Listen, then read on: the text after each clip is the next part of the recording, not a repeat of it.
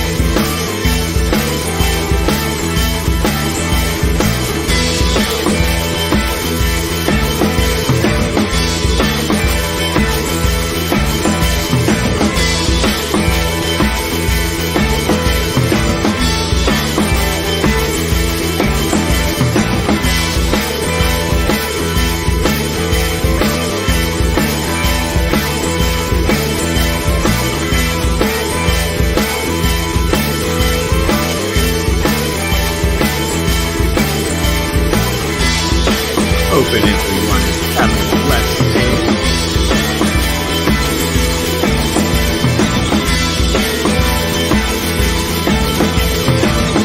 You crazy mother. Yeah. It's just Bernie. Hey, Bernie, just like last week, huh? Weekend at Bernie's. All right, weekend at Bernie's, but no, it's Tuesday, and this was supposed to be recorded yesterday because, well, this is a Metamaterial Monday episode slash megalithic Monday combination with what we are covering today in this Tuesday episode, because, well, it literally took me all of yesterday and last night into this morning to get this all arranged and properly done. But I have, and I got it figured out. So what are we looking at? MonoAtomics. MonoAtomic gold, silver, zinc, the ormuses, and specifically monoatomic gold is what we're going to be covering today.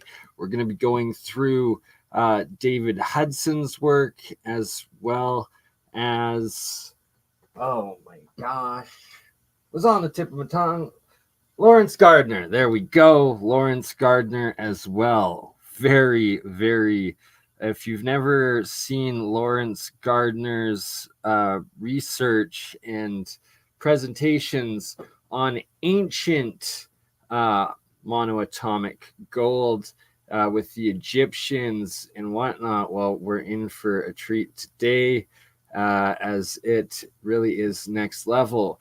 And shout out to my good friend Alicia. She was the first one that actually got me onto the topic of the rites, or the process of consuming the monoatomic gold in one of the original texts, being the Egyptian Book of the Dead, being the process of how you prepare your body, your mind, your soul to start consuming and ingesting the monoatomic gold.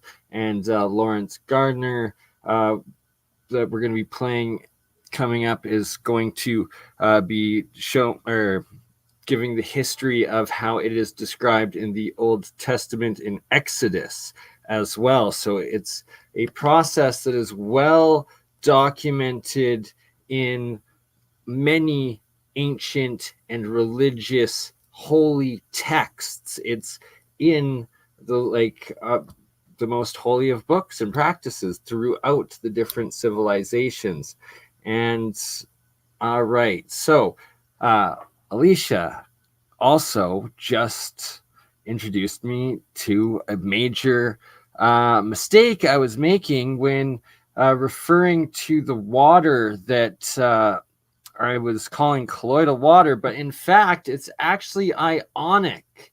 So ionic silver, ionic gold, ionic copper, and ionic zinc, that is some of the metamaterial that I am making, and it is exponentially stronger, exponentially safer than quote-unquote colloidal silver and colloidal golds.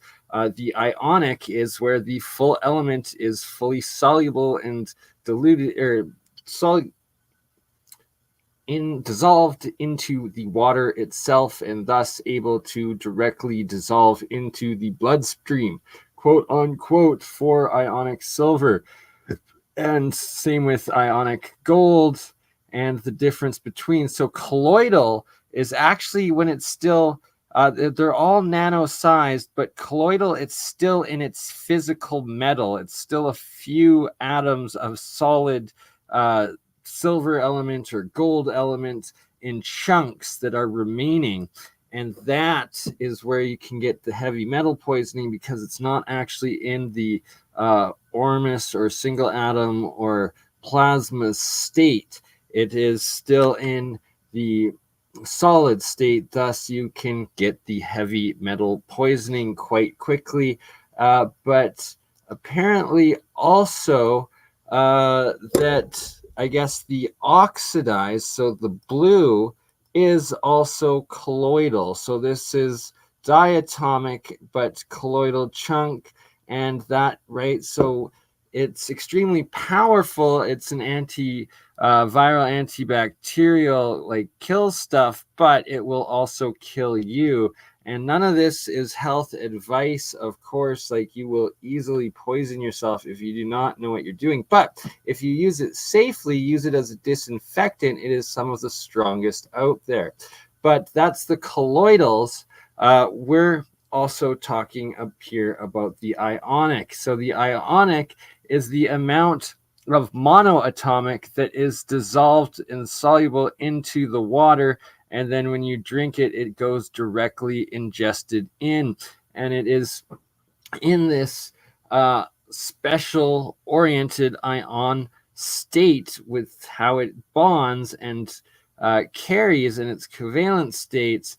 And that is where you're getting this meta property, this superconductive property, and the plasma higher energy state of it. And that what then with the monoatomic mass afterwards. So, not endorsing that. So, here we go.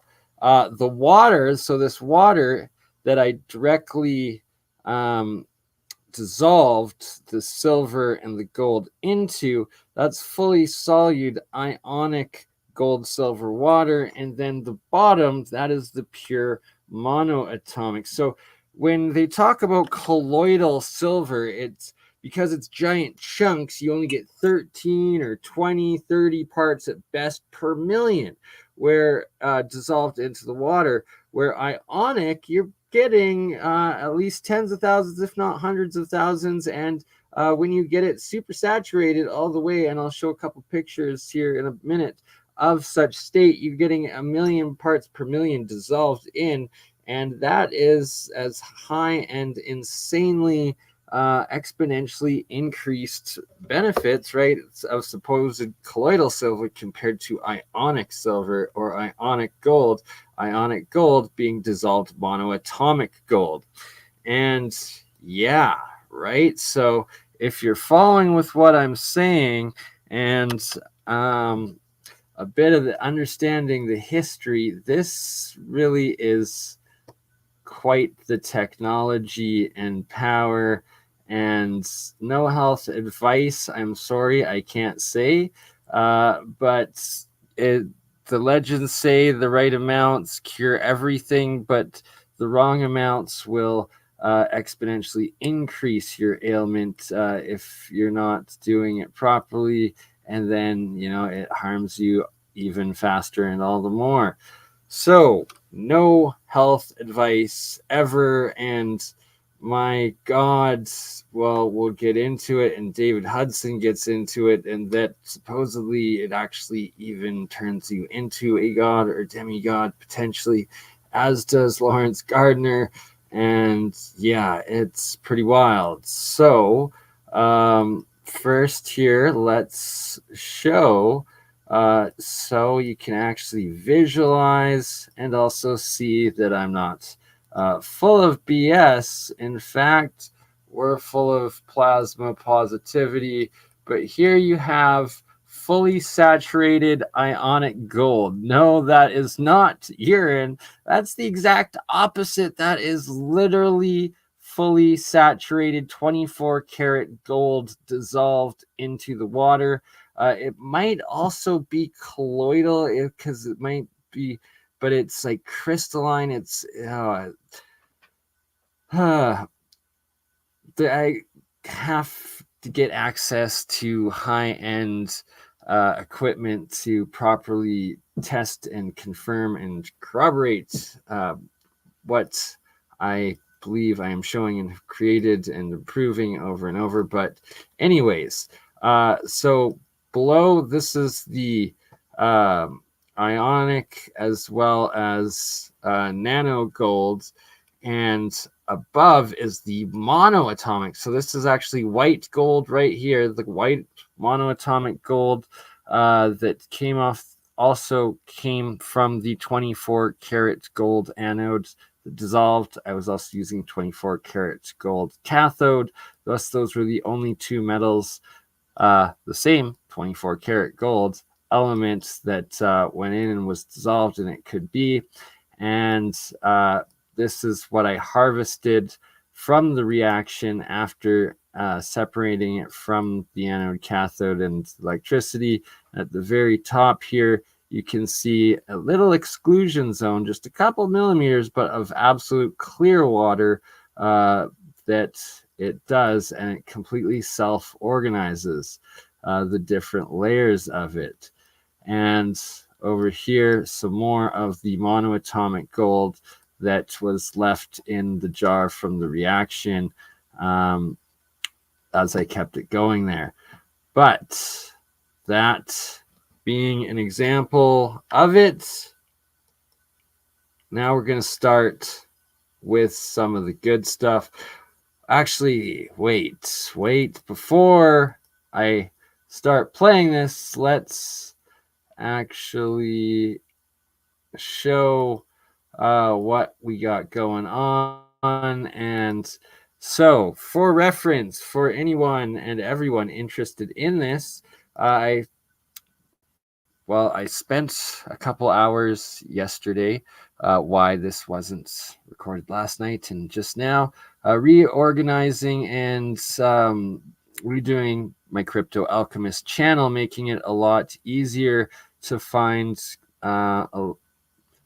my content and different playlists. But right here, a new playlist, MonoAtomic Gold Research, and that is where we have I've saved all of the videos that we will be playing in today's episode, as well as covering more in the future. And starting off, here's an example of colloidal, ruby red colloidal gold. And so it's still dissolved nano gold in a red state, and then also goes into the purple states. And that's through developing it or processing it through acid breakdowns to get it in there. Now here we got the Lawrence Gardner that we'll be listening to, as well as and I can't forget, also shout out Timothy Hogan, Grandmaster of Knights Templar. We're going to be playing some of his Cosmic Summit 2024 presentation, where he also goes into a lot of information on the monoatomic gold. And here we have the David Hudson's lectures. And before we start with that, here's an example of why you do not mess around with this if you don't know what you're doing. And I'm pretty sure this guy is now dead. Full Smurf syndromes, all blue through and through. You can see from his hands to his face to his skull, everything blue. And that's because he's oxidized and poisoned himself with the colloidal. And you never ingest the colloidal silver. That is how you die. And he is now dead from heavy metal poisoning. So you ingest the colloidal oxidized blue silver, you turn into Papa Smurf here and you die. It's well documented, happens to a lot of people, and that is why you don't mess around when you don't know what you're doing, and you need it in monoatomic white powdered form, not colloidal blue, which will kill you. Diatomic, you will die from not having it monoatomic. It's oxidized and will poison you through and through. Okay, so now that everybody knows that, and that that's not what you want to do, don't die like Papa Smurf. We're going to listen to, we'll start off just, well, because what is this legendary monoatomic gold or monoatomic elements white powder? And truth in movie series, and I can't help but sink in his dark materials, and they call it dust in that. It's the Golden Compass series or movie that turned into the series that is his dark materials, and that they have this dust that is this intergalactic space-time quantum material of the angels and universe. And is that what Ormus actually is? Is it, as I myself predict, the quantum matter? As it the fullest meta material out there? Is this what they are missing to start making quantum computers and quantum physical product and technology, quantum matter, that they claim they have such a lack of? And have I uncovered the key? Quite possibly. So don't be Papa Blue Smurf. You want the white stuff. What is nano gold? Let's start with this one. Pardon the stupid commercials. Let me know if you can hear. A nanometer is 1/1000th of a meter. That's tiny. So tiny I have trouble wrapping my head around it. The head of a pin is 1 millimeter across. Divide by 10, 0.1 of a millimeter, the width of a human hair. Divide that millimeter by 100 and you get to the size of ultrafine water droplets found in fog. The smallest bacteria, hundreds of nanometers wide. A strand of DNA inside that bacterium, which houses its genetic code, is about 10 nanometers across. And a nanometer itself is less than 10 carbon atoms long. Nanotechnology is about the behavior of materials or devices at these incredibly small nanoscales. Technology somewhere between bacteria and atoms. You know how big bits of material behave from years of science? Pausing it there. So, and atoms, right? So atom being the smallest, fullest, scalable, usable matter material, and that is what this monoatomic white powder is. It is single atoms, and it is thus not quantum entangled yet. It is a single state, right? So is that what makes it quantum matter? That when it is a single atom in this plasma state, the orbitally rearranged electron I always get that wrong. Anyways, it'll be presented in the video, proper explanation of what it stands for, and then Keshi calls it GANS, gas, atom, nano, solid state.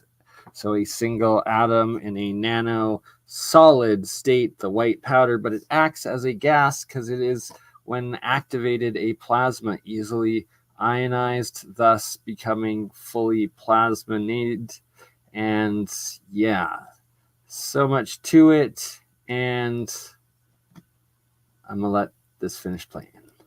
Engineering and everyday experience, but at the nanoscale, tiny bits of exactly the same material don't behave the way we would expect at all. Take gold, or as nanotechnologists call the gold we're used to, bulk gold. Dense, soft, and shiny. It's the most ductile, stretchable, and malleable, flattenable, pure metal known. It's inert in the human body. It's a great conductor of electricity. It has that attractive, bright yellow, golden colour. But nanogold, the tiny particles of tens to thousands of gold atoms, is none of those things. It's not inert. Depending on the particle size, it can be very reactive or a very good catalyst. It's not a conductor, but a semiconductor. It appears red or black or dirty yellow, depending. Not a conductor, but a semiconductor. And then when it's in the monoatomic state, is it a superconductor? On the size and shape of the particles, but never gold. Why not? Bulk gold. Its colour, like that of any object, is a complex combination of how incoming light is bounced off, passed through, or absorbed. It absorbs the blue light, and the rest of the spectrum, the reds and the greens, are reflected and combined to make up gold's characteristic yellow colour. So far, so good. But we need to dig a little deeper to understand why nanogold behaves differently. While it's convenient to think of gold as a hard wall of atoms, the science is a little weirder. It's not a wall. but rather a shared sea of loosely bound electrons that slosh back and forth over the bulk gold surface at regular intervals. It's like the slosh of water you can set up by sliding back and forth in a bathtub. The frequency of this wave determines what light is reflected and what light is absorbed. The name for this rate of sloshing is the surface plasmon resonance. Brilliant name. Sounds like something out of Doctor Who. Okay, surface plasmon resonance. Now that I intuitively picked up on is going to be something that will be very vital in the transmutation process and further developing the cold fusion aspects of this science and technology. But yeah, surface plasmon resonance. I like it. Nanoparticles are far smaller than bulk gold, so their shared electron sea is more like a pond. The nanogold pond sloshes back and forth faster than the bulk gold sea, and the frequency of light it absorbs is therefore different. It absorbs yellow and blue light and reflects, you guessed it, red light. And for different nanoparticle sizes, the surface plasmon resonance changes, and so does the colour of the nanoparticle. So bulk gold and nanogold are both gold, and therefore made up of gold atoms. But the far smaller particles in the nanogold result in different physical properties, such as having a different colour. Nanotechnologists can choose a particle size not just for gold, but for any material.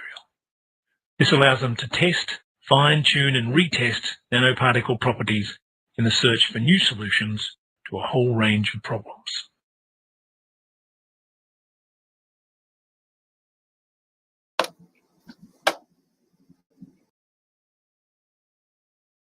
All right, well, it's going into autoplay, but this one, I don't want to risk getting a YouTube strike, but you could go into the playlist and check it out yourself. We're not going to risk it, but we are going to play a whole lot more. Let's hear this little 3-minute clip before getting into Lawrence Gardner. Some believe the discovery of Ormus was most likely only a rediscovery. In ancient Egypt, a precious mineral referred to in many temples and steles was used by the priests and pharaohs in many of their rituals. The powder was made by the priests and used to make ceremonial bread cakes for the pharaohs, so that they might live longer and be closer to God. Centuries later, in 1904, British archaeologists of Flinders Petrie stumbled across a hidden temple on Mount Cerebit in the middle of the Sinai desert. Inside the temple, he found huge quantities of an unknown white powder that resembled ash, yet strangely, he found no evidence of the fires. A few wayward historians have dared to suggest that this is the very mountain in the Sinai desert under which the Hebrews in 1400 BC, led by Moses out of Egypt, camped during the time of the Exodus. Moses, who according to the unlikely Bible story, had been found in the rushes and adopted by and raised in the Egyptian royal family. Moses, who is much more likely to be the half-Israelite pharaoh Akhenaten, grandson of Tutmosis, banished to the Sinai around 1400 BC for trying to ban the worship of idols, and who developed the notion of a single, faceless god named Aten. As a pharaoh, Moses would have known all of the secrets of the priests and pharaohs. Moses would have known all about the bread of life, made from the white powder of gold. The Egyptians called the powder mufkut, but they knew it was no ordinary mineral. That's key part, mufkut. Mufkut and Lawrence Gardner will go big into that. Shout out Provo, shout out Aaron Corbart, shout out Thomas Anderson, and shout out Rumble. I am actually We are on live Rumble right now, as well as YouTube. We are on 2 YouTube channels, Crypto Alchemist and BurnEye, Mine's Third Eye, ScienceGuy. And on Rumble, we are live on Crypto Alchemist, as well as Mine's Third Eye, ScienceGuy.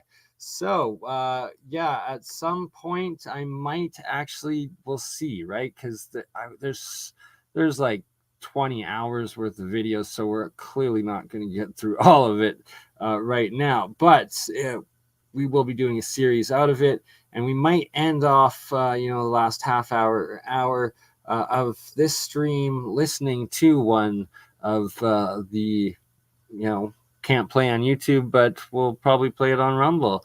But in the meantime, Mufkut. Mufkut means what is it? But literally translated, the hieroglyph reads spirit, fire, stone, part magic, part precious mineral. Mana in Hebrew is also translated as what is it? Mana. Translates to what is it? Bread of life. So to the peasants and peons, what is it? To the kings, the priests, and the demigods, it is the bread of life.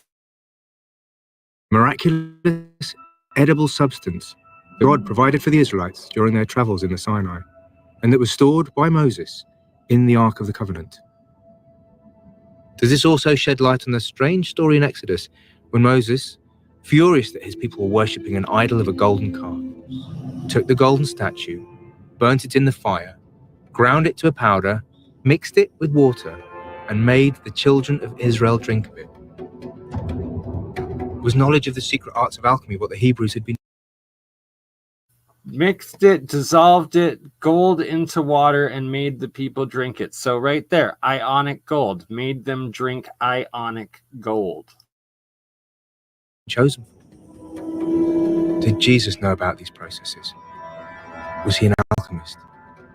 And his alleged progeny, the Knights Templar, who took their name from Solomon's temple, the last known resting place of the Ark of the Covenant, famed for their secrecy and political power, who created the first international banking system, who amassed more money than the King of France, and who claimed to be the guardians of the Ark of the Covenant.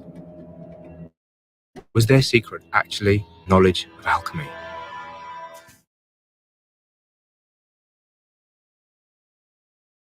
Was their secret the knowledge of alchemy? And look at this synchronicity, talking about the Knights Templar, and there's Timothy Hogan, the Grand Master of the Knights Templar.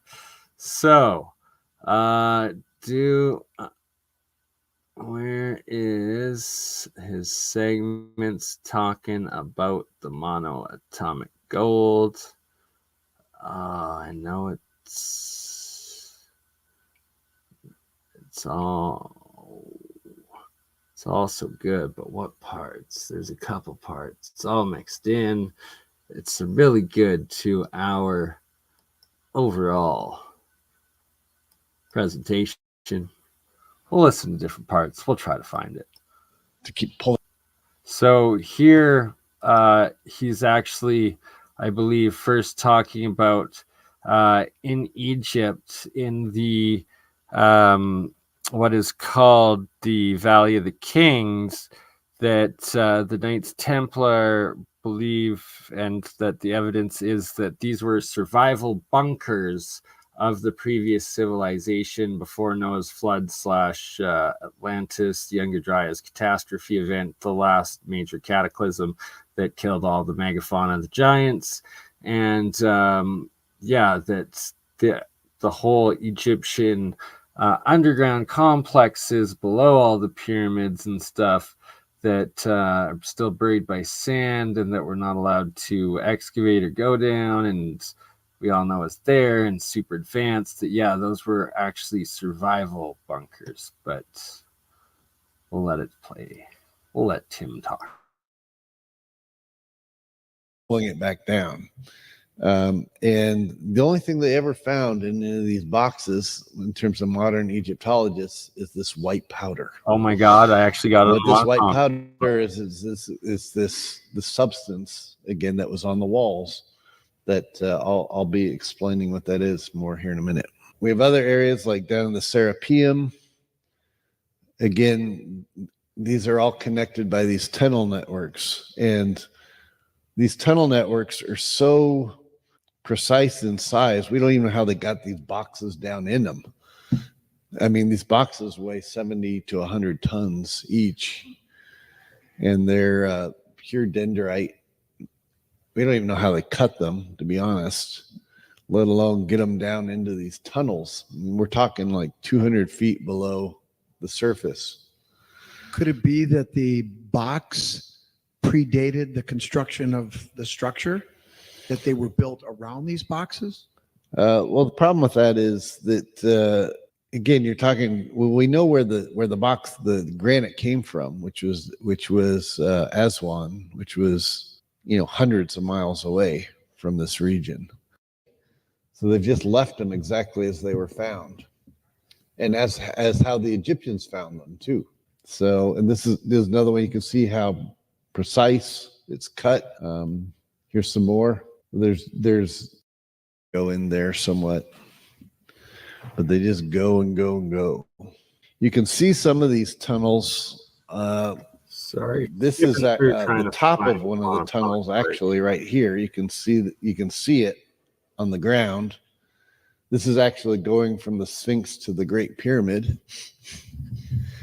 So it'll give you a sense of what's down there. There is a tunnel that goes from the Sphinx to the Great Pyramid, and this is the top of it.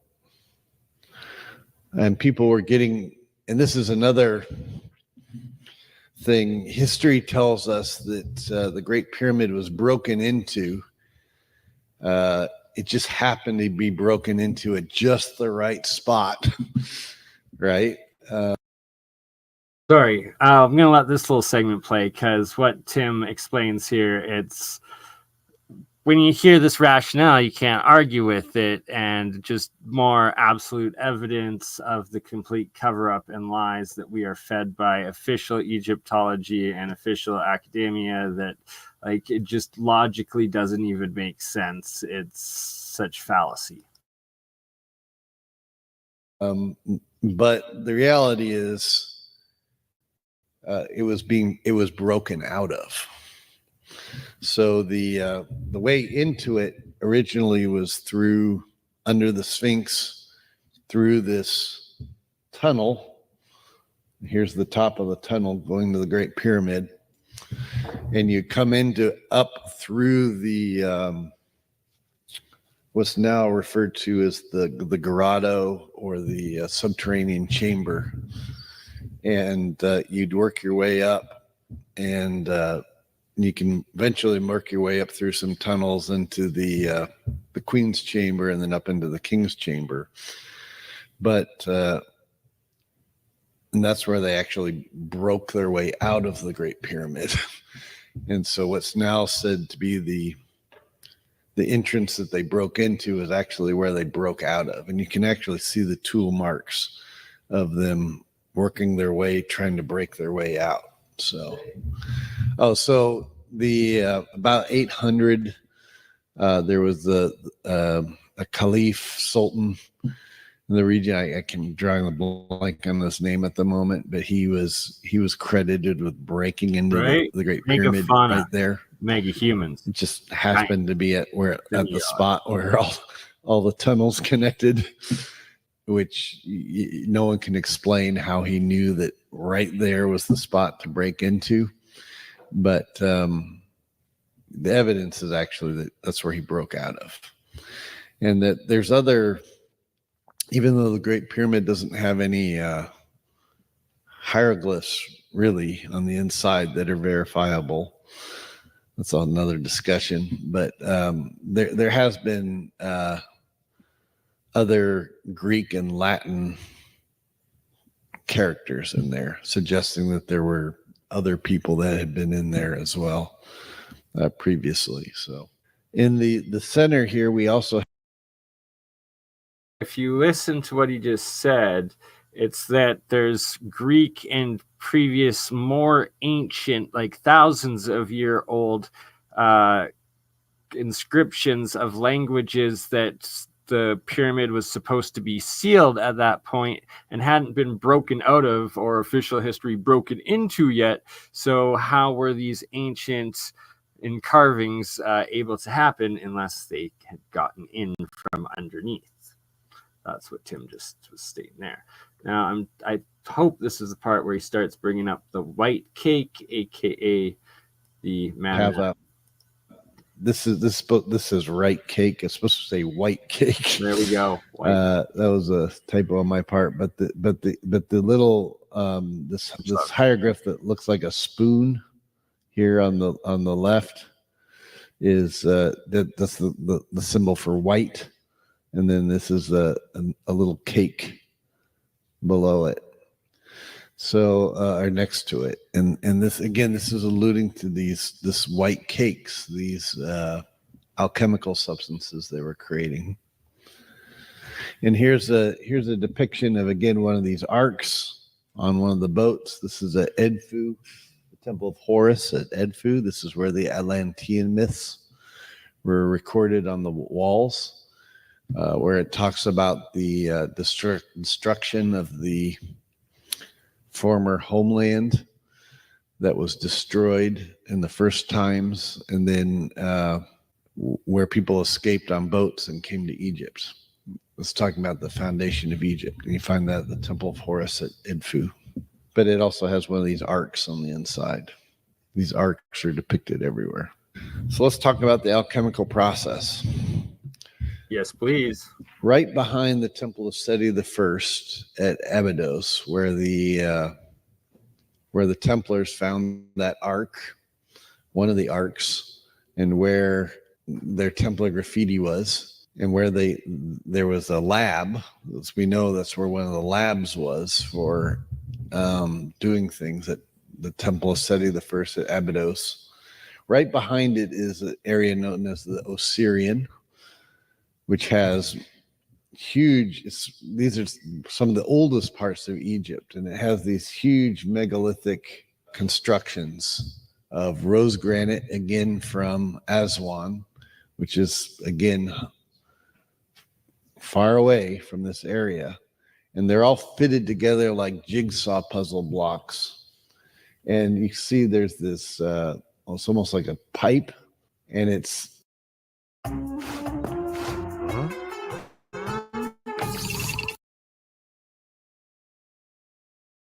coming into this area that floods up somewhat with the water from the Nile. This is where they were collecting material from the Nile. And if in the story of Osiris, in the ancient Egyptian story of Osiris. Okay, so this is very important to actually, in reference to what we're then going to listen to from Lawrence Gardner, that this is right in the heart of Egypt, and how all this ancient megastructures, megalithic stuff was for collecting, processing monoatomics. And, well, it's all connected. It's wild. He's depicted as green at first. In fact, this is the origin of the green man in the later European, this depicted in the later European churches and such. But while he's painted green, he represents this vegetation god. And in the story of Osiris, he's tricked by his brother Set, who throws him in a sarcophagus. He's then chopped up into several pieces that are thrown into the Nile. You got it. Where he's lost, and his sister Isis goes to look for him. She's worried about him, so she goes to look for him. She starts to recollect all his pieces, puts them back together. She turns herself into a bird and flies around him, and then she lights these oil lamps and incense. And with the help of Sekhmet, the lioness, who's the healer, they raise Osiris back to life. and he becomes this new thing. Well, what's being described here is what's known as the and Timothy Hogan is just about to explain exactly what Mars stated right here, and that it's the process of exactly this. It's alchemical process of actually manufacturing it. And we'll let Tim continue. And shout out KB, Mars, Esoteric, Alchemist, and Mudcat, and Provo. Everyone here today. Oh, and Diggs, by the way, 7. Shout out on watching on Twitch. We're also live on Twitch, Facebook, Rumble, and YouTube. the standard alchemical process in which if you're gonna turn something, a vegetable matter, into something else, what you first have to do is you have to collect the herb, whatever it is, or the plant, whatever it is. You chop it up, just like Osiris was chopped up. You throw it into what's known as a bath, or sometimes it's known as a baptism by water, where you put it in a vessel and you put a solvent in there, which is usually water, but it could also be any number of other caustic substances if you're trying to break down something else like metals or minerals or something. But you put it in there and you do what's known as a digestion, where you're trying to leach the oils from the original herbal body. From there, then you distill it, which is the process of heating the liquid, turning it into a steam, where it then collects into another vessel, and you can collect the oils from that herb. And this is always represented by birds flying around it, just like Isis turns herself into a bird. So like when I heard this, I was so impressed. I was like, Tim knows. And yes, the Templars definitely have the high understanding of ancient alchemy preserved, and that knowledge, because what he's repeating is the first vegetable process of or the treatise of vegetable alchemy by the Rosicrucians, something like that. But it's exactly that, and it's dealing with taking the extracts out, the oils and the chemicals, biochems of the plants or material that you are using and breaking down, and then refining into the philosopher's stone, the armis, the white powder, the food of the gods, according to David Hudson. they represented this aspect of the air. And then the last stage you did is you had the remaining vegetable body that you burned down and you calcinated down to ashes. Just like Isis then burned oil lamps and incense. She was burning things. The fire was introduced. At which point then you could extract the secret salts from the substance. And what this white powder was that they were trying to get to was really the secret salts of alchemy. So the secret salts of alchemy were this white powder. And there were two types of white salts that could be extracted out of any vegetable experiment. One was composed the minerals, the healthy minerals of that herb. The other thing that you could extract was also something that was we now know as monoatomic elements. These monoatomic elements were usually platinum metals that were in a monoatomic state. So they did what that means is they wouldn't, each atom of the metal was 1 atom thick. So each atom had entered into what was known as a high spin state. So it didn't bind with other atoms. And when that happens, it just appears as this white powder. We know what this white powder is now. I mean, NASA's working with it. Mayo Clinic's also working with it. It's a superconductive substance, and it's also it's great for healing cancer because it works kind of like chemotherapy. Which say what? NASA's working with it, and other things that he just said, but can't repeat on YouTube. But hey, it's Tim Hogan. Don't strike me. Try to strike the Grandmaster of the Knights Templar, who said it instead. YouTube. But yeah. All right. So listen to that. Monoatomic gold. Ormus. which is platinum metals as well, but they're in a heavy metal state so that it poisons you. But it kills the cancer.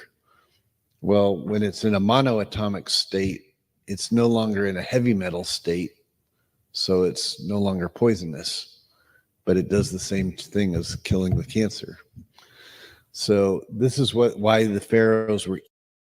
So he basically just confirmed what I've been saying about the difference between the heavy metal and the monoatomic aspects. But yeah, more and more evidence of it coming out of what this really is. Eating this, but it was also why it was depicted next to the ark, because it was being put into these arks to generate mass electricity. The other thing that happens when this substance is put in a container and it's subjected to a weak electromagnetic or electrostatic field is it causes the container to start to weigh less. It actually produces anti-gravity, levitation. And in fact, this is where the modern term in English, levitation, probably comes from. Who is responsible for carrying the ark? The Levites. So levitation. And we know this is what was going on because if you look at the description of the weight or of what made up these arks, just based on the Bible, it was about 2 tons worth of gold and wood, multiple layers of it, but it would weigh several tons, and yet 2 people with rods could carry it. Well, the only way that would be possible is if something was causing it to lose weight. So this is the secret of the megaliths, right? Yeah, so this is the secret of the megaliths. Yeah, more than likely. All right, boom. We're going to pause it there. And that is where Marvelous Megalithic Mondays combines and crosses worlds with Metamaterial Monday. And we're working monoatomic gold for all of you today and for the world. And that was Timothy Hogan, Cosmic Summit 2024. Presentation, 2 hours long. It's amazing, but it is saved in my monoatomic gold research playlist. We are going to move on to start with now. I guess Lawrence Gardner. We'll start with the newer Lawrence. Science is in an interesting period right now. It's actually got to a stage where it's moving at a truly incredible rate. I mean, never before do I remember day-to-day discoveries. Week to week was something, month to month was pretty average, but day-to-day now, science is changing. Scientists say there's nothing that we're working on that seems to follow the rules and the laws that we were dealing with yesterday.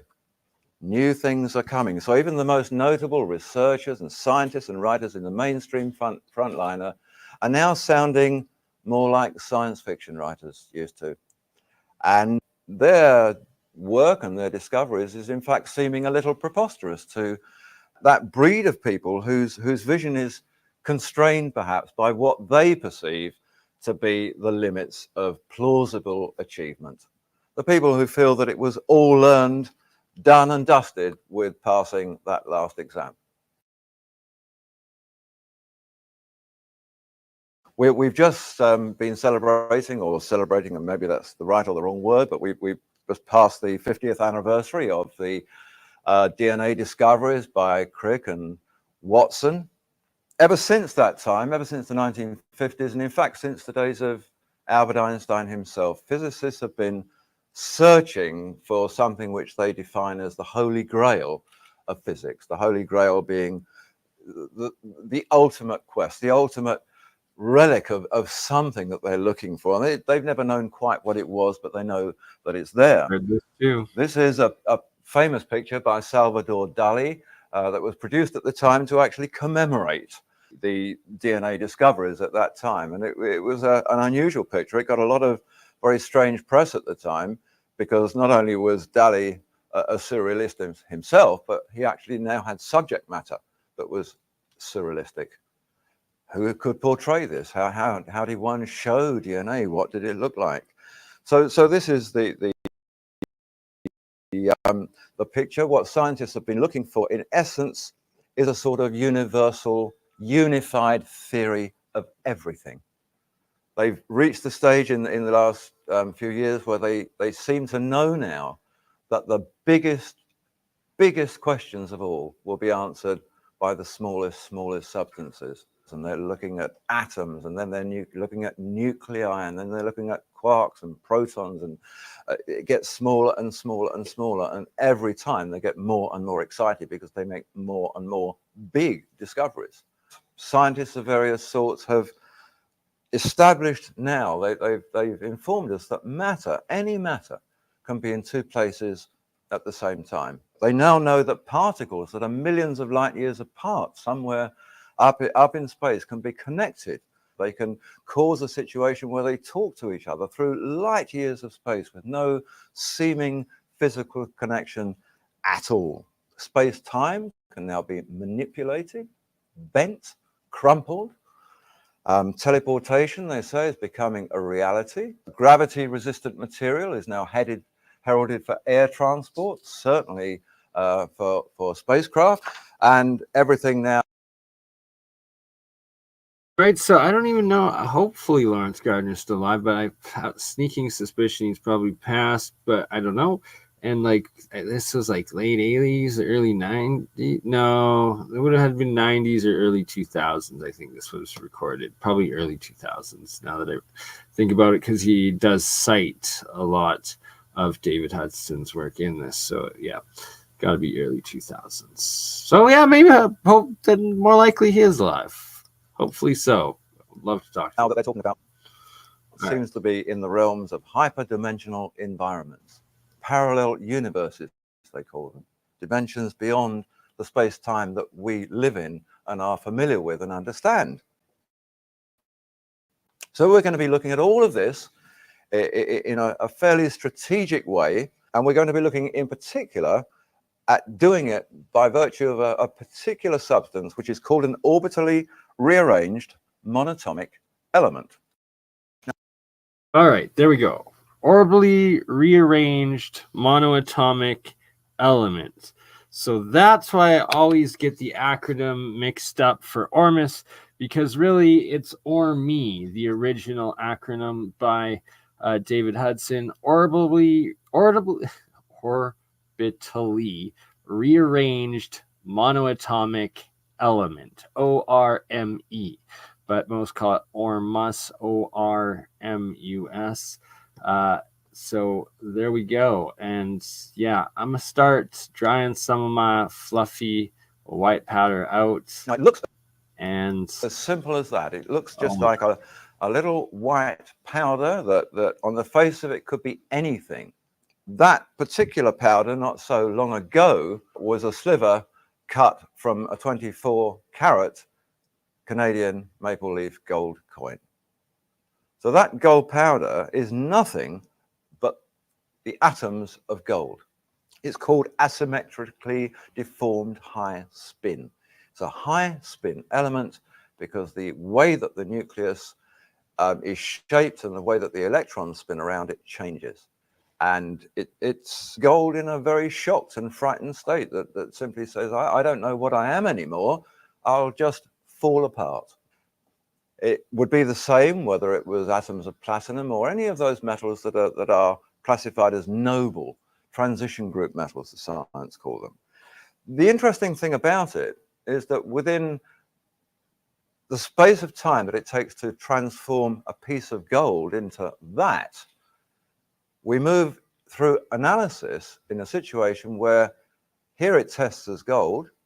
Here, it doesn't matter what analysis you use. You can use spectroscopy, neutron activation, chemical analysis, whatever you like. It won't tell you it's gold. It is not gold anymore.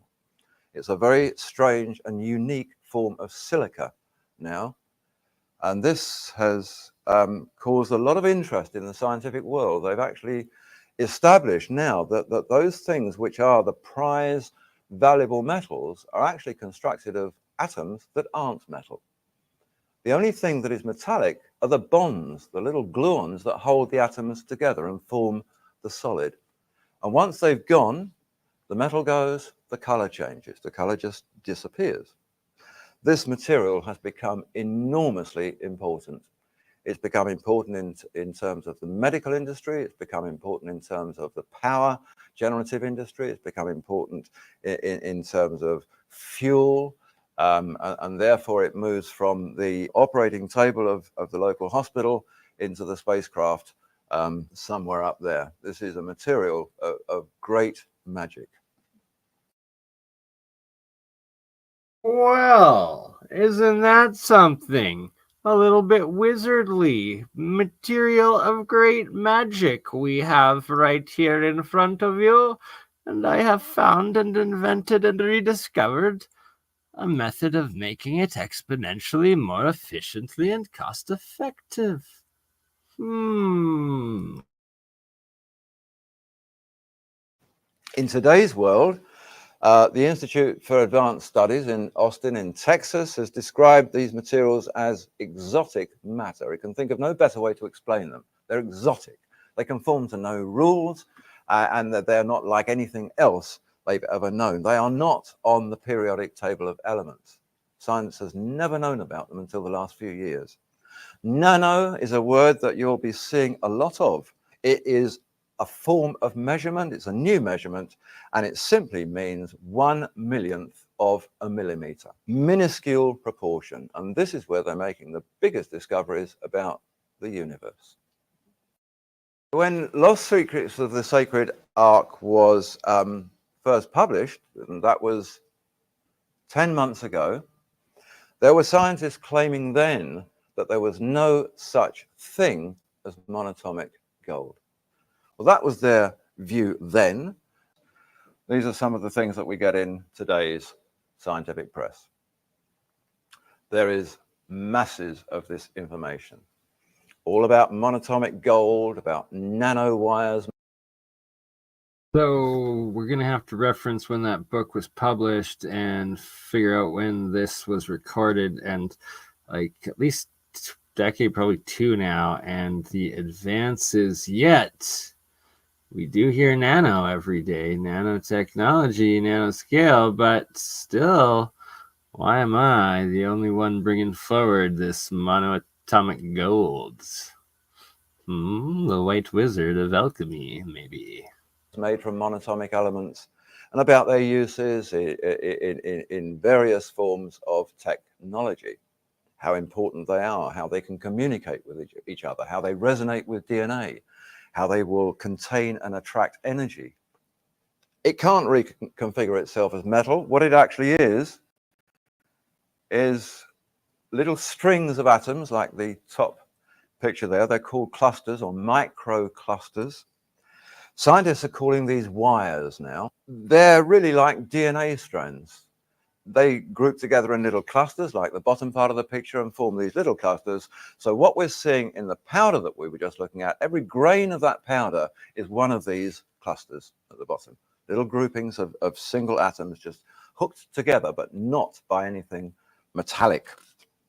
The reason that these scientists hadn't heard about it a few months ago was that they weren't the scientists that were working on it. Scientists now are incredibly busy, busier than they've ever been before. They are so wrapped up in what they're doing and their new daily discoveries that the physicist in this room here wouldn't have a clue what the chemist is doing in his room down the corridor. Neither of them would know what the botanist is doing in the office across the road. So when these things... And that is another key point by Lawrence Gardner, departmentalization, and that is the issue of the ignorance and stupidity amongst the academic community today, and everyone saying that what everyone else is doing is impossible when it's literally happening in the science room next to you with the locked door that you're not allowed into. But hey, here it is. Come to them from other areas, they're surprised. It's new to them. The silly thing is that it doesn't take a lot to understand that whatever you're researching now in any of these fields, you have to keep abreast of what's going on in the other. You know, I make the point very often that even a little leaping insect, which is biology, knows that it's got to jump, which is physics, to feed, chemistry, on another plant, which is botany. So, you know, even the insect knows that the link between the sciences is very important. They are now developing machines on a tiniest of scales. This one here, this is an ant. If you can imagine the size of an ant, just think about how small an ant is and whether you've ever even seen an ant's mandibles. Well, this guy, he's carrying a computer in his mandibles. This is astonishing stuff. This photograph was taken at Huddersfield University in England. That computer is far more powerful as a device than anything that you've ever used. And that picture was taken 3 years ago. They are now 100 times more powerful and 10 times smaller. What? What? Like, what? This is like 15, 20 years ago, and what? The ant, and that's a real... What? I just glitched out there. So they've had nano computers that are more powerful than... What did he compare it to? Like, this is just... Anywho, we'll let him keep talking. Than that. To put these into perspective, when Cornell announced their latest one some months ago, this was the scenario that was given to us, just to put their power into perspective. In 1993, 10 years ago, Intel's most powerful... Boom, there we go. So 1993 was 10 years before this was recorded. This was recorded in 2003. Just like I suspected, early 2000s, 2003. So this is 21 years old. This is over 2 decades old now. And so he's comparing 1 decade back to when it was recorded. And now we're 2 additional decades on. And supposedly 2 decades ago, there was an ant with a nano computer that was like like a cell. I don't. Well, let's hear what he's saying. Microprocessor had 3.1 million transistors on a single chip. Today, their equivalent best has 40 million transistors on a chip. So in 10 years, they've moved from 3 million to 40 million. These things, these kind of devices, multiply that by 100, even now, to an astonishing 4,000 million transistors on a single silicon chip. And it is all so small that they do this on something 1 million times thinner than a human hair. It's that small. What?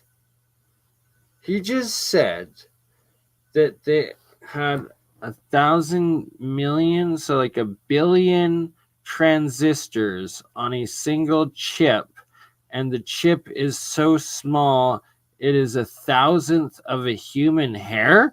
Is that what I just heard? And this is 20 years ago? What? Like, what? Like, I'm trying to wrap my head around this. Like, if it's that small, what the... I'm gonna have to look into this more. This is just... That's a rabbit hole.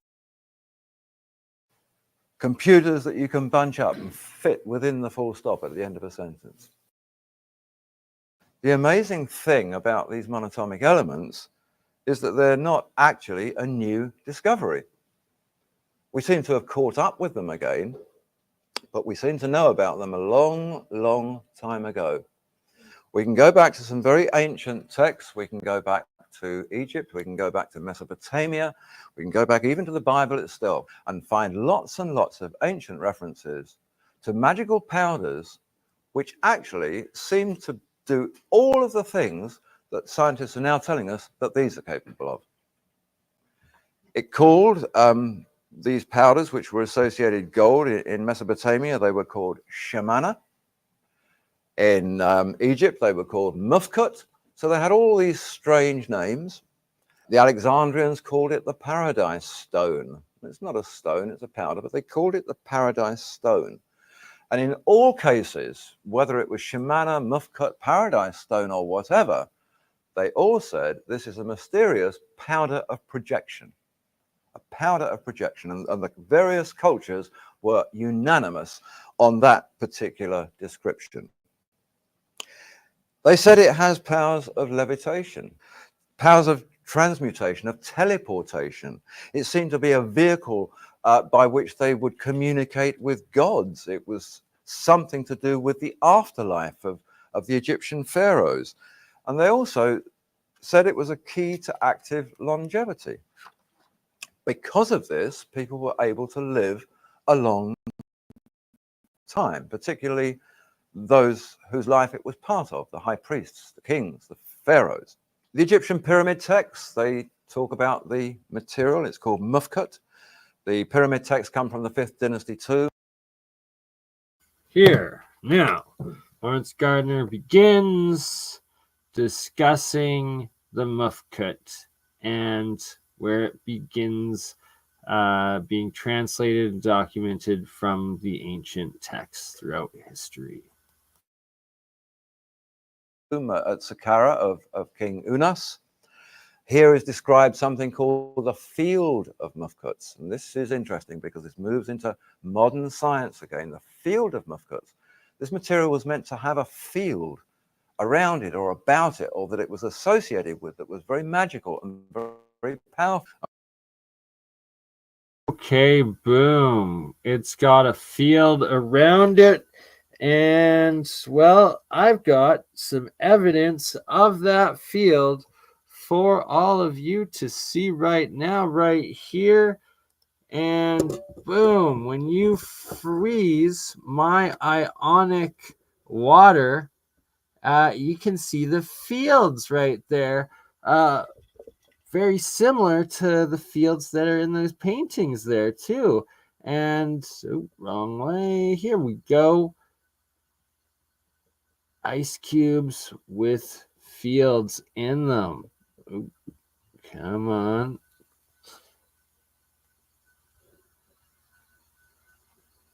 There we go. Zoomed in. You can see the actual fields frozen in the ice cubes of this ionic monoatomic water.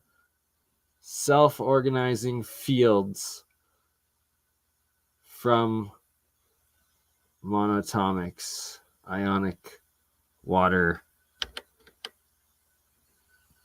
literally freezes into field forces. All right. And was the field in which the pharaohs would communicate with the gods. It was the field that determined their final gateway to the afterlife. The stories of this field turn up earlier than the fifth dynasty. They turn up in the fourth dynasty. They turn up in the third and the second. And it's very interesting that we've never discovered the bodies of any of those old kingdom pharaohs.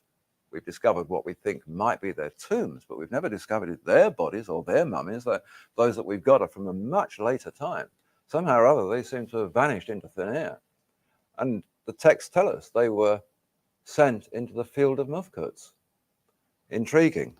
This is a portion of an old Egyptian temple. There's an interesting story behind this temple.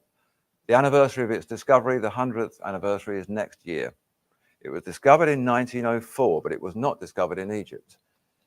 Back in 1904, the Egyptologist Flinders Petrie, British archaeologist, went on an expedition into the land of Sinai to map the country for the Egypt Exploration Fund. And that was the land apparently where Moses had taken the Israelites and they crossed this land of Sinai to get from Egypt into the promised land. And en route there, they'd stopped at this amazing mountain. And this was the mountain where Moses saw the burning bush. It was where he received the 10 Commandments and the book of the law. It was where he seemingly spoke with God and where they built the Ark of the Covenant. And this whole story is full of accounts of fires and all sorts of amazing magical things going on. Anyway, they decided to climb this mountain. They climbed it. 2,500 feet above ground level, they found a great plateau with this temple, an Egyptian temple in the middle of nowhere. 270 feet of it on this plateau. Another equal amount of it back inside a cave that was carved into the mountain. This thing was... So he's giving just a quick, brief overview of this story here. Also saved in the playlist, and that if there's enough time in this episode, or we'll do in another episode, he's got a full 1 hour presentation just on this Mount Sinai and this discovery here in the Sinai. But anywho, it's very relevant and it's just amazing. But this is a quick overview of it. Very important. At the time, they didn't know what they were looking for. They didn't know what they'd found, but they found a secreted hoard of pure, unadulterated white powder, which they said they winnowed and they sieved and they tested. There was nothing there, no residue of anything, just this amazing powder, which he said would disappear into your fingerprints. It was so fine. It seemed to have been an operative... And bam, sync right there. I've been stating forever, the MonoAtomics, the Ormus, it literally dissolves into your fingers, through your skin. It absorbs in osmosis. Workshop, he said, more of a place of work than worship. The whole thing was dedicated, it seems, to Mufkut and the production of Mufkut. Every pharaoh from the 4th dynasty to the 19th dynasty was portrayed there. Every pharaoh had stated things that were written on tablets in this mountain. So these wall reliefs depict, going through the pharaohs of numerous dynasties, strange presentations. This is an example of one. This is drawn up by the Egypt Exploration Fund, this particular one from a relief. This is Pharaoh Amenhotep III. This is an 18th dynasty pharaoh. And the caption, these are all captioned in hieroglyphs. It says, Shebek Hotep brings the noble and precious stone to his majesty. He is the guardian who brings the bread because he is the great one over the house of gold. So we have this, and we have this fellow here called Shebek Hotep, a treasurer fellow who's holding in the middle of the picture this cone-shaped object. So the association is there, and there are numerous of these. And once that had been discovered in this Sinai temple, the moment Egyptologists went back into Egypt and began to look, they've kept finding these. Mufkut, cones, bread, light. It was about bread. It was about something the kings ingested They were eating this material that was formed into little cakes, but it was a powder. The Old Testament book of Exodus gives us a really good example of this in operation.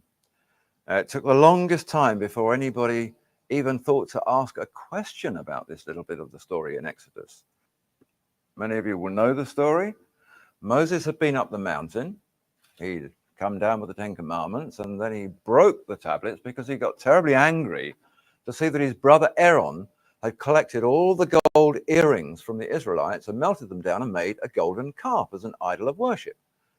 And he said, well, that may be the way we used to do things. We don't do that anymore. We have this new culture here that we're part of, and I've just spoken to the Lord of this culture, and we don't worship graven images anymore.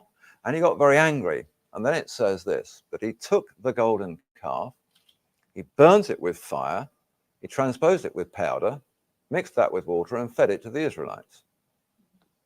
Interesting little story. He took the gold, burnt it with fire, and transposed it into powder. That doesn't work. You heat gold with fire or burn gold with fire, you get molten gold. You don't get powder.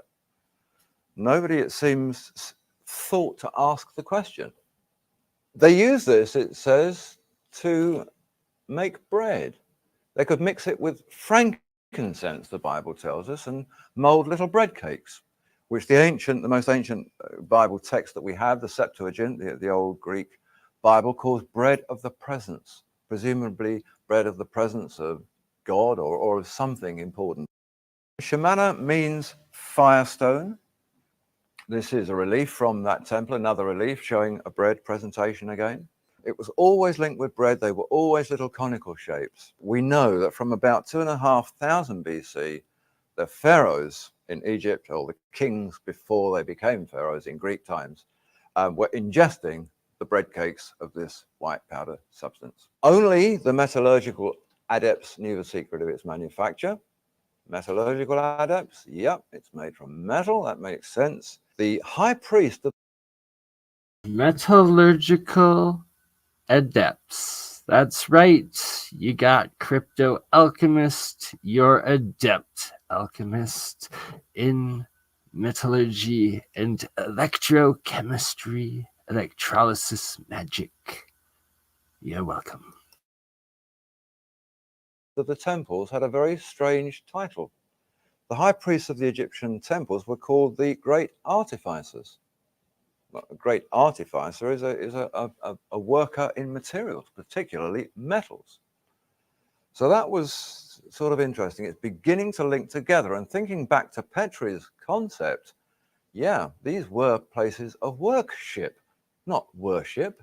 Temples were not the same as churches. It evolved from the concept. I actually looked in just the English language word etymological dictionary from Oxford University that traces the origin of words, and lo and behold, I only had to go back 700 years to discover that the word we now use as worship had a K in the middle of it. It was worship. They used to work for the gods. They didn't use to. Look at that. Original etymology a couple hundred years ago. It wasn't worship, it was workshop. Wow. To worship the gods, it's to work for the gods, whoever the gods were. It was said that this was the food of the light body. They said we all have bodies, but we don't just have physical bodies, we have light bodies. And just as we feed our physical bodies, they said, we have to feed our light bodies so that they will be nurtured and grow in the same way. They have to be as fulfilled as the physical body. And they call the light body the car. But it's interesting. So I'm going to actually pause this Lawrence Gardner presentation here, and instead, because it's relevant, and this right here, when I first heard David Hudson talk about what he says here, the first time I heard this video, it's what scared the heck out of me, and why I have yet to like fully indulge and eat too much of it, because you have to do it properly or you'll lose your sanity and definitely potentially your life. There's no messing around. But wow, we light body, well, listen to this. And raise man's consciousness. So after we had seen and proved the effects here, we decided, well, let's go to see what happens in the body. How much, how long, what's going to happen? So we went to 500 milligrams. And the reason we came up with 500 milligrams is we actually took it from the ancient Vedic text. The ancient Vedic text says, this is what you give to someone to get rid of any problems, any illnesses they got. 250 milligrams. Boom. Once again, David Hudson, like everywhere you go, anyone working with this, researching it, they took these numbers from the Vedic text. So it's like you have Timothy Hogan talking about Egyptian Book of the Dead and the different processes. You got Lawrence Gardner talking about the book of Exodus, talking about the processes of it. And here we have David Hudson talking of Vedic texts, talking about processes of it. And again, huge disclaimer, not medical advice. Don't mess around with this, because you can easily die or apparently become a demigod, as he's explaining here. Iridium, so let's make it 500. Well, 250 of each. So we gave 500 milligrams to find out what would happen. And we decided, well, let's have the guy fast for 40 days. So he fasted for 9 days with nothing but water. He did a high colonic. Then he took this material at 500 milligrams for the next 40 days. Now, what happened to him is after louder and louder and louder, when this guy got to 5 months, we gave him 2,500 milligrams for 5 days. And what happened is the Kundalini started. Anyway, he said it got to happening more often and more often and more often. He actually got up where he's having the Kundalini experience 10 times a day. So, what happens when you have the Kundalini? Tremendous heat comes out of your body. Tremendous heat. In fact, you're sitting down, it can burn your seat. If you're laying down, it can burn your back. You actually get sores and welts. There's so much heat coming out of your body. I believe, and this is my personal opinion, but I believe that you continue to take this material until you can get the Kundalini energy to sustain itself continually. So it doesn't end, it's just continuous, all day long, all night long. And what happens is, at that point, you literally pass through it and out the other side. Continuous Kundalini light body experience. Say what? At that point, you literally achieve this condition of perfect phase conjugation in the body. And you are now an immortal. And this phase conjugation wave is what you must achieve. You must get enough of this. And what makes me shiver to the core, because it resonates, is phase conjugation wave. David Hudson talking about this phase conjugation, and if, well, you subscribe to @MFMP, Martin Fleischmann Memorial Project, shout out Bob Grenier, and the importance of phase conjugation. Yeah. Your body that there's perfect phase conjugation, and literally you become the perfected being. And you must pass through the Kundalini and out the other side, and there's no sensation anymore of the Kundalini. You literally have achieved a state where there is no time as we know it. There is no time forward. And from that point, people, there is no time, there is nothing that we know in this material world can explain that condition, except you can see everything from that perspective. You can see the future, you can see the past, you can know the hearts and minds of others. Moreover, as this high frequency resonance becomes aligned with the biotransducer system of the body, the 7 chakras can be completely transfigured into the divine image. Literally, you can become the perfect Melchizedek priest, or the Melech Zedek, or, if you like it, the enlightened being, the immortal. If you really have faith in this, climb in the wagon. Now, in the Bible, it talks about that the Ark of the Covenant actually levitated, and people had to hang on to it to keep it from floating away. Now, how could it levitate? Unless it was a superconductor. Okay? Now, in the ark was the stones. Now, it says that actually, when they got to Mount Sinai, that Moses went up on Mount Sinai, and they said that there was fire and smoke like a furnace was operating on Mount Sinai. You know why it seemed that way?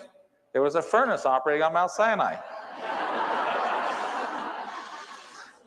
And there was fire and there's smoke and there's a furnace, because he was making the gold powder into the gold glass. And he came down from Mount Sinai and he went to the Hebrew people, and what had they done?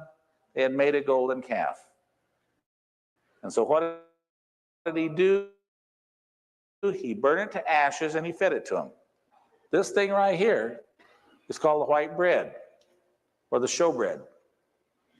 This is talking about the manna, all the references to the manna, how much was taken, what does it mean, and it says, now the Hebrews call this food manna, for the particle man in our language is the asking of a question.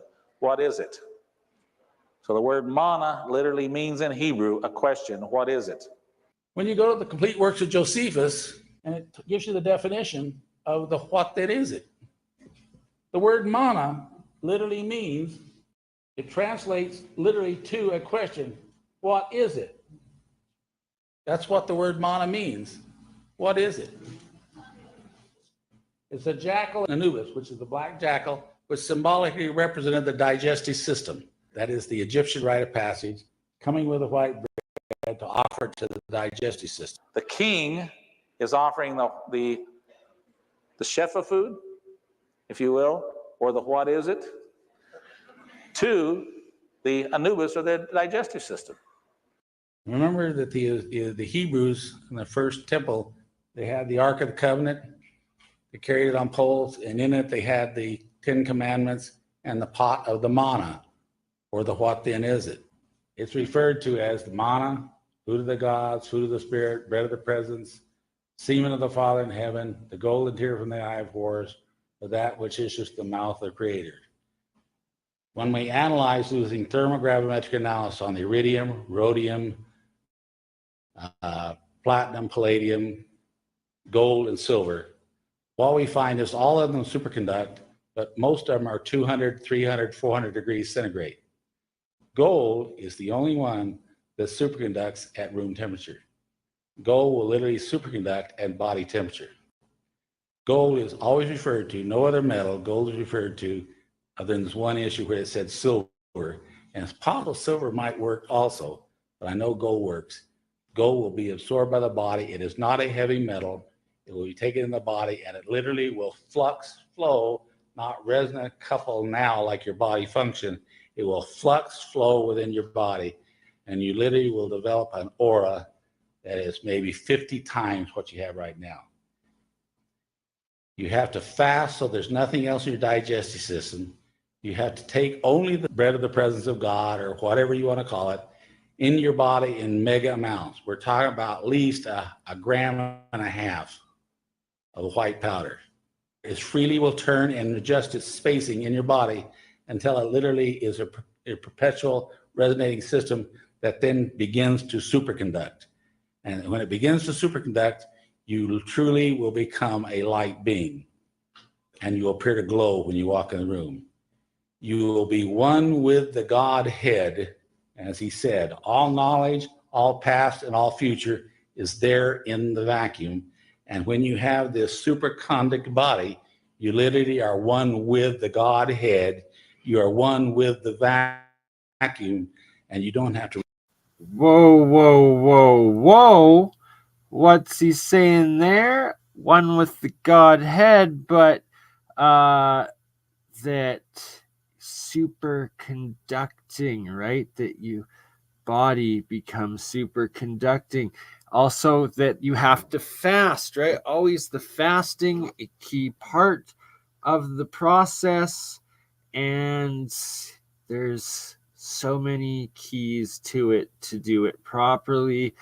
And well, we're gonna disclose a little adept spiritual alchemy right now, and why the process of during an eclipse, full moon, supermoon, and the solstices and equinoxes, when you consume it and do the full transition, because, well, your conscious spirit soul align when those bodies of the heavens are in alignments, perfect alignments, that you can escape and connect through to the other side of the intergalactic portal and not be trapped from Saturn and the dark side of the moon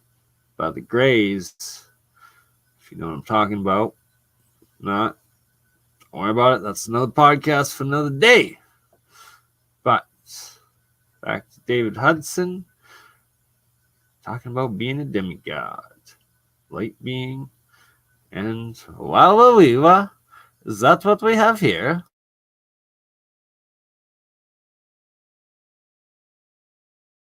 Read a book. You don't have to study anything. You have all knowledge and all understanding. You literally can read the minds of other people without talking. You don't have to eat again. All you need is a very minute amount of water, and you literally can exist without aging for 800 to 1,000 years.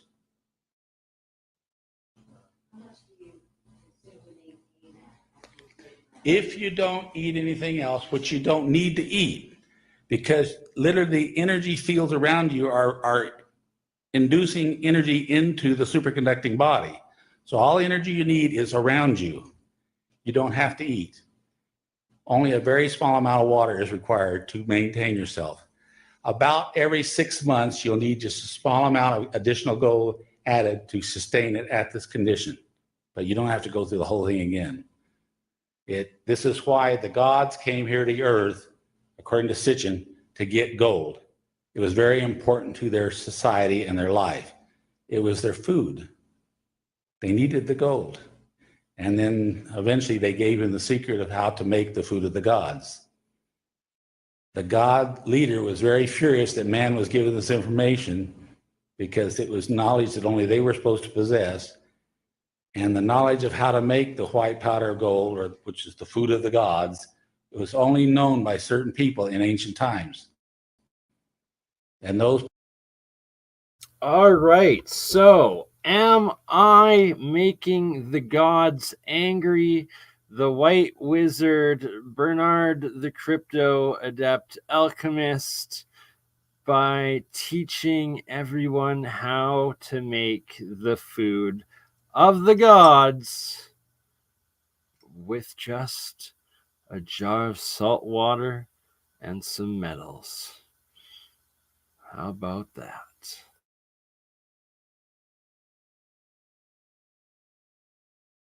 People did live for a very long times. As recorded in the Bible, before the flood, people lived 800, 900, 1,000 years.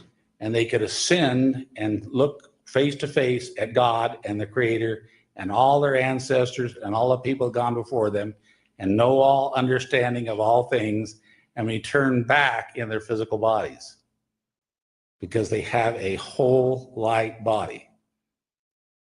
Everything within that Meissner field now that comes on when it begins to flux flow is now literally timeless. The Melchizedek priests supposedly could read people's minds. They could see the future. They knew all things. In the Western world, science does not acknowledge the Meissner field around our bodies. The Meissner field is not an electrical field. It's the way people describe it because they don't have any other term, any other way to talk about it. But the aura, or the field around our bodies that exists around our bodies right now, is a non-polar field. It doesn't have a North Pole, it doesn't have a South Pole, it just exists around our bodies. Okay, the Meissner field is the aura field, which is the Carillion frequency. The Meissner fields. Gonna have to do a whole episode on all of that. That's for sure.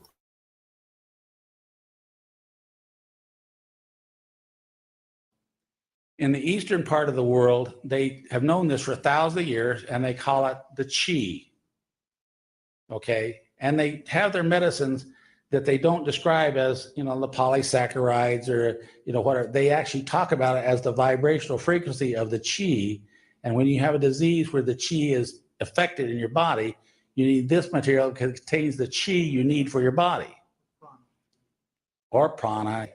Well, they said, Dave, what you have is the chi, or the life force is what we're talking about here. Or what they call in the East, the chi. It's the life force. Their physical immortality is consistently and explicitly related to an ingested substance. In Old Kingdom Egypt, they believed that you had a light body, they believed you had a physical body. And they believed you had to feed your physical body, but you also had to feed your light body. And what they said you fed your light body with is the Shefa food, which was actually the food of the light body. Now, for a long time, people have studied this, said, well, what is the Shefa food? What were they talking about the Shefa food? When we give the rhodium and iridium to people, we monitor their urine. And we find that 80% of the rhodium is actually taken through their kidneys and comes out in the urine. But the iridium doesn't come out. The iridium does not dissolve in the hydrochloric acid of the stomach at all. Now, there's a couple of things we've learned. The iridium seems to go into the acupuncture system and be associated with the spinal cord and the pituitary gland. Okay? Iridium is the densest, heaviest element known to man. Okay, it and osmium are the two real heavy ones. They're 22.4, 22.43, I think. Anyway, compared to gold, it's around 18.6 to 19.3, depending on which book you read. But iridium is very dense and very heavy. It seems to be the ultimate material. Gold seems to be the perfected one, the one that has the perfect proportion. If I was to make a conjecture, I believe that gold is associated with the pineal gland. I believe that iridium is associated with the pituitary gland, but we do know that rhodium is associated with the thymus. We know that when you take rhodium over a month and a half, that your thymus grows by 40%.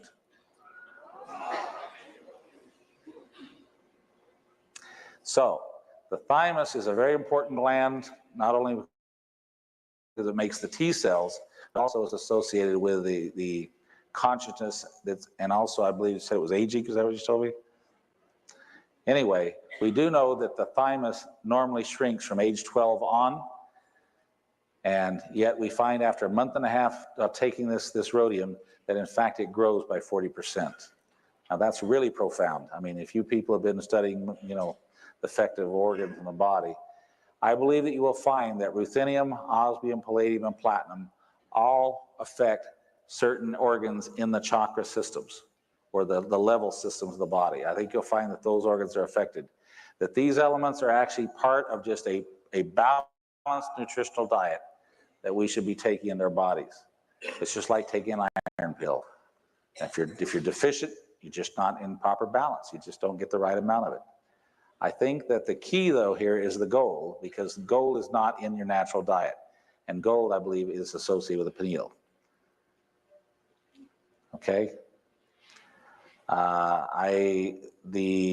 concept here that we're working with, that in fact, when this guy got to the point that he began to have the Kundalini experience, he was also beginning to see these light beings. And these light beings literally were coming to him on a regular basis, and they were conveying information to him. They were teaching him. They also talk about here the Merkaba mysticism, which a lot of you know about the Merkaba, love, spirit, soul. That's actually an Egyptian word, love, spirit, soul, Merkaba. In Old Kingdom Egypt, they believed that the Pharaoh never died. They believed that the Pharaoh ascended the stairway to heaven, or Jacob's ladder, that actually he never died, he ascended to heaven. And so the Pharaoh and the high priest never died. And do you know that they've never found the body of a high priest or a Pharaoh in Old Kingdom Egypt? They've never ever found the body of one of them. They found these edifices that they built, these structures in commemorating their rule, but they never found the body of a high priest or a Pharaoh, because according to their text, they didn't die. They ascended the stairway to heaven. Okay, so what they're saying, people, is that your consciousness, the atoms of your consciousness, can literally travel in space-time. They can go anywhere they want to go, anytime they want. The problem is your physical body has to stay here.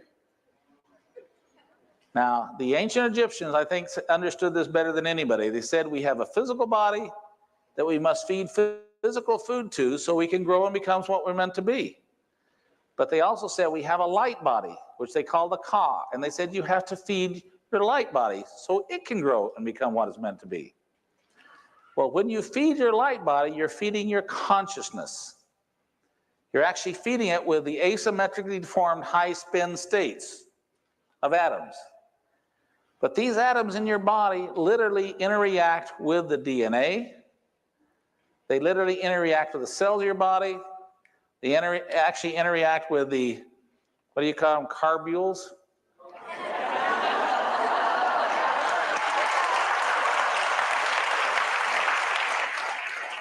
And when you understand that when they are sufficient density in your body, so that quantum coherence is one, and they are capable of totally bending space-time.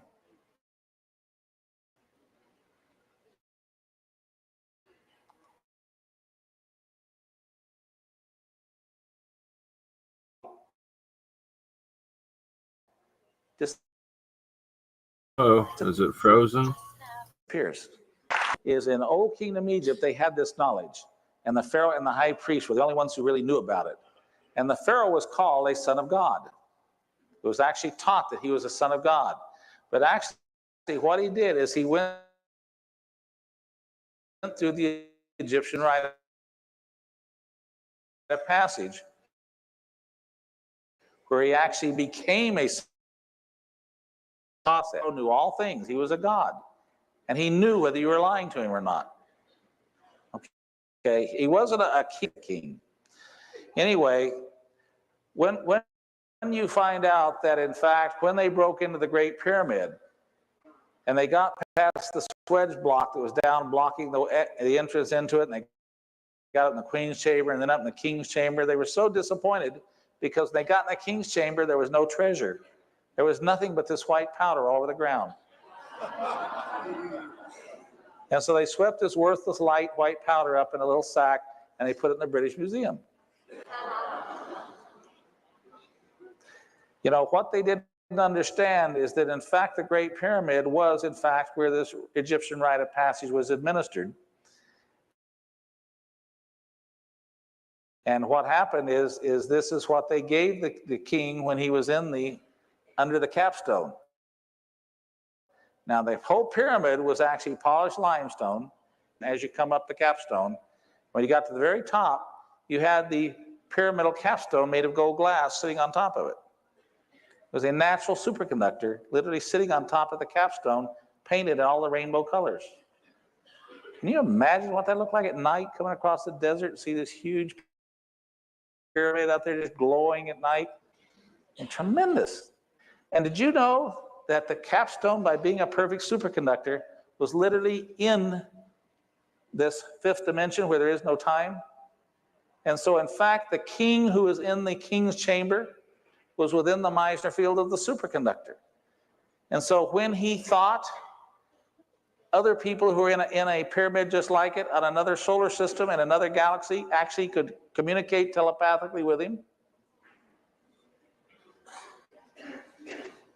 How many books you read about it being a telecommunication device?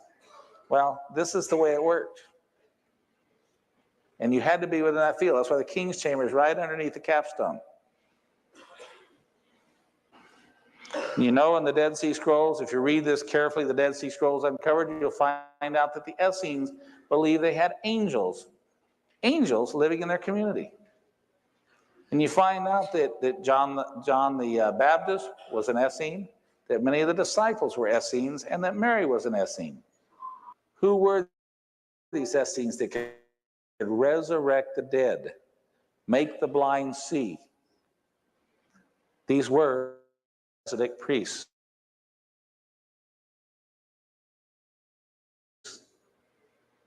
That with the destruction of the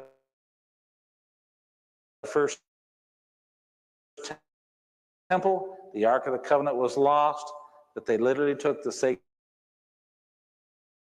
they knew by prophecy would come because they could see all truth. Now they literally could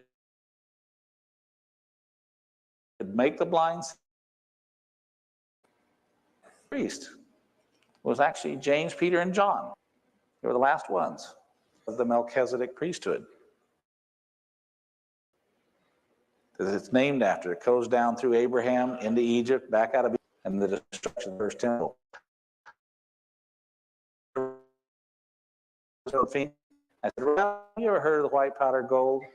He says, oh yeah, Dave. But so as far as we know, no one's known how to make it since the destruction of the first temple. And I said, would it bother you if you found out I had the U.S. and worldwide patent position on it? All right, so boom, no one's known how to make it since the destruction of the original temple. Then Dave Hudson here has apparently the worldwide patent of making it the old school way, aka the initiated alchemical process of acids breaking down and dissolving, and chemical process that is quite expensive in terms of time, energy, and material, and washes that you have to do. But that's what David Hudson, shout out to him, the pillar, the legend, the worldwide patent owner of that. And your number 2, Bernard, the adept alchemist, white wizard, coming for all of you this knowledge, how you can make it with some salt water, pure metals, and a tiny bit of electricity. Yes, it is true, and I am going to be getting and needing the worldwide commercial patent for all of this, but you know, open sourcing to the public for making your own business, I think I deserve a little percentage, you know? But hey, until then, you just get to see Bert and Ernie the homunculus with it. And, well, the risk of trying to make it yourself and you don't do it right, and while you're trying to make monatomic gold and oxidizes, it's permanently diatomic, toxic, and you just wasted pure gold in doing it. So, you know, you got to know what you're doing. And, well, you need that ionic gold, monoatomic plasma gold. And that's what we're going to teach all of you how to do. But back to David Hudson and Lawrence Gardner.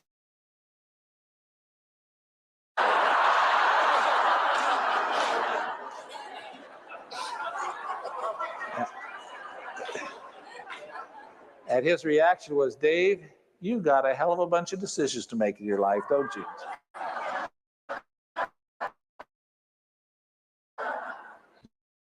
The reason that I believe gold was important was because he understood the importance of the white powder gold or the anatomical gold to life itself.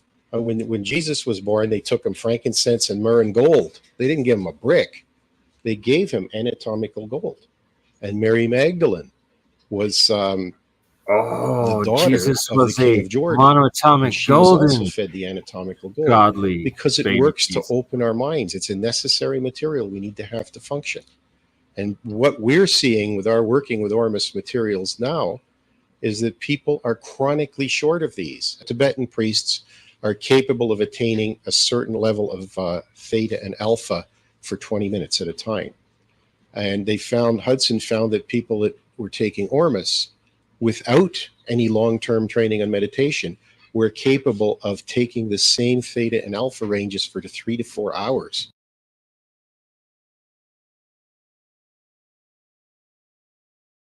How do celebrities like Justin Did it stop? Bieber? It stop. No, come on.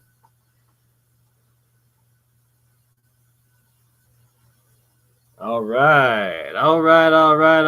So, how about that David Hudson presentation interview? And give some context. I'm pretty sure that was the last interview he ever did in America.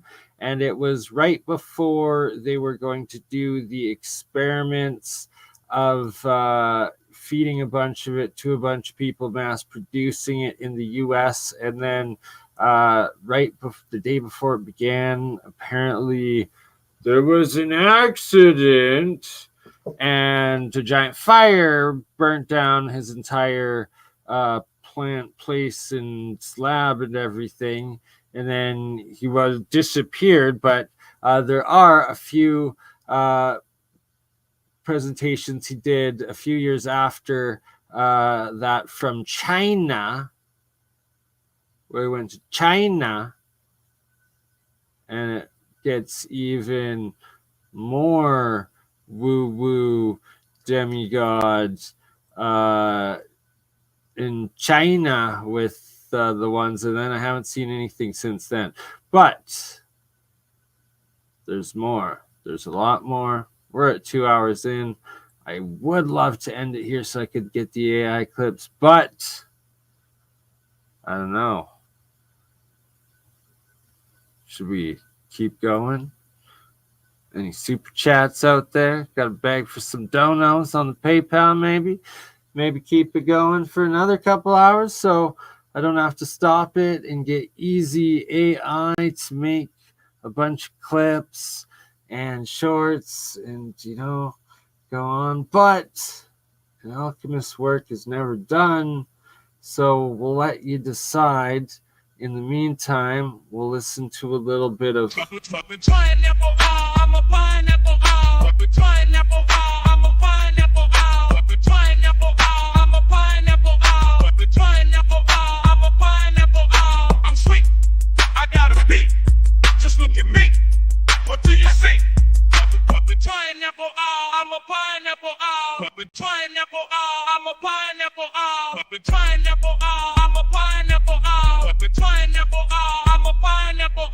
I'm sweet. I got a beat. Just look at me. What do you see? Puppet pineapple, I'm a pineapple, puppet pineapple, I'm a pineapple, puppet pineapple, I'm a pineapple, puppet pineapple, I'm a pineapple.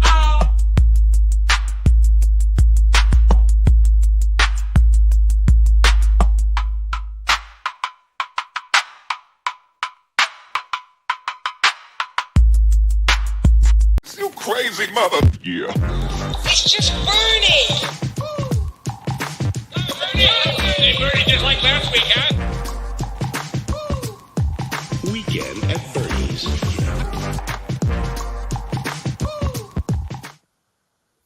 All right, but I'm not leaving you yet, and it's a big claim to say the best, and I wouldn't recommend anybody's without looking in and people, there's a lot of scammers out there. There's a lot of people that will try selling fake monoatomic gold or other element ormus as the price of, as if it was gold ormus, but really it's just copper or zinc or maybe even aluminum or who knows what. But yeah, you got to be very careful.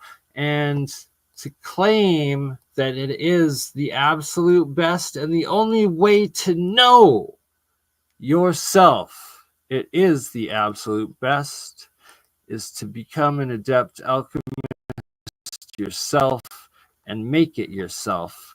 And well, I am so I don't know about that product right there, but I'm gonna tell you right here, you're looking at the absolute best you can do. And this is what I interpret as the philosopher's stone when they have two snakes, aka two electrical currents, going into a pond, one headed as the moon, one headed as the sun, aka silver and gold, going in.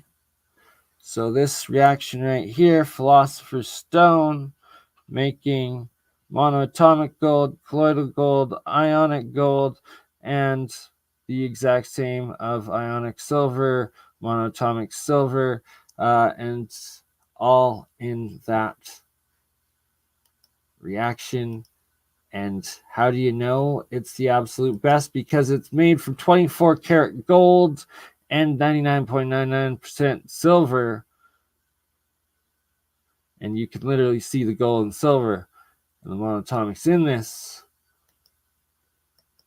And well, you make it yourself, you know what it is. You got it because you made it from your own gold and silver. And how can you argue with that? So instead of risking paying the price of gold when it could be any monoatomic element that the person is charging you, claiming it is, especially depending on the process that they use to make it. And most use chemical process, most use a type of caustic, and they'll just get ocean water and sea salt and put caustic in it and then get the ormus out of that, which is just a collection of all the dissolved elements within that water and turning it instantly into the ormus precipitate.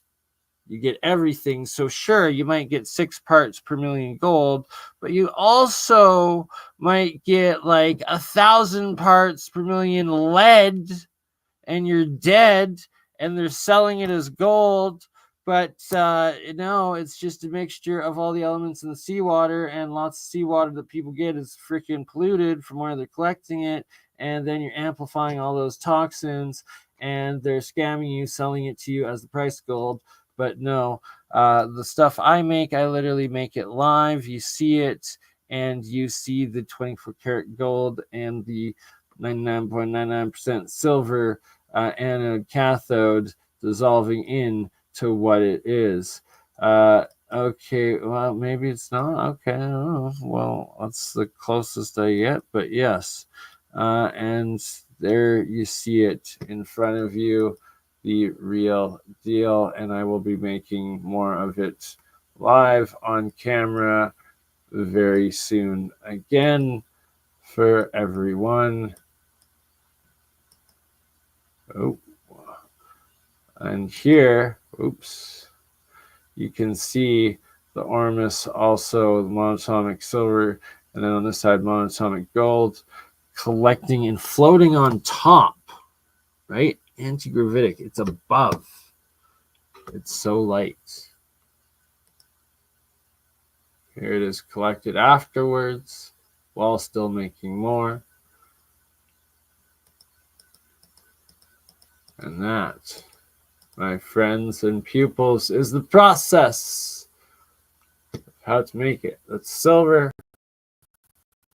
Go 10-gram gold bar right there. And, well, that's how she looked when she happened. Now, back to what we have to finish, Lawrence Gardner, we shall continue. Material, the light of life, because it resonates with DNA on the same frequency. The light of life. It's a light wave. We find lots of references to muff coats. This relief here, this picture, this drawing was actually done by the Russian scholar Immanuel Velikovsky. And he drew this up simply to give us an image of this relief at Karnak, at the Temple of Karnak. This shows the treasures of the Pharaoh Thutmosis, the third. Mufkut in Egyptian law was always portrayed as a cone shape. Now these things sit there in the gold section. And it says underneath, these are gold, but we call them bread. 1450 BC, roughly, Thutmosis founded at this temple at Karnak a college, an institute at the temple of scholarly, priestly types who were called the Great White Brotherhood. The Alexandrians. Shout out to Gandalf, my fellow adept white wizard of the monoatomic powder power and the white wizards. Huh? Wrote of them and said they were called the Great White Brotherhood because they were absolutely obsessed with a mysterious white powder. With this, and they made some interesting comments. They said that they call it the Paradise Stone. Ooh, was the Great White Brotherhood mistakenly or intentionally misrepresented as the Ku Klux Klan, or transmorphed into this racist frickin' extermination genocidal bullshit and distorted from the original White Brotherhood that was, nothing to do with skin color and only to do with making monoatomic white powder? I think so. And it has unique qualities in as much as that it can weigh far more than its own original quantity of gold. But even a feather can tip the scales against it. So it can be a lot heavier than the gold it came from, or it can be lighter than a feather. This stuff has the ability to change its weight very, very dramatically. It's always in the old text associated with light, with enlightenment, with illumination of some sort. It's a light illumination that seems to have to do with the acquisition of knowledge and wisdom, that sort of illumination and enlightenment. They're activating bits of our system now with this material that never seemed to have any purpose before.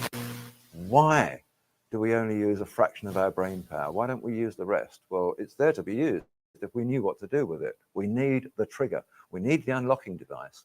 These materials are it. They're what was used to feed the car, the light body, to give anti-aging, to restore the youth, to take the pharaohs into the afterlife or whatever.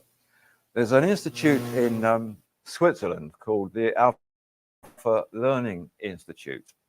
The chief research director there is a fellow called Sean Adam. Sean Adam for 10 years has been the world's memory and speed reading champion. He can read a 300 book in 24 minutes. He reads at a speed of 3,850 words a minute.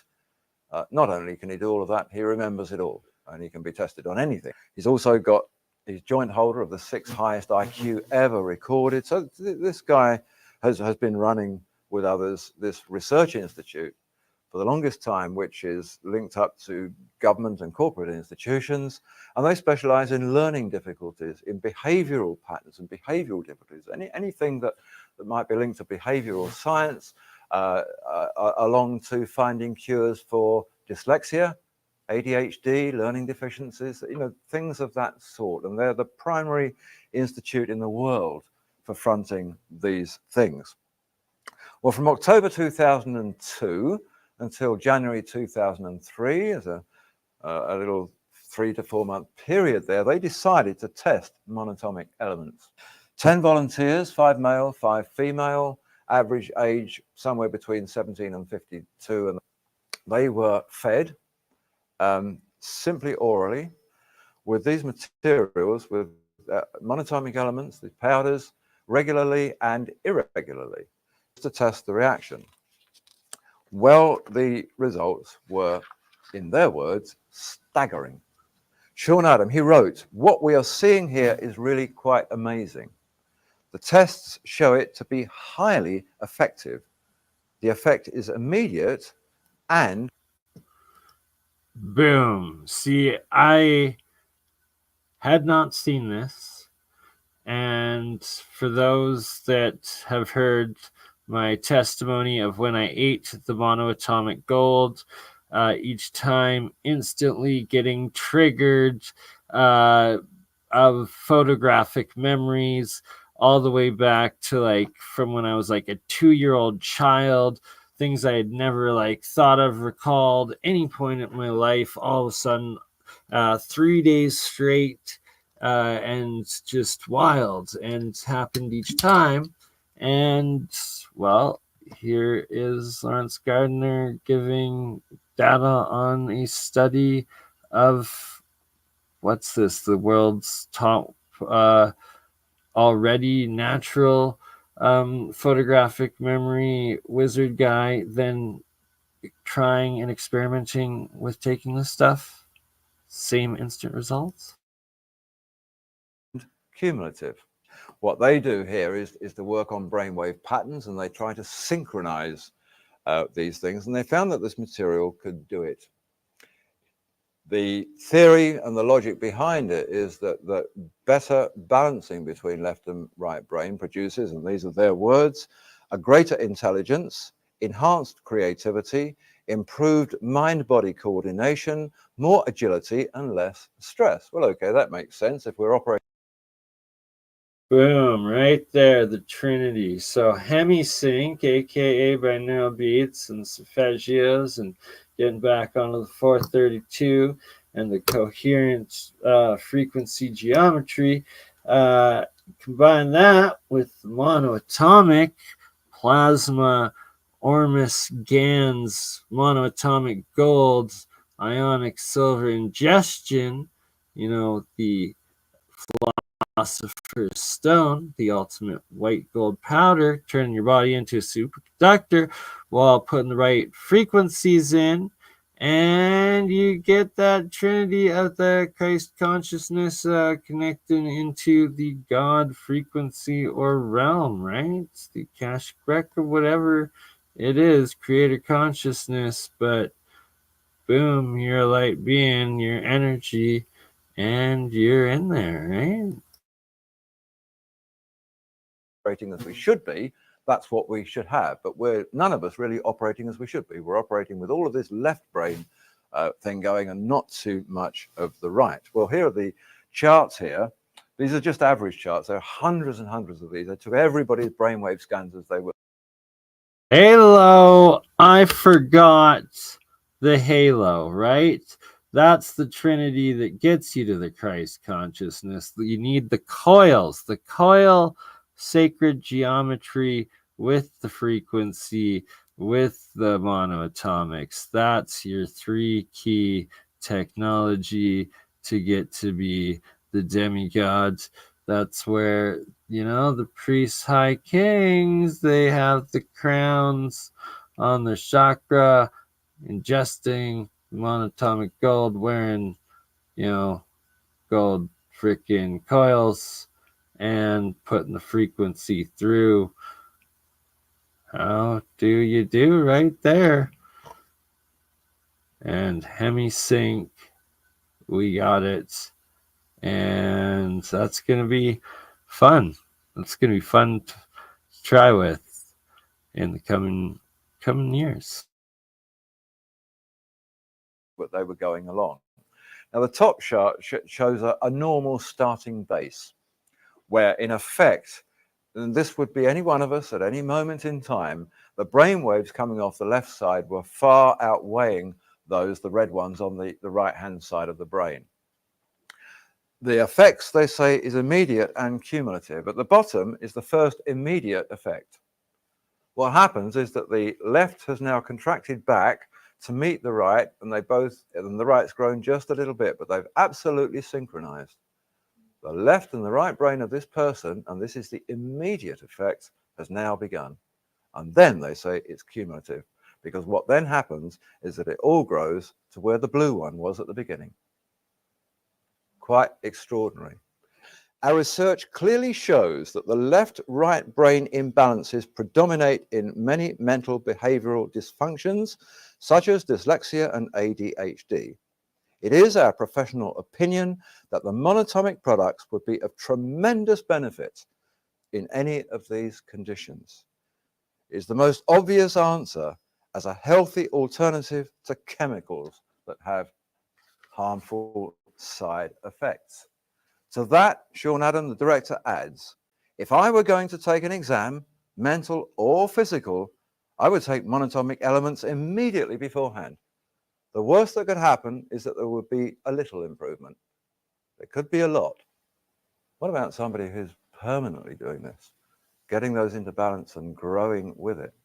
This is exactly what the old text told us that these things would do. They made them into bread cakes. They fed them to the priests. They fed them to the pharaohs. It gave them longevity. It gave them extra Shout out creativity. Elfman. It We enhanced their talking perception. It enhanced their mana intuition. today. It enhanced their awareness. All the qualities of leadership came from the mufkut, from the shamana, from these Mufkut. golden cakes that they called bread. It's clear from the evidence of all these ancient things that it didn't matter what they called things. It didn't matter that they didn't understand perhaps the true science that we're beginning to understand now. What they did know is that it worked. It did certain things. And they told us about that. So even if they didn't understand it, they presented things as sort of communicating with gods and priests who were able to disappear before their very eyes and things. But these are all things that this enables to be done now. In Greek mythology, it was the one substance that sat right at the very heart of the Golden Fleece legend. It was what the quest was all about, the secrets of manufacture of this material. It's linked up with the Ark of the Covenant, that famous golden coffer that Moses had built at the mountain in Sinai and took to Jerusalem, where the temple was constructed to house it. So this most valuable artifact, the Ark of the Covenant, was entirely tied up with this science in some way, as we shall see. Mysterious processes concerning gold and things automatically ring alchemy bells. Pictures of wonderful wizened old chaps in medieval times with all sorts of potions and fires and things burning away, all trying to perfect this thing called the Philosopher's Stone, which Harry Potter has reminded us of yet again. It was in the middle 1600s, 1660, that Britain's Royal Society was founded and established and chartered by King Charles II. And it was that establishment of that society that embodied and led to the great discoveries of people like Christopher Wren, of Edmund Halley, of Isaac Newton, Robert Boyle, and all of these tremendous characters that emerged in the 1660s and 70s to make scientific discoveries that had never been made before. And most of those were made on the back of the fact that they were pursuing alchemy. They were searching for the philosophy. And shout out to Sir Isaac Newton. That's who I rediscovered the alchemy from.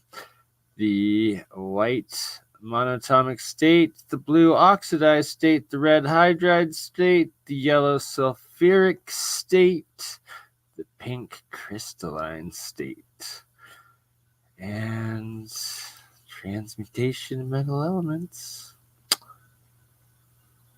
Yep. Isaac Newton, so much. Of a stone, and during the course of it they made lots of other discoveries, just like today in space research we get for our households all sorts of other wonderful spin-offs. The discoveries of things like gravity and whatever were spin-offs from looking for the Philosopher's Stone. There was one particular fellow classified today as an alchemist, although he was simply called a philosopher at the time. He was truly revered as a great master by the Newtons and others of the day. This fellow was called Irenaeus Philalathus. And for Irenaeus Philalathus was reckoned to be the ultimate master in that period. Shout out to the Irenaeus. And Philalathus had got a little bit fed up with the church propaganda about the Philosopher's Stone being some silly device to turn base elements into gold and whatever. And he thought he'd publish material and put the record straight in the public domain. So in 1667 in Amsterdam, he had a work published called Secrets Revealed. And in this, he discussed the Philosopher's Stone, its nature, its qualities, what they knew about it. But most important, he made this point. Our stone is nothing but gold. Our stone is nothing but gold. It's gold digested to the highest degree of purity and subtle fixation. We call it a stone only because of its fixed nature, because it resists the action of fire as successfully as any stone. In species, it's more pure than any gold that it comes from, but its appearance is that of a very fine white powder. That was the Philosopher's Stone, straight from the hand of the most famous chemist, alchemist of his time. We go back 200 years. We go back to the 15th century. We can look at the last testament of Nicholas Flamel, probably the best known of all the. And the alchemists and the texts that Lawrence Gardner is citing right here, I read myself 10, 15 years ago, and when I first got into it, was like, boom, Bernard the Alchemist have rediscovered the food of the gods, the mana, the makfak. Great alchemist of all time, a fellow who spent 20 years from a very poor base studying his science. Yeah, and we ended live, up probably bro. as the greatest Living and wealthiest benefactor that France enormous, has ever known. that He made the point monoatomic on the gold, 22nd baby. of November, Shout out 1416, when straight writing dope. his last testament, exactly the same. Our stone is gold, but it's perfectly prepared gold. It's a fine powder of gold. That is our Philosopher's Stone. So we have a whole new perspective here. We have a perspective that says the Philosopher's Stone, despite all the propaganda, despite all the church has done to try and make it look silly, is not about turning anything into gold. It is gold. It's gold in the highest possible, purest form that it ever could be. And that white powder that we looked at earlier was exactly that. That was 24 karat gold. What's the gold that the Philosopher's Stone makes? The Great Enlightenment. Not the great enlightenment of money and wealth and riches and a lump of gold, the great enlightenment of wisdom and learning and intuition. That's the real Holy Grail. That's the true enlightenment. We can leap forward in time now and see how these old stories match up with what's been going on. And it begins right here in the United States. It begins in 1976. And it begins in Phoenix, Arizona. A very, very apt place, actually, because the word Phoenix was Old Phoenician and it means red gold. It all began with a farmer, a cotton farmer, a third generation cotton farmer just outside Phoenix called David Hudson. This is a picture of David Hudson as he was about 5 years ago. David Hudson. He's your average American farmer. He wasn't a physicist. He wasn't a scientist. He was nothing. He certainly wasn't an alchemist. He was destined to become all of them. His father had been commissioner of agriculture for the state of Arizona. They were farming about 70,000 acres in the Yuma Valley there. And they were growing cotton of very, very high grade. But they had a problem with their soil. Big problem with the soil. The soil was enormously alkaline. In fact, it's a strange soil there. There's no topsoil in it. There's no real nutrient as such that's apparent. It's just eroded rock dust. That's all it is. Very strange material. Its surface becomes very black and very crunchy, to the point where at the end of a growing season, once the crop's been picked, over the ensuing months, this stuff gets so hard that it will not be penetrated by water. Now, it's not an area where it rains a lot, but their irrigation trucks were having no use with it. And this had gone on for generations. And David thought, well, it's about time to have a look at this and to try and work out what this stuff is, because it means that we have to work in rotation. So I got to pause it here to address CK's comments. And CK, you got to do your research on my research, and you got to at least start by starting at the beginning of the stream, because I literally play Timothy Hogan and his presentation on monoatomic gold from the Cosmic Summit 2024 to answer your question. So you check me checking him out earlier in the stream before you be wasting our time asking these questions next time. All right? Shit. And we can only plant our crops in that field every 3 years. What they did to start with was that they take this substance, and they could see that it was a combination substance, some of which was just nasty black stuff, but within it there were these white elements that really seemed to show up within it, and they wanted to know what they were, because this seemed to be the thing that was the problem. So they took it into the lab, they cleaned it all up, they actually got this stuff out of the black material into a precipitate, and what they then had to do was to dry that out so that they could test it. Well, the strangest thing was happening. They decided the best way to dry it was simply to take the filter papers and put them out in the sunshine, just to put them outside. The moment they did that, it exploded. Now, it hadn't been that the farmland had been exploding, but the moment they separated this material and put it in the sun, something about the heat or the light exploded it. And it was explained as if it was like a flash of 40 or 50,000 flashbulbs all going off at once. Not only that, it disappeared. They thought, well, that's really strange. You know, is this an implosion or an explosion? What's going on here? It's like a great blast of this light.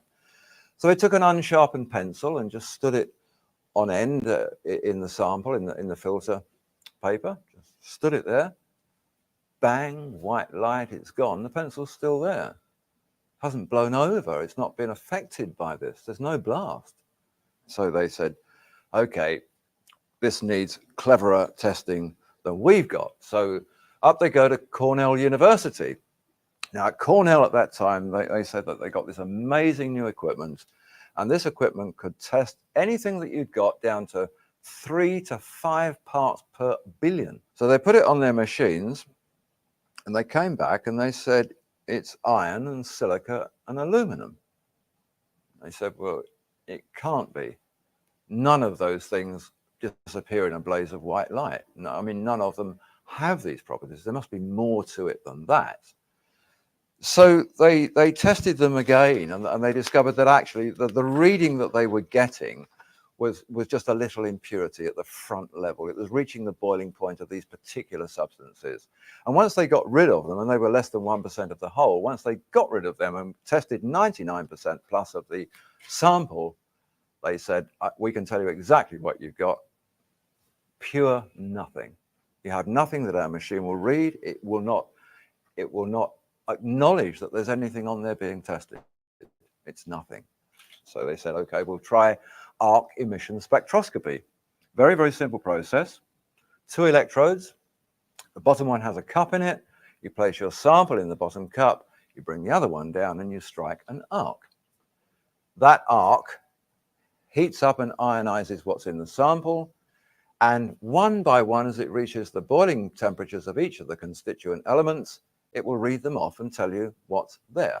So if, for example, you put a motor car engine in there, its first reading would tell you it was water, because it was reading the cooling system. When the water had all boiled away, it would then tell you it was metal. So that's the way it works.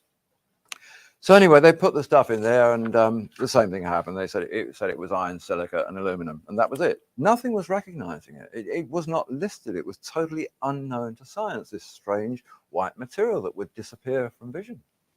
Well, then the Russians came along. The Soviet Academy of Sciences. We're now into the 1980s, well into the 1980s. And the Russians said, we've been telling you guys in the West for the longest time, you really haven't got much of a clue when it comes to analyzing materials. Your electrodes burn away before you can reach the boiling temperature of some of your materials. Carbon has a lower boiling temperature. These electrodes are made of carbon. They're burning away before whatever it is has heated up enough. So it's not reading it. Russians said you need to burn this in an arc for 300 seconds, not 15, which was common in the West. 300, 5 minutes.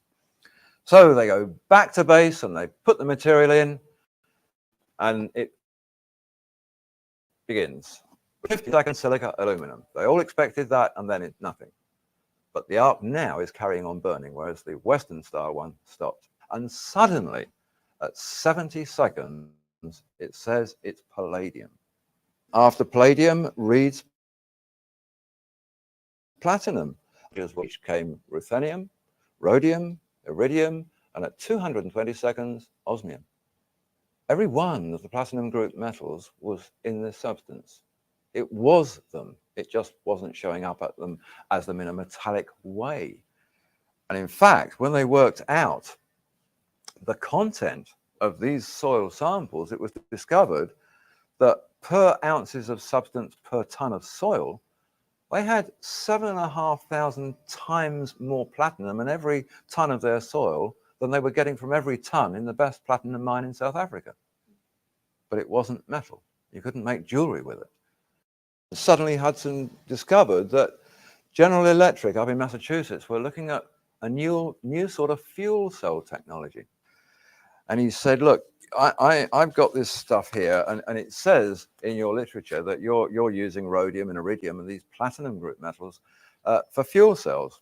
Your reports say that you're experiencing very strange phenomenon. You're experiencing blazing white lights and explosions and disappearing tricks and things. And they said, yeah. And he said, well, I've got some stuff that does that. And they said, yeah, don't worry about the white light explosions. We know all about those. Don't worry about the disappearing tricks. We know all about those. And he said, great, tell me all about them. And they said, no, I mean, we don't understand them. We just know about them. We know that it happens. And that's where we're leaving it. You know, it happens. We don't want to understand it. We want to make fuel cells. Well, David wanted to understand it. It was then decided that since this stuff was going to be proven as a kind of material that could be used in fuel cells, they said you ought to get down to the patent office and lodge a patent on this. You know, you need to lodge it because somebody else could discover it and stop you from working with it. Yeah. So that's what he did. And this, there's a portion in the application where you have to do tests with weights and measures. Open, but well, the funny thing about this material was that they'd noticed that its weight was fluctuating. So he said, well, like when? You know, what stage do we weigh it? They said, well, you're just going to have to keep heating it and cooling it and heating it and cooling it and seeing what the mean weight is. So they got this machine, which is called a thermogravimetric analyzer, and they started doing this weighing.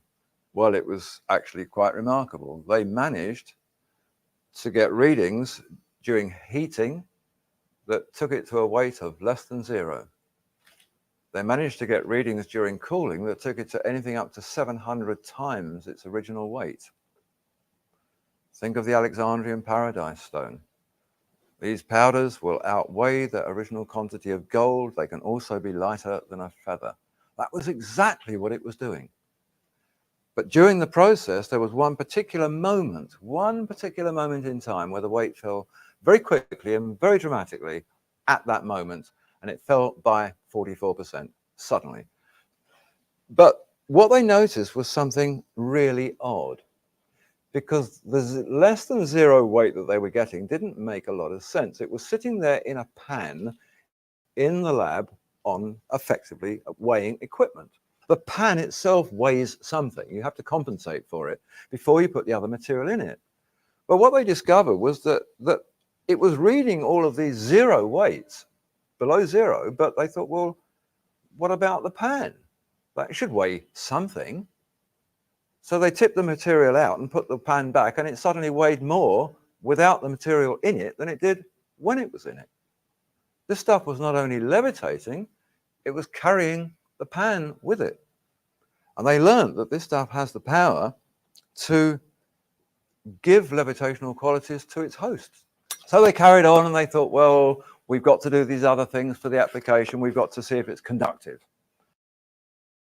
Disclaimer, that was not a drug or spoon of drugs. That was a spoon of monoatomics, which doesn't make sense because you shouldn't put it on metal because then it'll oxidize. And yeah, that's weird. Not endorsing spoons with white powders on it. We'll just say that. That was the next test they had to do. So they put wires and electrodes into it, attached them to a voltmeter, turned on the power, nothing. And then they thought, well, it's got to be a conductor of some sort, because if it's capable of holding energy, you know, how are General Electric doing it? You know, it has to be conductive. Anyway, it turned out that it was a superconductor rather than a conductor. Superconductors are very, very strange animals. They don't need contacts to convey to each other. They convey to each other through resonant frequencies, through lights. The interesting thing is that if you transmit electricity from A to B with a wire, you always get some dispersion. You always lose some energy. With this, you lose nothing. 100% can go from there to there, no contact in between, 100% stays. It works so differently because it doesn't allow voltage potential to exist within itself. Neither does it allow any magnetic field to exist within itself. It's totally null. It doesn't react to North Pole, South Pole. It has its own quality, and its own quality defines all the laws. Here we have a standard magnet. We have North and South Pole. It's the magnet we all use. It will attract metals. And in fact, even if you put above it something that it won't attract, it'll fall down onto it because gravity will just take it there. That superconductor doesn't. Wants nothing to do with it. Won't be attracted by it, won't particularly be repelled by it, but it's just placed there above it and it'll just stay wherever it's put.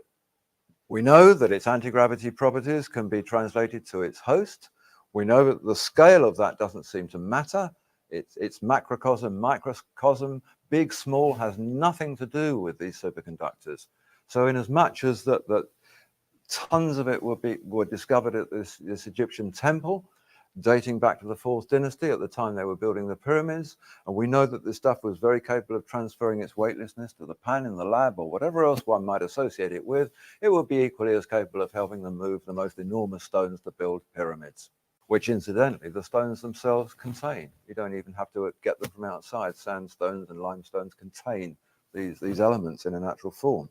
And it's very interesting to think now that of all of the ways that they thought perhaps these stones were moved, none of them have ever worked in experiment or trial. This does. So they discovered that this stuff would levitate. They discovered it would disappear. They didn't quite know why or where it went to. And they knew that it was important for energy. They knew that if it was a superconductor, it could attract energy, it could store energy, and it could distribute energy. Yeah, fuel cell, that's what we're looking at here. The old stories of the powder and the Ark of the Covenant began to ring bells here about this potential that they had the ability with the use of this material to store and distribute enormous quantities of energy. Light waves, that's what it works through. It's been discovered now, and in fact, just during the last few weeks, it's been discovered that even the particles that we're looking at, which are these monatomic gold clusters, when you get down to their atoms, even the atoms now aren't solid. They are not physical property, they are a gaseous substance. So it's no wonder they will levitate and whatever. You know, there's nothing to them, but cooling will make them heavy. Two superconductors can be linked together. You can trigger one in, down here in LA, and you can decide to send electricity to Chicago. All you have to do is the resonance frequency, the two of them together, just to get them in tune, like a couple of tuning forks or whatever. And you turn it off and you can go away for 100 years and come back and it will still be flowing until you decide to turn off that triggering mechanism. So Hudson got very, very, very excited about all this, and he went along to the Institute for Advanced Studies in Austin, and he met with the director there, a fellow called Hal Puthoff, who many of you might know or know of. And Hal Puthoff is... Say what?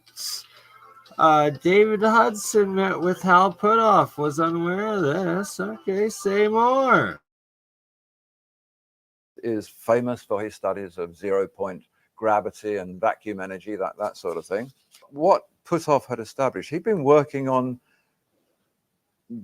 gravity calculations by the Russian physicist Andrei Sakharov from the 60s, and he'd been working out the mathematics for this, and he'd worked out that matter was capable of resonating in different dimensions that weren't ours.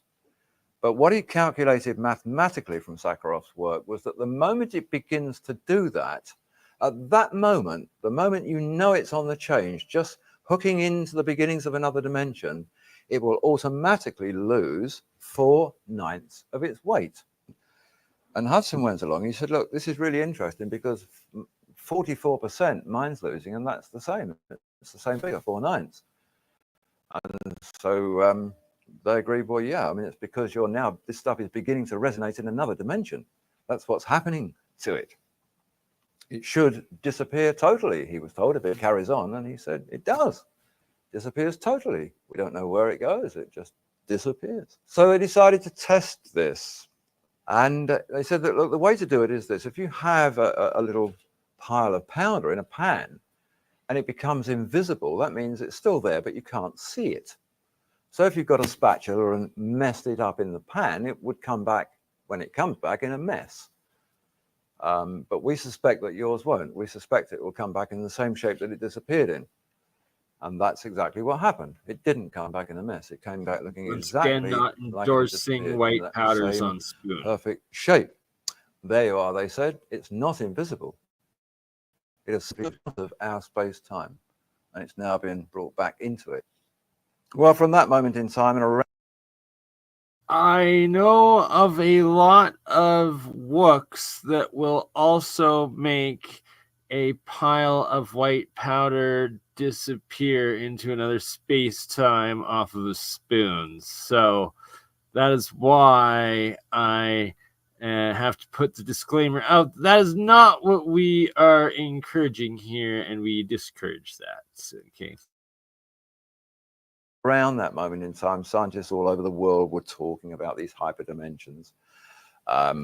Britain's Stephen Hawking, the famous Cambridge professor, Sir Martin Rees, our astrologer royal over there. It took a lot of people by surprise, really. They were saying that there are realms that exist around us and within our environment that we know nothing about. They called them hypersystems. They didn't know how to explain them, and they were coming up with drawings of this sort, trying to explain these sort of parallel situations, but it didn't really work. Such pictures didn't prove anything. It was demonstrated that the concept of another dimension was demonstrated by Cubist art, of all things. Cubist art was based on a principle of showing the dimensions that we can't see. And they had this wonderful thing which they called the Great Prismosaurus. Now, the Great Prismosaurus is an article with millions of facets on it, but it actually has a fourth dimension for everything. Everything that you can see the outside of, you can also see the inside of. What are these dimensions? Well, Yes, all the monoatomic elements that I make from all of the elements, including iron, 0 magnetic properties left. It takes it right out. Well, Martin Rees explains that our dimension is called three-dimensional because it goes up or down, or left to right, or backwards and forwards. We have no objective perception of it. We just live within this realm. There are other universes, they say. Some are crumbled up, so small that we can't even imagine them, but they're accessible. Others, they say, are a millimeter away from us. It's the world where Einstein's theory of the then, now, and the future all coming into play at once. It's looking at the 30-story building from outside as against being in it on its 15th floor. On the 15th floor, you perceive the 15th floor. You can look out of the window and know that you're part of something bigger, but you can't see the other floors. Well, the other dimensions are in fact those other floors. You can move into them, you can travel up and you can travel down, but you have to know how. Physical You have to know how to trigger analogy it. description of They say that gravity, they now understand, gravity is actually a signal leaking out of one of these other dimensions into ours. That's where they say the power of gravity comes from. So we're in this bubble, they say. Our whole universe is a bubble wrapped inside other bubbles that are wrapped inside other bubbles. Bubble inside a donut, people like inside NASA a bubble, come on the inside a scene, and they donut, say, yeah, inside well, a it would disc, be very inside easy. You know, of we a can move things between scrunchie, dimensions. inside of a We're not trash actually bin, doing it yet, but we know how to do it. inside of a toilet bowl. Because it's really a matter of resonance frequencies. All you have to do is to tune the locations to each other, just like setting up your radio onto a station. You know, when you get it in the right place, the message comes through. Treat it like tuning forks. Set up the vibrations between them. That way, we can send anything we want, they say. We can send pictures, we can send text, we can send physical matter. What we've seen over the past 6 or 7 years now is an increasing awareness in the science press of the DNA links with these materials and how important they're becoming. They've talked about how they can be used to re-coordinate the uncontrolled division of body cells. This particular article here from Scientific American, the way it reads is this, that they place these elements at the end of the strands. The researchers examined the electrical properties of short lengths of double helix DNA in which there was a ruthenium atom at each end of one of the strands. Mead and Kayam, the scientists, estimated from earlier studies that a short single strand of DNA ought to conduct up to 100 electrons a second. Imagine their astonishment when they measured the flow along the ruthenium-doped double helix to find that the current was up by a factor of more than 10,000 times. It was as if, they said, the double helix was behaving like a piece of molecular wire. Exponential. It's our monatomic gold wires. They're able to turn the DNA into becoming a part of its structure, or vice versa. The two things can become one. By this means that they build up an integrated circuit of light within the body, and they have the ability. Right, we're gonna pause Lawrence Gardner's presentation there for a minute just to show what you don't want to do. You don't want to become Papa Smurf. You die. Diatomic, when it's oxidized, it poisons you. You get heavy metal poisoning. So colloidal is when it's still nano metals and then turns into heavy metal toxic poisoning. Or if it's blue, it will kill you. You do not want to become this guy. You don't want colloidal silver, colloidal gold. No, that is how you turn into Smurfs and you die. You want monoatomic, thus the brotherhood of the white powder, right? This guy thought he was going to live forever. No, he did the exact opposite. He gonna die. He died. He dead. He poisoned himself. You don't want to turn blue. It will kill you. Now, what was the next one we were going to play was, yes, David Hudson, more David Hudson's. Well, let's listen to this David Hudson.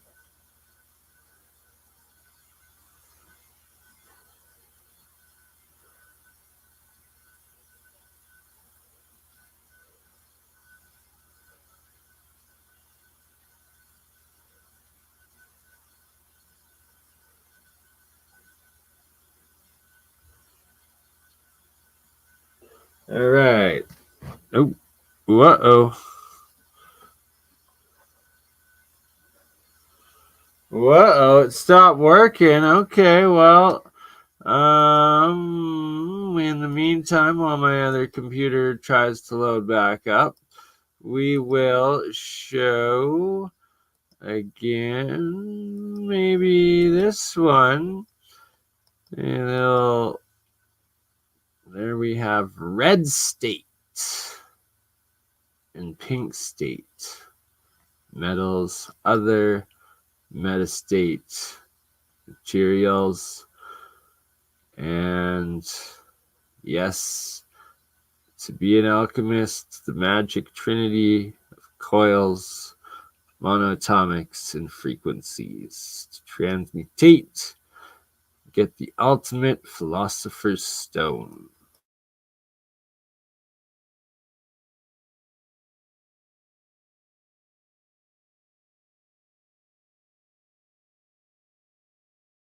All right, we got the homunculus back, so that's good.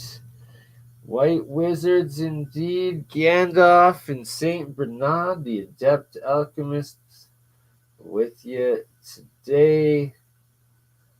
And here we go. David Hudson at the ranch, part 1. Is it play and load? Can we hear it? What's going on? Not loading yet. Why is it struggling? Well, if you do understand this, you are up in the top 1%. You're very, very elevated, the top 1%, which says a lot for your teacher.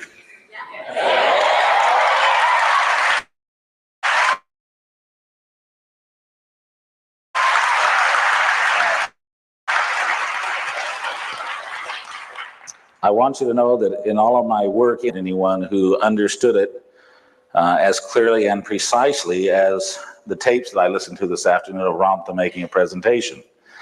I can only tell you that it's very embarrassing to hear my name mentioned in the presentation and then the jokes that are being made about me.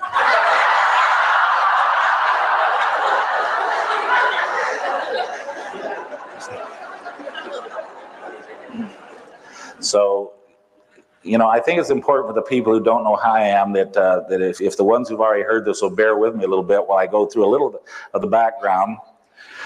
As I begin to investigate this unknown material, basically the area that drew me very strongly into it was our work with soils. All right. Actually, this is 4 hours. We're not going to get into that today.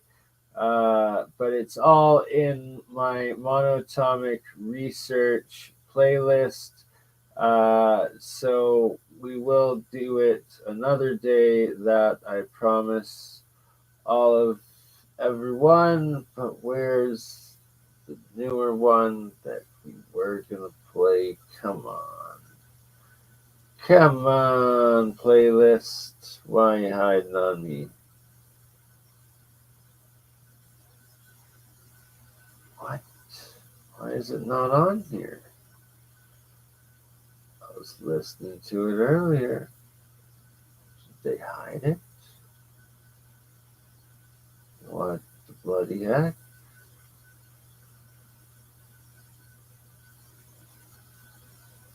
Weird. All right, well, I guess we'll skip ahead to part 2 then.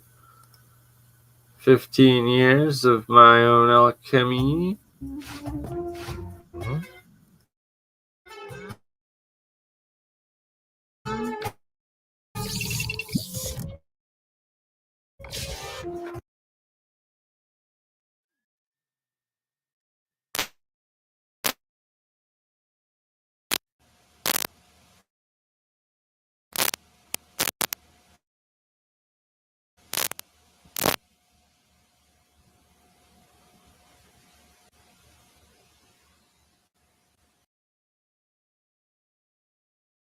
It is a frequency so far beyond anything we can imagine, we'll never produce it. Max Planck theorized exactly what it is. It's way, way, way, way up there. You go way past gamma, it's way up here someplace. Where does it come from, though? It's the near infrared. Where do you find it? Where does God live? It's right there in the near infrared. Chat What is the should frequency? be an It's way the heck option gone up on there. the But live it stream. actually is produced right here, within us all. Everything helps. That's where it emanates from, at the Appreciate it. electromagnetic 0 point. Between +1 and -1. Absolutely guarantee it. So where does he live? Right here within us. Where do you look for God? Go within yourself, because that's where you'll find it. Okay, let's go a little bit further. Let's go to the next one. Now, here is Hal Puthoff. Once again, everything for nothing. He's actually working with Casimir effects and explaining that there is this attraction between atoms. And it's a great, interesting paper to read. It's just an example of what he's writing. Let's go to the next one. In the Sciences magazine, here's one that I just gave Jay-Z a copy of, the Sciences, November, December 1994. And let's raise it up and see on the bottom. Beyond E = mc squared. A first glimpse of a universe without mass. And what they're saying, people, is that gravity is not real. Therefore, mass is not real. Therefore, time is not real. Now, Jay-Z was so delighted to see this. She says, gosh, Dave, I got to have a copy of this. This is exactly what I've been saying. Well, you know, we catch up. Just give us time. Anyway, Puthoff is the author that I'm talking to and working with. This is out of a paper called Boom, right there. David Hudson admitting Hal Puthoff is who he's working with. So David Hudson, Hal Puthoff documented working together. So Gravity as a 0 point fluctuation force is published in Physical Review A. It doesn't say on the sheet of paper, but it's Physical Review A, 1989. And what he did is he took Sakharov, the Nobel laureate's theory. Sakharov in 1968 published a paper where he said gravity is not a field. We're never going to find gravity if we look for it as a field, because gravity is produced when the protons, neutrons, and electrons of matter interact with the vacuum energy. It's this bathing and swimming they're doing all the time with this vacuum energy, that interaction is what produces what we call gravity. Now, he came up with this theory in 1968. Now, it's a great theory, except, you know, where's the reality? You know, it's a great theory, but, you know, he says if you take matter away, you don't have gravity. Matter has to be there for there to be gravity, because matter produces what we call gravity. Okay? So, anyway, Hal Puthoff took that theory, and he says, I'm going to develop the mathematics of this. So here he does this whole paper on the mathematics of 0 point energy.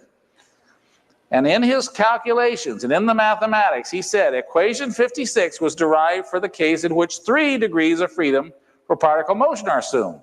Now that's most atoms in the universe are 3 degrees of motion. But for the 2-dimensional jitterbug motion assumed in our case with the number of dimensions equal to 2, geometric considerations require that the gravitational attraction be reduced by a factor of n divided by 3 squared, or 4/9. So his mathematics says that when matter begins to interact in 2 dimensions, as opposed to 3 dimensions, it should lose 4/9 of its gravitational weight, or it should weigh 56%.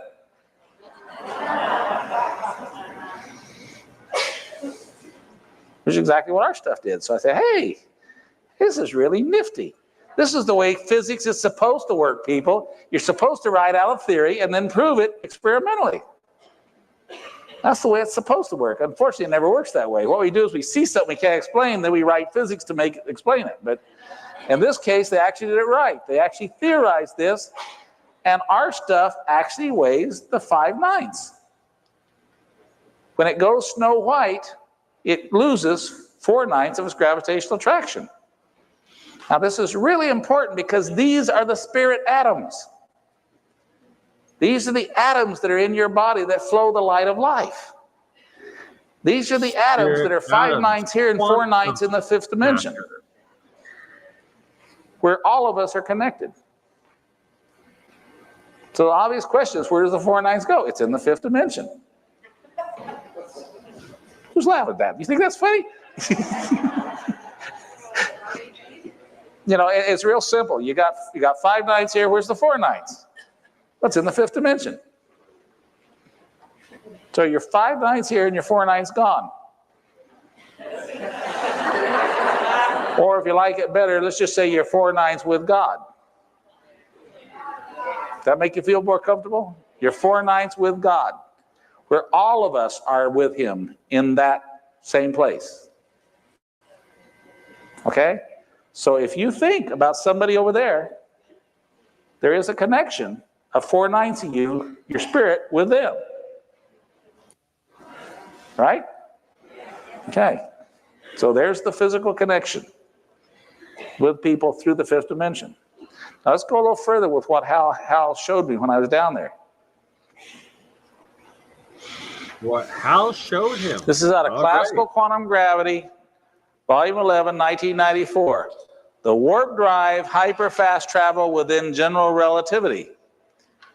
It is now shown within the framework of general relativity and without the introduction of wormholes, it is possible to modify a space-time in a way that allows a spaceship to travel with an arbitrarily large speed by a purely local expansion of space-time behind the spaceship and an opposite contraction in front of it. Motion faster than the speed of light as seen by observers outside the disturbed region is possible.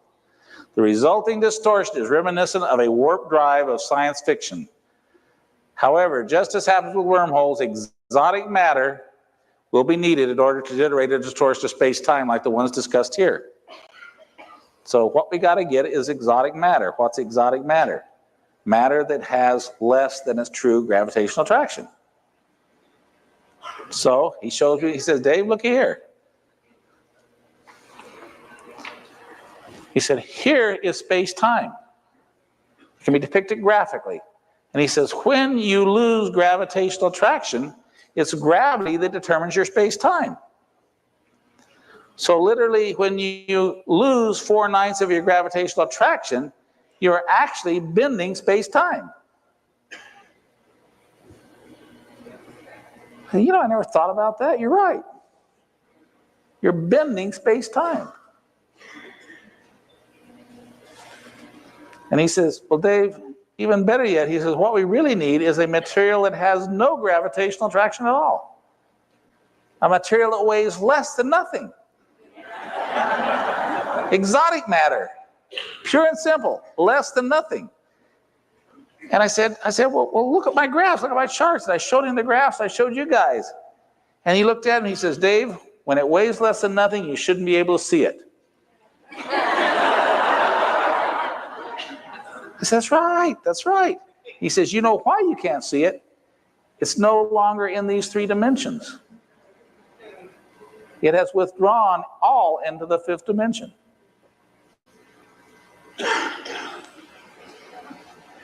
Now the implications here, people, are really serious. It really is serious.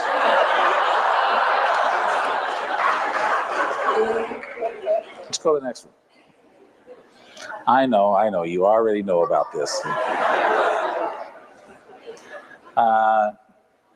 Yeah, here is Putoff's. He's actually commenting on this article about Miguel Albuquerque. He's talking about his paper. He's talking about the theory. Let's go to his summary, the very last page here, the next one. It actually says, therefore, the proper conclusion to be drawn by consideration of engineered metric vacuum energy effects is that with sufficient technological means as to appear magic at present, or to use Arthur C. Clarke's phrase characterizing a highly advanced technological civilization, travel at speeds exceeding the conventional velocity of light could occur without the violation of fundamental physical laws. And we might add, this could in principle be done without recourse to concepts as extreme as wormhole transversal. However, clearly exotic matter field states, e.g. macroscopic Casimir-like negative energy density vacuum states, which is exactly what I showed you, less than no gravitational attraction. As a result, the possibility of reduced time interstellar travel, either by advanced extraterrestrial civilizations at present or ourselves in the future, is not, as naive consideration might hold, fundamentally constrained by physical principles.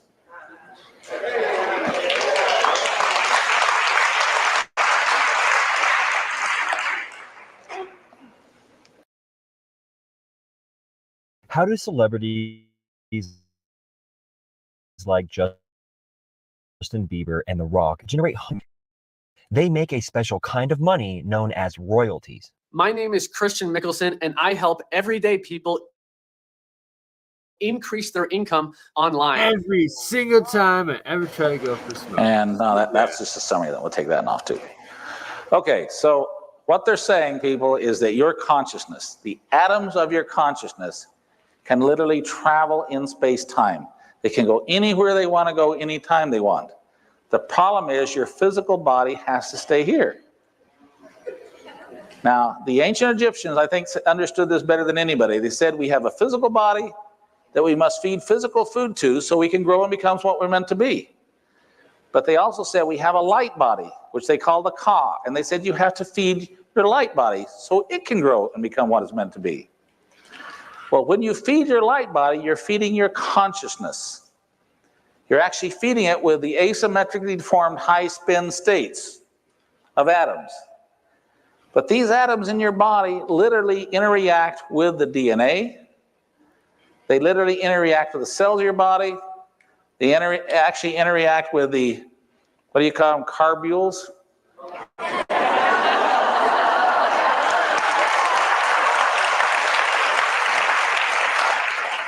And when you understand that when they are sufficient density in your body, so that quantum coherence occurs, that literally everything begins to act as one. And they are capable of totally bending space-time. Totally bending space-time, where even your material body disappears.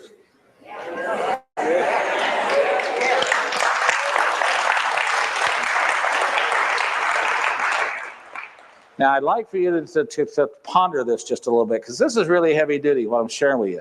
Because when you come to the point that you really accept this, it's kind of like the guy going over Niagara Falls on a tightrope. I tell you about this one? All right, there's this guy walking over Niagara Falls, and he's walking on this tightrope, and he's pushing a wheelbarrow. And he's going across the Niagara Falls pushing this wheelbarrow.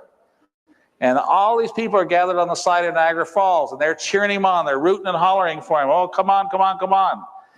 And he's coming along, and they're just, oh, come on, we know you can make it. And he's coming along. He finally gets to the other side, he steps off the tightrope. And they go, yay, we knew you were going to make it. We knew you were going to make it. And he says, do you think I can go back? Oh, yeah, we know you can go back. He says, do you have faith I can go back? And they says, yeah, we have faith. And he says, get in the wheelbarrow.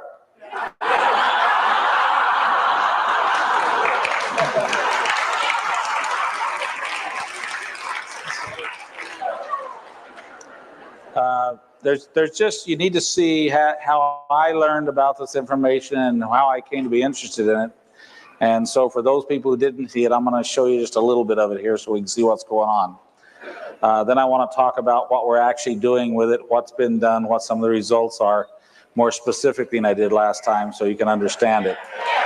Okay. Okay. This is Lapidus in Pursuit of Gold. Just take it off, go to the next one. This is just the introduction. What it says is, owing to the disparagement cast on the art of alchemy in modern times by those who failed to unearth its secrets, it has been bypassed by science and has become obscured to the point where few people even clearly understand what it stands for.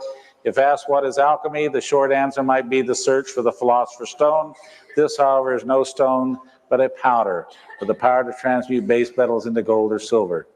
Anyway, they're talking about the elixir of life.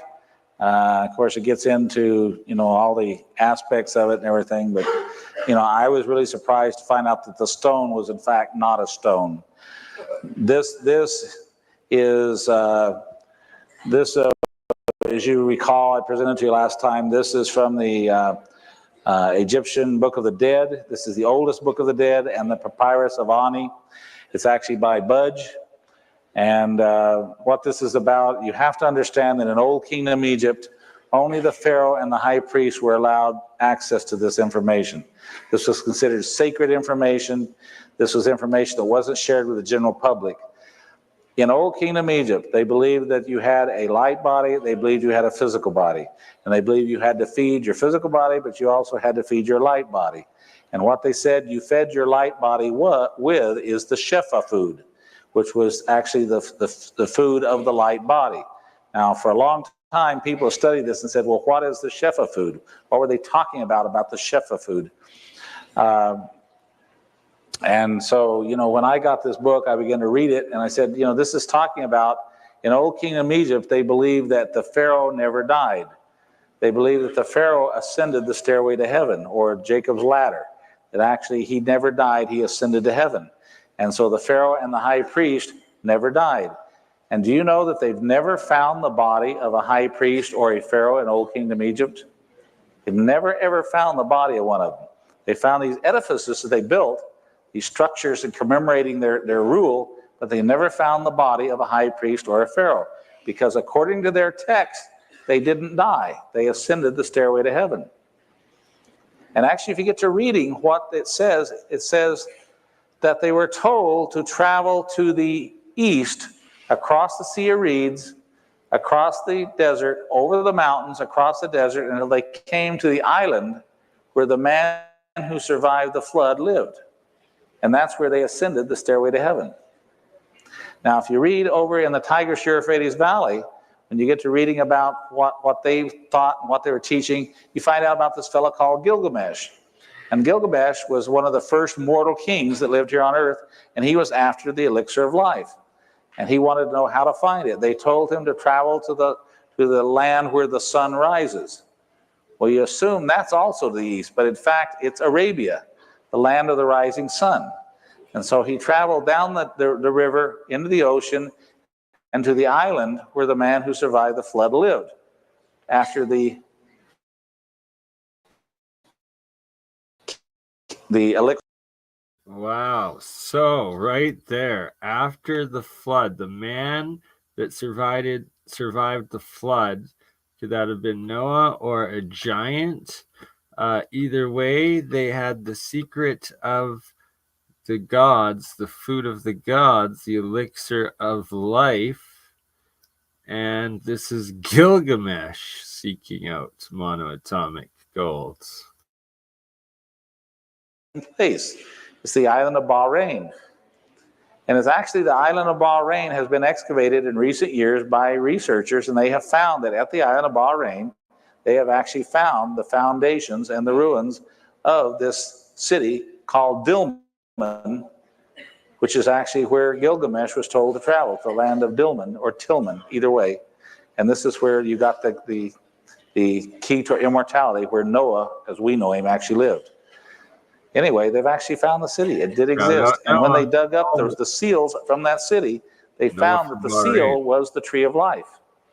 That was one of the most important seals they had on their rings.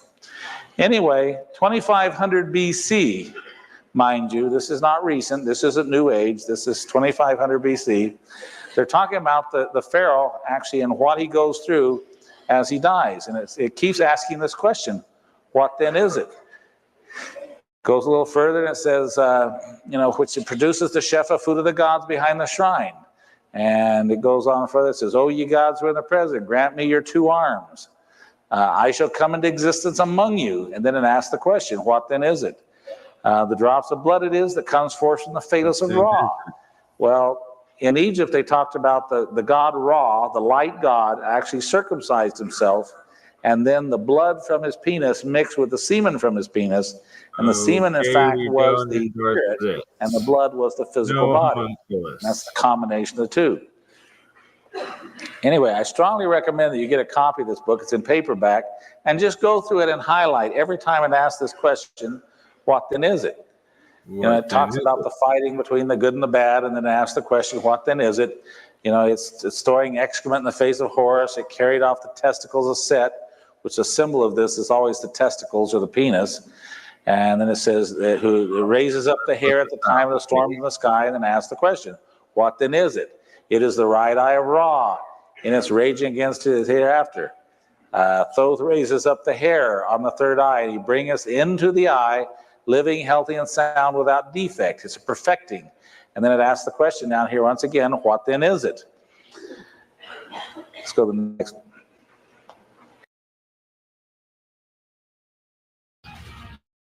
In the new update, the game has been globally redesigned.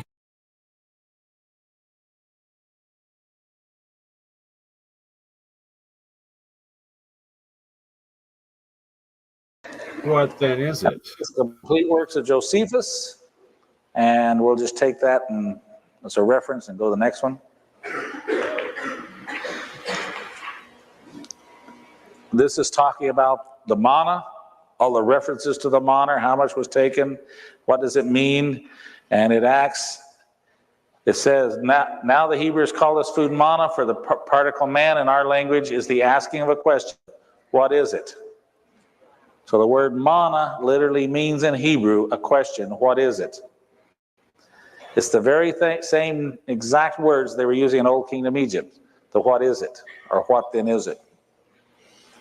Okay. What then is There's it? actually MonoAtomic gold, descriptions baby. that they directly spoke of this. They called it the golden tear from the eye of Horus. Okay, you've all seen the eye of Horus with the eyelash and the golden tear. The eyelash is a symbol of the veil, or lifting of the veil, so that you have a clear eye, which they talk about lifting up the eyelash so the eye is clear. And then the golden tear is always associated with it. Tear. It was also called that which issues from the mouth of the Creator,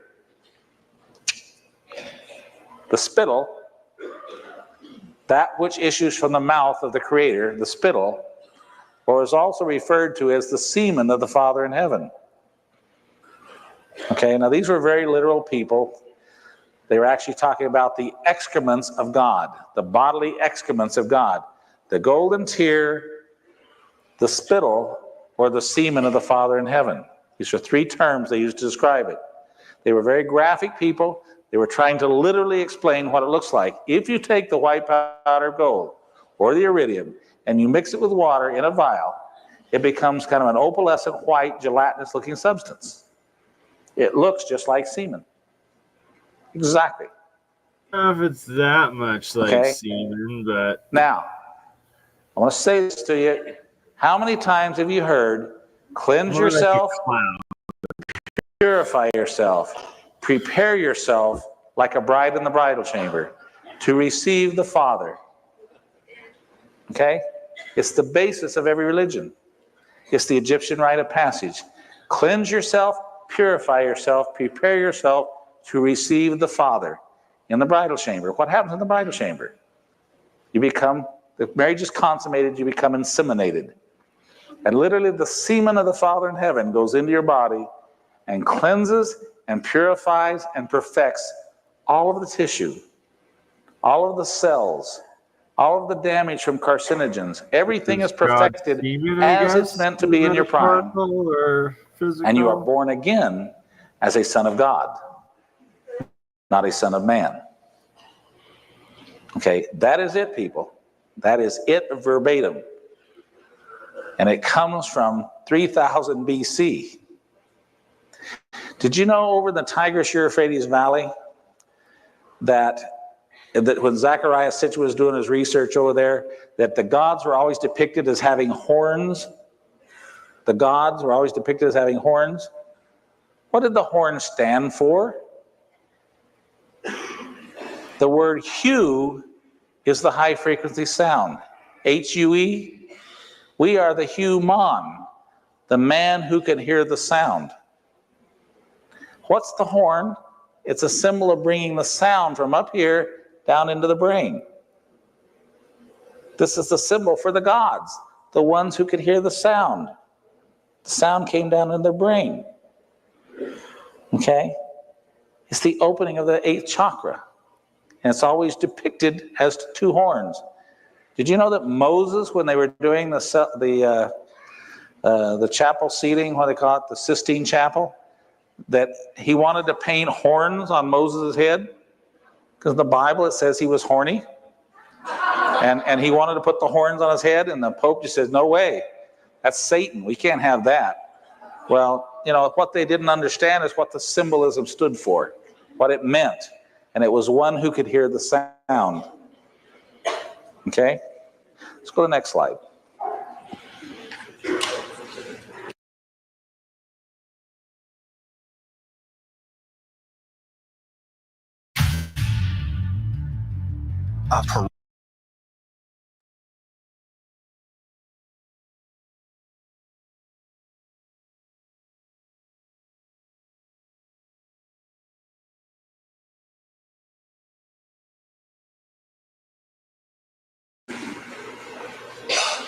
Now this is from Ages in Chaos by Immanuel Velikovsky.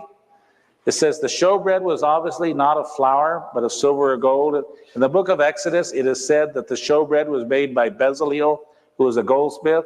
Showbread is pictured on the bas relief of Karnak in the form of a cone, and it bears the explanation, white bread. Okay, so let's see what the Temple of Karnak shows. Now this is the plunder that supposedly came from the Temple of Solomon. Right here is the symbol for gold. Right here's the symbol for gold. Right here's a symbol for gold. Here's a symbol for gold. Here's a symbol for gold. These things that look like spiders here Oh, there you go. are the Egyptian symbol for gold. Okay, this one, this one, this one. Anyway, all of your golden items are listed on this first because they're the more valuable. Now, this thing right here is called the white bread or the showbread. And they call it the white bread or the showbread. And they claim that this was made by Bezaleel the goldsmith. All right, it's the bread of the presence of God. It actually wasn't called showbread. It was the bread of the presence of God. Well, I just showed you where in Egypt they said, I shall come into your presence. You know, it was the bread of the presence of the gods that you took. It was the bread that allowed you to hear and see the gods. Okay, let's go to the next slide.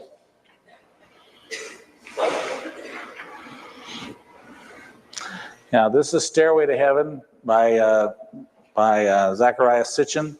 The term bin and its hieroglyphic depiction, well, I'll be darned, here it is again. In time, indeed, acquired the connotations of virility and reproduction, and could well have been the source of the meaning male offspring that bin has in Hebrew. In addition to virility and reproduction, the shrine also acquired the attributes of rejuvenation. This in turn gave rise to the legend of the bin bird, which the Greeks who had visited Egypt called the phoenix. Heliopolis and its healing waters remained venerated until early Christian times. Local traditions claim that when Joseph and Mary escaped to Egypt with the child Jesus, they rested by the shrine's well. Kind of tying them together with this. Breaking the God Spell by Neil Freer, introduced by Zachariah Sitchin. This is a book that was just sent to me by Neil Freer. I found several references in it that are very important. First of all, I told you that remember the slide I showed you that platinum, gold, and mercury are the most deformed of all the elements? Okay, it says mercury is mentioned in the ancient text, both Western and Eastern, related to power sources for flight. It says the Nephilim, who were the gods, had reached a state of technology that included some sort of atomic power, according to accounts of their wars, and therefore knew of transmutation of elements. Yeah, if they're working with this stuff, they knew all about it. Okay, but let's go a little further. It's real specific, this next reference. Their physical immortality is consistently and explicitly related to an ingested substance. There is a record of pressure to conform being put on a member of their high council by threat of withholding the substance. I've actually talked to people who read this book and didn't see that, so you know, I had to get it out, point it out. Their physical immortality is consistently and explicitly related to an ingested substance. What substance? What is it? Okay, next one.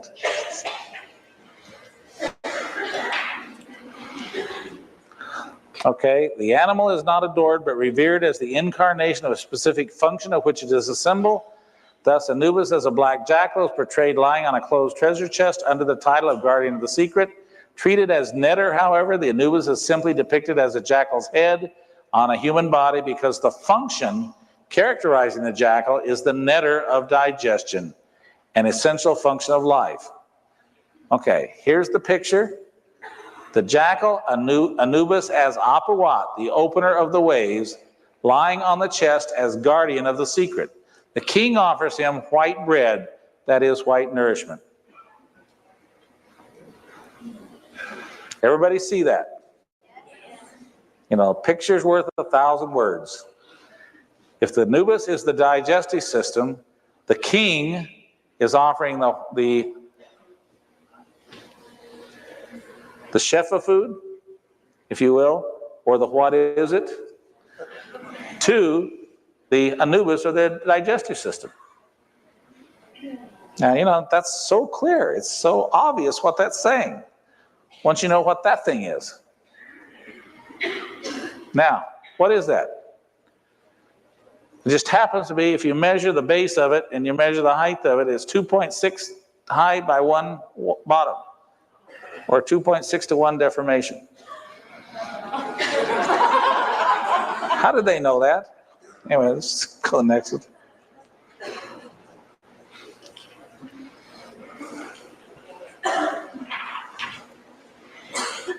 This is from the Sign and the Seal by Graham Hancock. I'm getting too tired here, I'm not thinking. And he was actually checking out the first Gothic cathedral over in France called Chartres. And in the investigation of that, he said the arch tableau, which standing on the front of the porch on the supporting columns, was positioned exactly midway between Melchizedek, the Old Testament priest king, whose statue dominated the central bay, and the statue of the Queen of Sheba, which dominated the right-hand bay. Indeed, I found that I could draw a neat triangle connecting up all 3 pieces of sculpture from Melchizedek and the Queen of Sheba at the other end of the long base, and the Ark of the Covenant at the apex at 2 shorter sides. He also found out that the Ark was moving away from Melchizedek directly towards the Queen of Sheba. In his investigation, what he found is what also that Velikovsky found, is that in fact, what happened in Egypt is in Old Kingdom Egypt, they had this knowledge, and the Pharaoh and the high priest were the only ones who really knew about it. And the Pharaoh was called a son of God. It was actually taught that he was a son of God. But actually what he did is he went through the Egyptian rite of passage, where he actually became a son of God through this transformational process. Now they believed you could not lie to the Pharaoh. The Pharaoh knew all things. He was a god. And he knew whether you were lying to him or not. Okay, he wasn't a king or a Pharaoh like we think of kings. He actually was something far beyond what we know today as a king. Anyway, when you find out that in fact, when they broke into the Great Pyramid, and they got past the swedge block that was down blocking the entrance into it, and they got up in the Queen's chamber and then up in the King's chamber, they were so disappointed because when they got in the King's chamber, there was no treasure. There was nothing but this white powder all over the ground. And so they swept this worthless light white powder up in a little sack, and they put it in the British Museum. You know, what they didn't understand is that in fact the Great Pyramid was in fact where this Egyptian rite of passage was administered. And what happened is this is what they gave the king when he was under the capstone. Now the whole pyramid was actually polished limestone, was painted in rainbow colors of light, gradation, as you come up the capstone. When you got to the very top, you had the pyramidal capstone made of gold glass sitting on top of it. It was a natural superconductor literally sitting on top of the capstone, painted in all the rainbow colors. Can you imagine what that looked like at night, coming across the desert, see this pyramid out there just glowing at night? And tremendous. And did you know that the capstone, by being a perfect superconductor, was literally in this 5th dimension where there is no time? And so in fact, the king who was in the king's chamber was within the Meissner field of the superconductor. And so when he thought, other people who were in a pyramid just like it on another solar system and another galaxy actually could communicate telepathically with him. How many books you read about it being a telecommunication device? Well, this is the way it worked. And you had to be within that field. That's why the king's chamber is right underneath the capstone.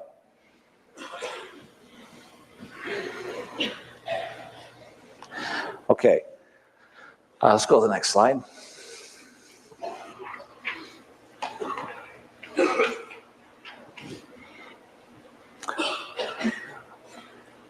This is also talking about the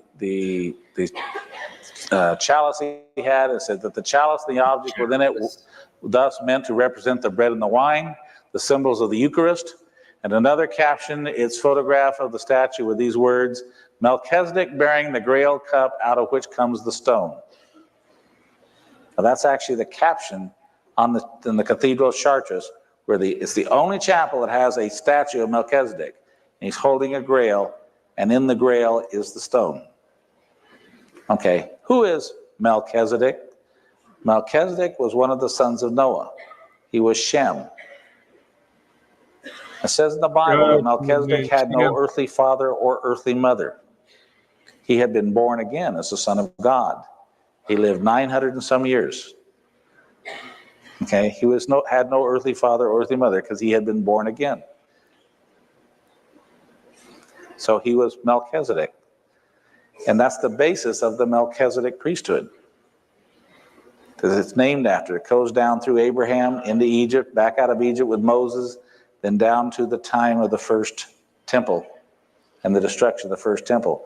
I went to Rabbi Plotkin at Temple Beth Israel in Phoenix. I said, Rabbi, have you ever heard of the white powder gold? He says, oh yeah, Dave. But so as far as we know, no one's known how to make it since the destruction of the first temple. And I said, would it bother you if you found out I had the U.S. and worldwide patent position on it? No one's been able to make it since the fall of the first temple. But now David Hudson's got the worldwide patent for the chemical way to make it. And soon to be, BurnEye will have the worldwide patent on how to make it the electrolysis electrochemical way, which is so much exponentially cheaper and efficient. Boom, that manna, that muck.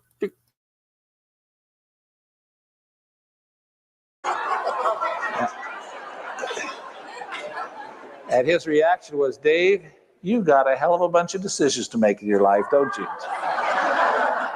What he said to me, and this is the very beginning when I began to look into it, he says, Dave, this is the magic. But it can be black magic or it can be white magic, depending on who has it. Now that was his response. And I began to take this real seriously. It's something that really bothered me for a long time.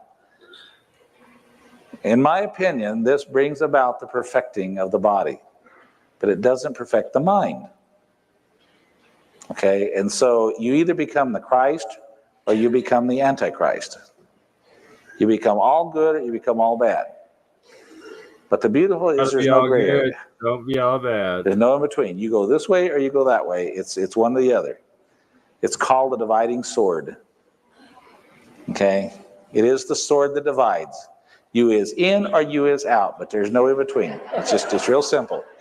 You know, you do it or you don't do it. If you do it, you're in. If you don't do it, you're out. And to me, there's no way to be in between. There's no way to sit a fence on this. Anyway, let's go to the next one.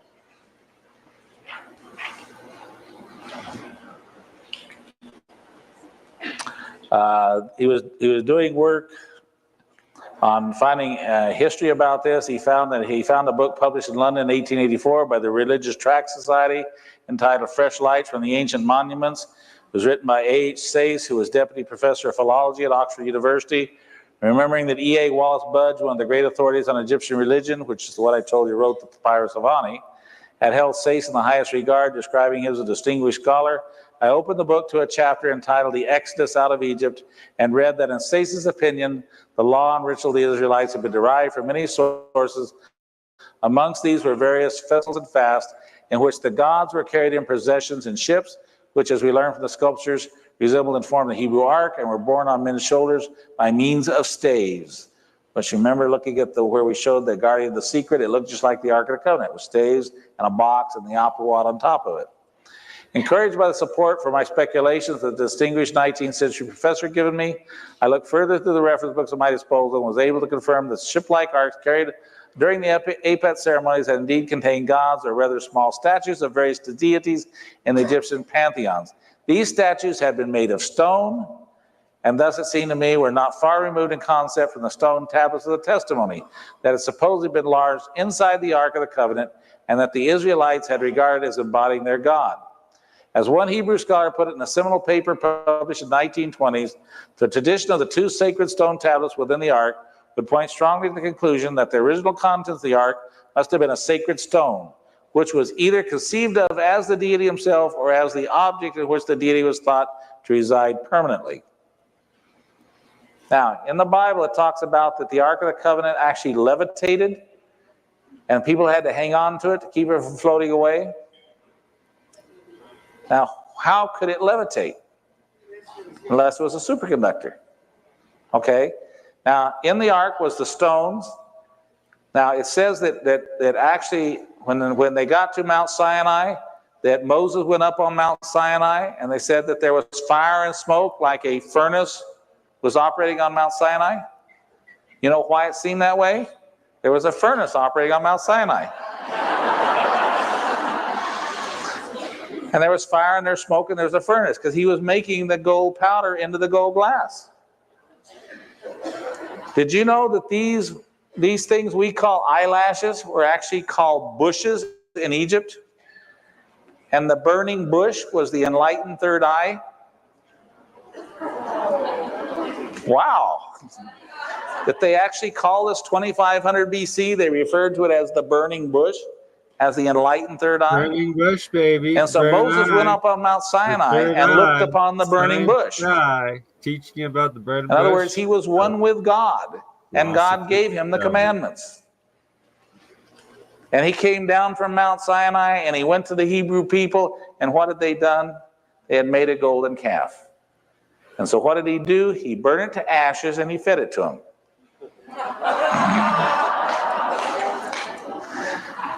Now, if you actually read Exodus, it's like there's two books. There's a time up to Mount Sinai when God dwelt with the covenant people. What does the word covenant mean? To eat bread with. To eat bread with. The covenant people were to eat bread with God. Did you know there's only one hieroglyphic symbol on the Great Pyramid? One word. It's a hieroglyphic symbol. And it's on the third veil as you go into the king's chamber. It's the word bread. The whole Great Pyramid, and there's one word. It's called bread. Coincidence. And all they found was white powder in it. Anyway,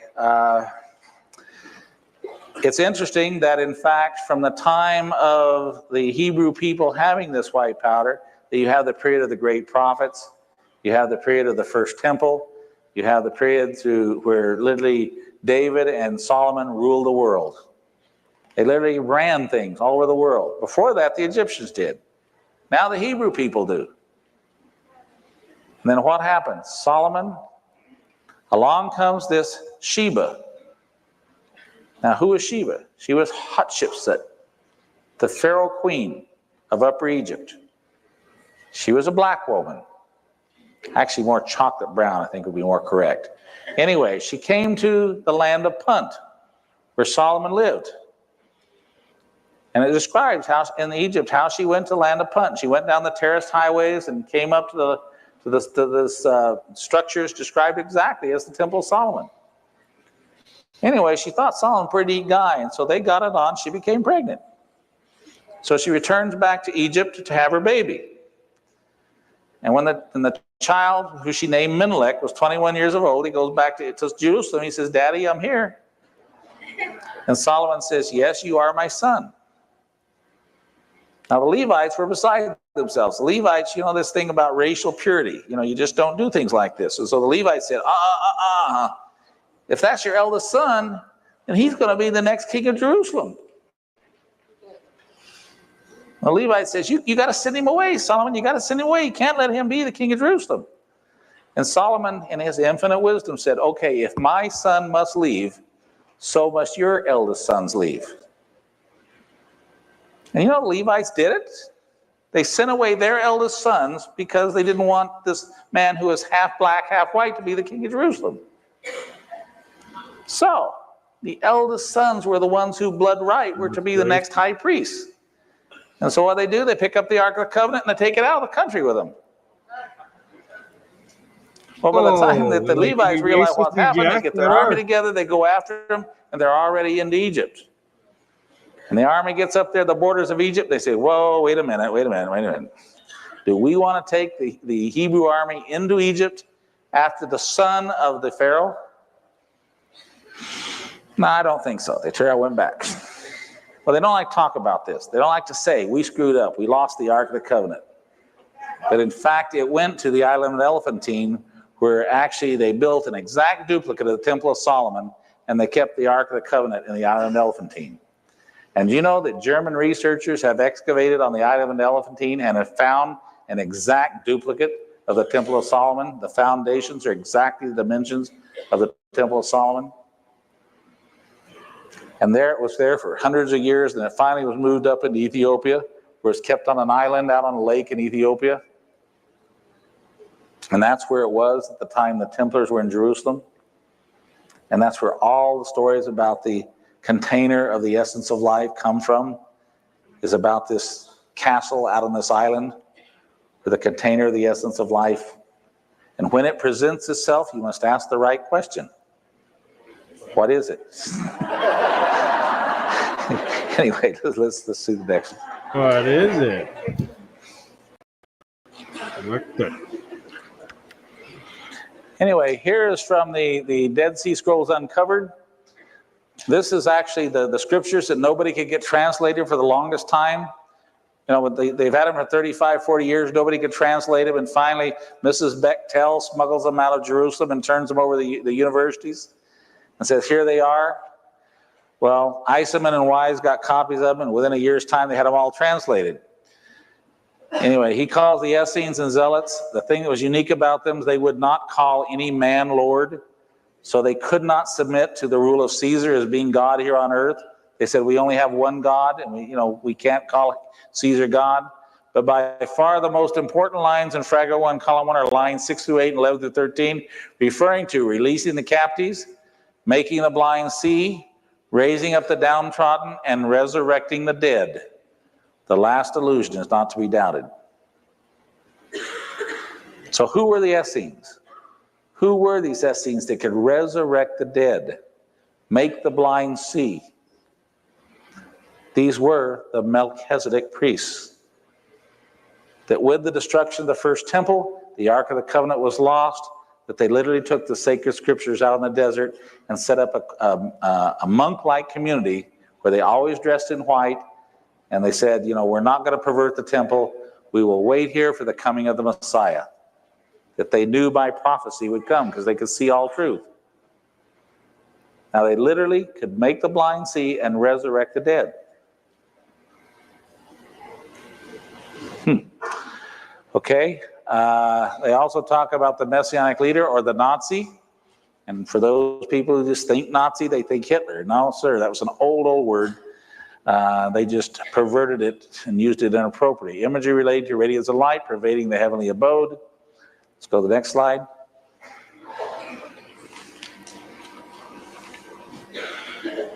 For those of you who followed the actual Dead Sea Scrolls, all the first Dead Sea Scrolls talked about the righteous teacher. And all this conjecture, was the righteous teacher Moses? Was the righteous teacher Christ? Was the righteous teacher a rabbi we don't know about? There was all this nervousness about who's the righteous teacher. Well, the violent ones of the Gentiles, and take vengeance on the wicked priest for what he did to the righteous teacher, i.e. swallowed him, punished him. Not only do they describe how the wicked priest pursued the righteous teacher to swallow or consume him. So you could swallow the teacher of righteousness. So was the teacher of righteousness a man? No. The teacher of righteousness was the Spirit. The teacher of righteousness was the Spirit. The teacher of the right thing was the Spirit. Because you can sin against God and you can be forgiven. And you can sin against Christ and be forgiven. There's only one unforgivable sin, and that's to sin against the Spirit or the Holy Ghost. Because in fact, the Spirit, when you are filled with the Spirit, as the high priest who went behind the veil of the Holy Ghost, partook of the bread of the presence of God, he was filled with the Spirit, and he knew all things.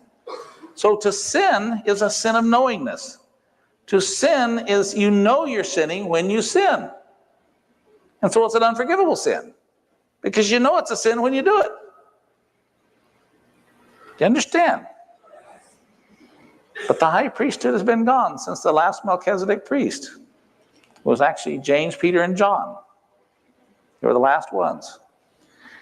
Anyway, they also talk about here the Merkabah mysticism, which a lot of you know about the Merkabah, love, spirit, soul. That's actually an Egyptian word, love, spirit, soul, Merkabah.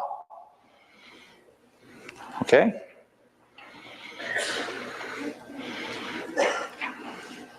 You know, in the Dead Sea Scrolls, if you read this carefully, the Dead Sea Scrolls Uncovered, you'll find out that the Essenes believe they had angels living in their community. And you find out that John the Baptist was an Essene, that many of the disciples were Essenes, and that Mary was an Essene. But in fact, Mary continued in the temple as a dove, educated there, and received her food from the hand of an angel. This is from the forgotten books of the Bible, from the time of Christ.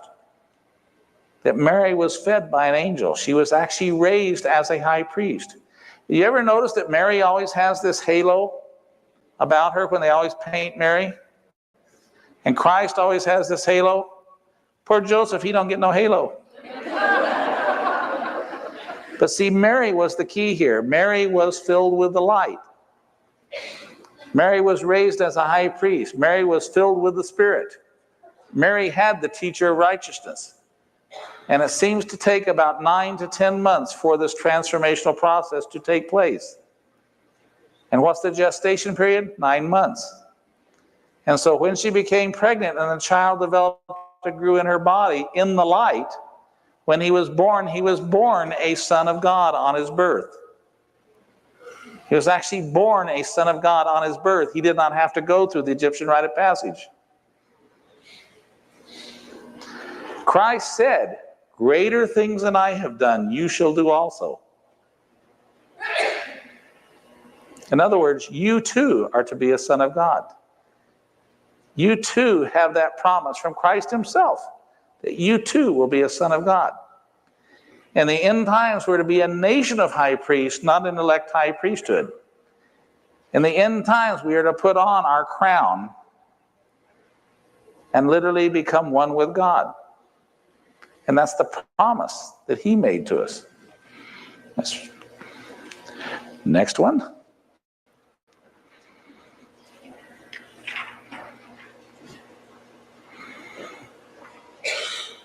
This is from the book Holy Blood, Holy Grail.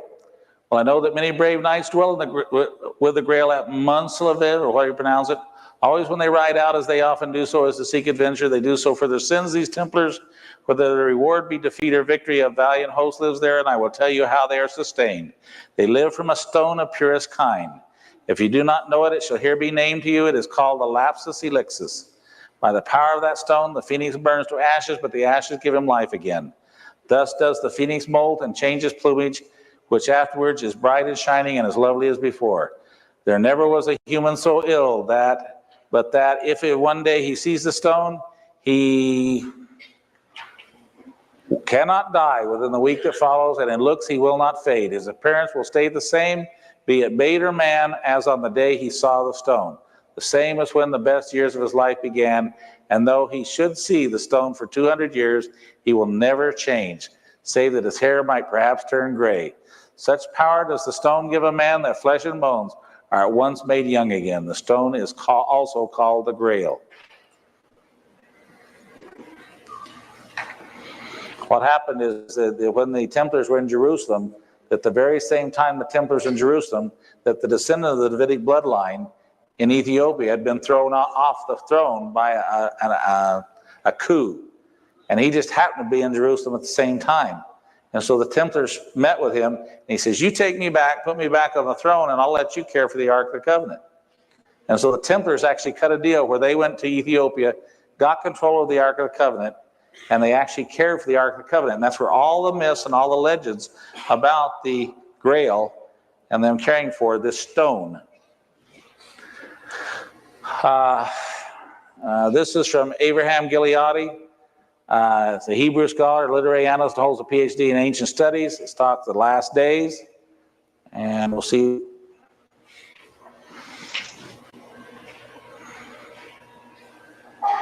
I have concluded the arm of the Lord refers to a servant of the Lord who is a descendant of David, who precedes Jesus' second coming. That servant is known in the book of Isaiah by a number of metaphors, particularly the ensign and the arm. Through the instrumentality of the servant, the same restoration of Israel and Judah that the prophet Joseph Smith attributes to a latter-day David. Israel and Judah's conversion and restoration, Joseph predicted, will occur in a day of power. According to 2 Isaiah chapters, a servant of the Lord who at first is hidden from the world, but whom the Lord reveals will gather and restore latter-day Israel. In that task, righteous Gentiles will assist him, and that the Lord's servant performs when the Gentiles assist him. It says, such a servant will not announce himself, but will be called of God, as was David anciently through the prophet Samuel.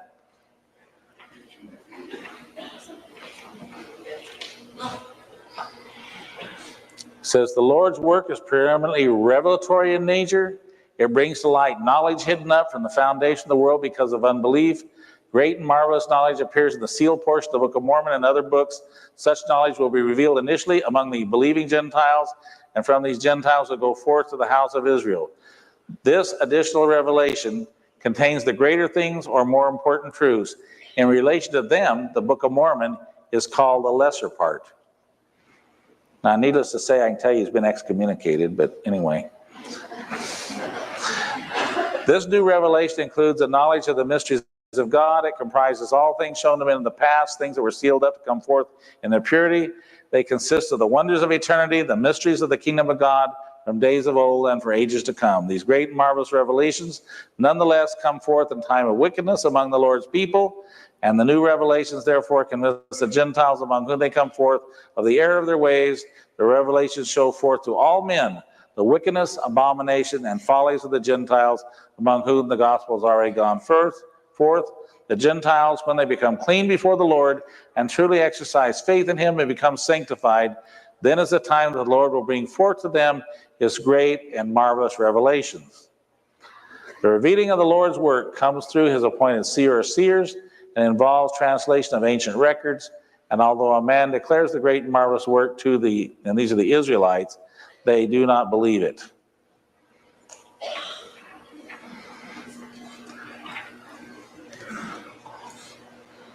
Okay, I told you that I found out that the Hebrew word for the golden tree was ormus. In Holy Blood, Holy Grail, the Order Rei de Sion, their first name was Ormus, or Ormuz. That's what their first name was. It stands for the golden tree. Okay, in Holy Blood, Holy Grail, they also talk about the family. The family is actually the Davidic bloodline, and it originates from the covenant made with David that he and his descendants would be kings forever. That's why Christ supposedly had to be of the Davidic bloodline. Okay? But what this shows you is the families that they've traced over there in Europe. They're actually those who rule by divine right, which means they're a descendant of David, where they can show their lineage came from David and through Joseph Arimatheus and his daughter Anne the Jew, which is where the Dur-Anjou family came from. Anyway, the Day-Anjous come down, they split into the De Lorraines and the De Guises. And the De Guises come on down to Henri de Guise through Marie de Guise, Mary Queen of Scots. But anyway, it comes on down like this. My cousin joined the Mormon church, and we find out that my great-great-great-great-great-great-grandmother was Hannah de Guise, daughter of Christopher de Guise, brother of plotter Charles de Guise, who is this guy right here. Now, you begin to realize that something's going on here. Something is you feel like candid cameras is setting you up for something. Since 1982, I just could not let go of the subject. It's something I had to do. You know, I spent a total of $8.7 million now over the course of this program getting all this information. My bankers told me I had to let it go in 1982, and I said, I can't. It's something. They said, well, Dave, it's esoteric. And I said, I can't let go of it. It's something I got to do. And then to find out this information, I mean, you just say, well, it obviously is not something that is for me to contest or to argue or to promote. There it is. There are millions of people out here that are probably of this bloodline. That what I ask myself is, why now?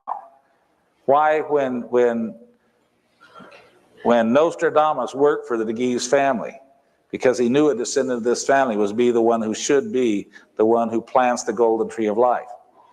And he prophesied by the year 1999, the occult gold will be known to science. You know, you just sit there and scratch your head and say, gosh, you know, we just wait and see, won't we?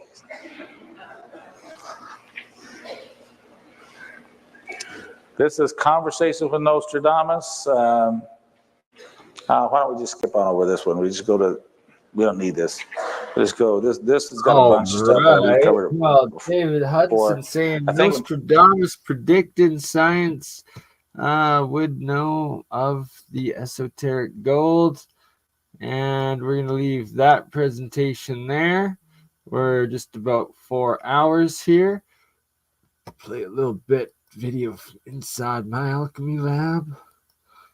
And, well, we're going to finish this stream off here with a little bit more Lawrence Gardner with one more epic presentation. And this truly is one adept alchemy, MonoAtomic, Ionic gold stream, episode research, and probably I would say the most informative video on MonoAtomic gold on the internet up to date when it's done, right? Because those were some absolutely fundamental, monumental works by David Hudson, Timothy Hogan, and Lawrence Gardner. Now we're finishing off with the great Lawrence Gardner, Hathor Temple, Mount Sinai.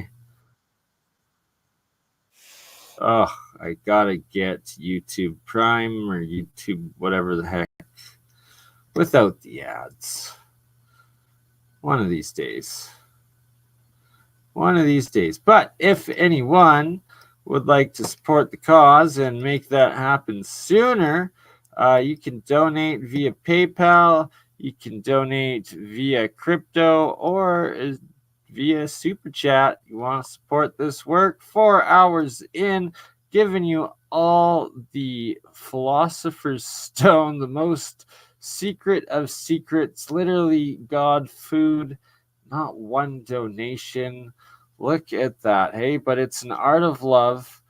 Do it for science, do it for humanity, giving away the secrets of how to become a demigod, and not $1 back, but that's just the way she go. And Hathor Temple, Sinai Mountain, the real Sinai, Lawrence Gardner finishing this off.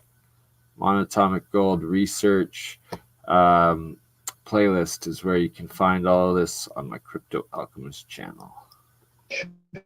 That if something was found by these archaeologists that could be used to support the scriptural teaching of the time, then we, the public, would be informed about it. Anything else was mythology. If it did not suit the interpretation, it was not destined to see the light of day in the public domain. That was 100 years ago. We still suffer from many of these types of regulation today. There is a hell of a lot discovered out there in these countries that we don't get to hear about. It's put under wraps. It's kept in closeted rooms beneath the museums, but we don't get to learn the truth of it. So what we're going to do, I think, today really is just to look at one example of a particularly monumentous find of that era, of the late 1800s. We'll look at one particular discovery just to give you an idea of the sort of thing that has been veiled from us. In my opinion, this is probably the most important biblical discovery ever made. There is little, if anything, beyond academic and closeted circles that are written about it at all. Within the context of the book of Exodus, there's a significant mountain named in the Bible. It sits in the range of the Sinai Peninsula, which is an upturned triangle that's between Egypt and Jordan. It's firstly called Mount Horeb. It's secondly called Mount Sinai. It's then called Mount Horeb again. And that's the name that it sticks with as the story progresses. And the story, of course, is that of Moses bringing the Israelites out of Egypt, and they meet with Jehovah on the holy mountain of Horeb in Sinai. At the time of Moses, roughly 1360 BC, that sort of era, there actually was no mountain called Mount Sinai. We must know that at the outset. There wasn't even a mountain by that name in the time of Jesus, and not even for another 300 or 400 years did Mount Sinai exist in geographical record. The translation of the Old Testament that we have today was compiled in a little before the year 1000. It is actually 600 years newer than the New Testament that we have today. So giving places names that they knew about in the year 1000, when the Crusades were thought about being launched and that sort of thing, they were giving places names that they knew at that time, not necessarily names that applied back in the time of Moses and the others, so that the people of that era would know exactly where they were talking about. Now, the mountain generally called Mount Sinai now sits in the south of that triangular peninsula. It was actually given its name and called Mount Sinai in the 4th century. A mission of Greek Christian monks decided to build a little mission there. And so, context. The history Lawrence Gardner is stating here is that on modern day maps in the Middle East that they claim is Mount Sinai, that was named in the 4th century, that was Christian monks coming back into the Middle East, not the several thousand-year prior original Egyptian Exodus, Mount Moses, Mount Sinai, which he now is going to go over the actual evidence and the real location and its history and what they found there. they decided that this was Mount Sinai of the Bible. It's sometimes called Jebel Musa, which means Mount of Moses. And there's a small Christian retreat there today. It's called St. Catherine's Monastery. But was that the mountain that actually was the Mount Sinai of the Bible, or the Mount Horeb of the Bible? It transpires that it was not. Exodus actually goes to some length to explain to us exactly where this magical mountain was. The mountain that Moses and the Israelites went to on their way from Egypt across to the land of Midian. Oh, bless you. It tells us that they crossed the wilderness regions of Shur and Paran, and they came to this mountain. Well, in actual fact, if one follows the route on the map, exactly the route that's given to us in Exodus, that they are hundreds and hundreds of miles away from the Mount Sinai that sits on our maps today. In fact, they travel so north across Sinai that they are within hundreds of miles of the Red Sea. They actually crossed the strip of land at the top where the Suez Canal sits today. So it seems rather strange that they should have diverted by hundreds of miles to cross the Red Sea at a point where Moses had to part the waters. Wasn't the case. They were very north of that, and it tells us where they went across there. It tells us exactly where Mount Horeb was. The word Horeb is an Arabic word. It simply means desert. Mount Horeb was desert mountain. And desert mountain is something which has been well known for a long, long time. And at the moment, this time and for this century, it's been called the mountain of Serabit El Kadim, the prominence of the Kadim. This sits about 2,600 feet above sea level, exactly where Exodus tells us it was, on the route from Egypt, the land of Goshen, across to the land of Midian.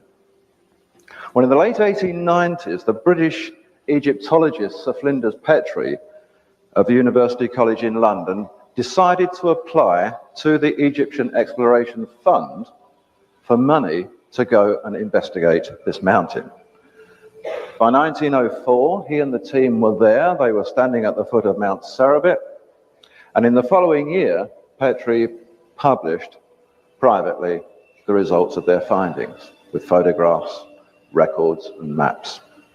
But he added to his notes to this publication that the report that he made, despite its funding source, would not generally be made public by the Egyptian Exploration Fund. The subscribers to the fund would receive maps, they would receive little bits of information, but the detail of what they found would not be mentioned at all.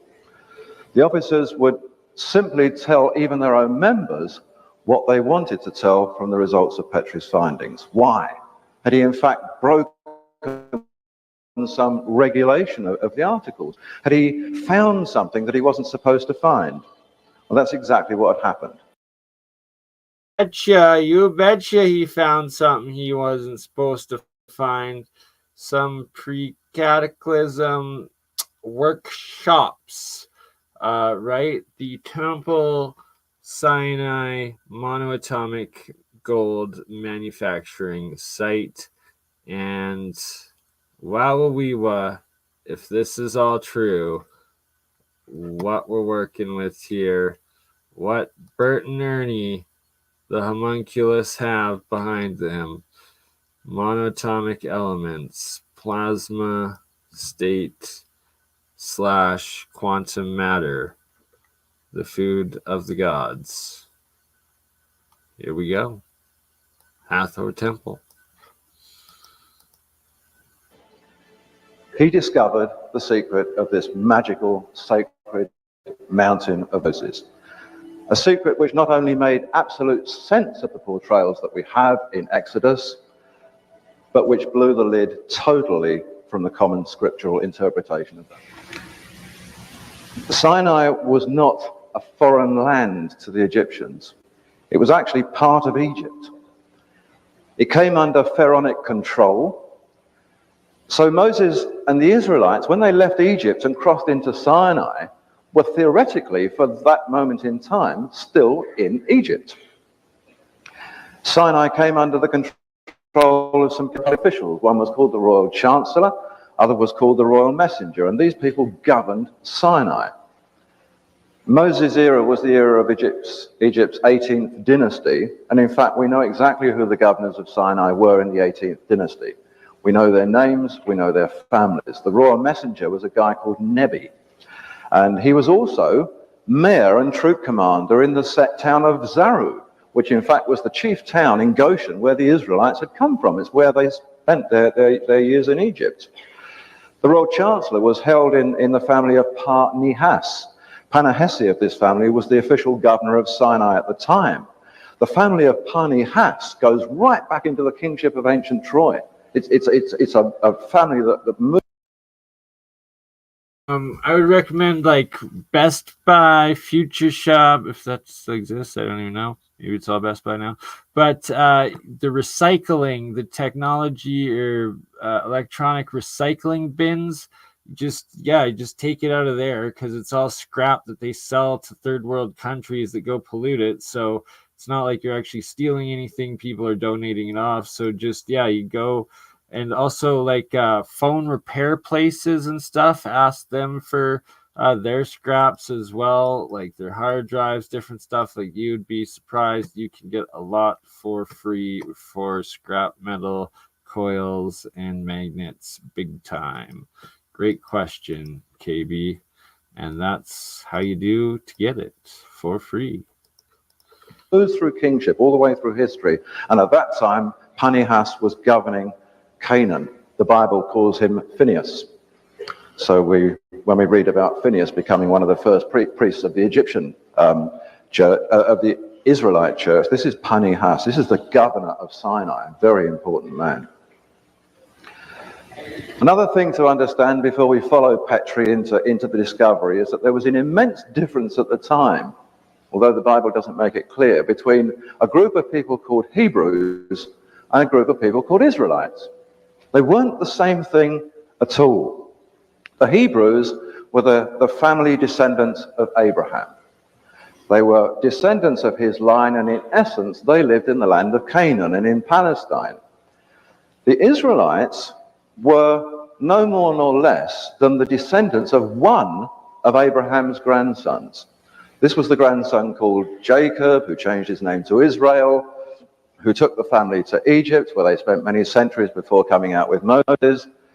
And this family were called Israelites, children of Israel, the founder of the family. So what we have to recognize about the story of the mountain of Moses is that when Moses came out of Egypt, he came out of Egypt with Israelites, not with Hebrews.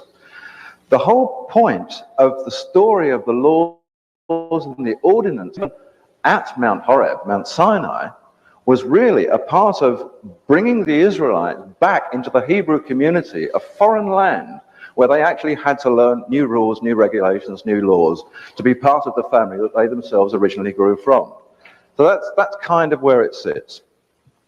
Israelites were not Hebrews. In times of Right, key history here, especially in the ridiculousness that is going on in the Middle East and the Holy Land today, but saying and explaining that the Israelites were not the indigenous people of Palestine at the time, that the Abraham or the Hebrews that were there were the people living there, and that the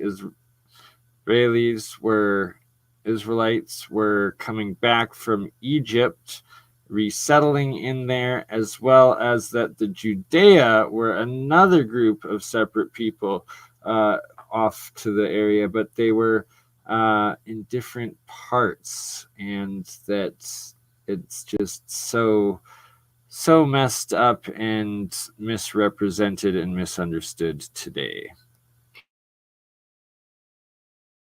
the word Jews comes up in history, Judeans. They weren't necessarily Hebrews or Israelites, they were simply people who lived in Judea. Today, all of these words get roped into one, and they're sort of one people.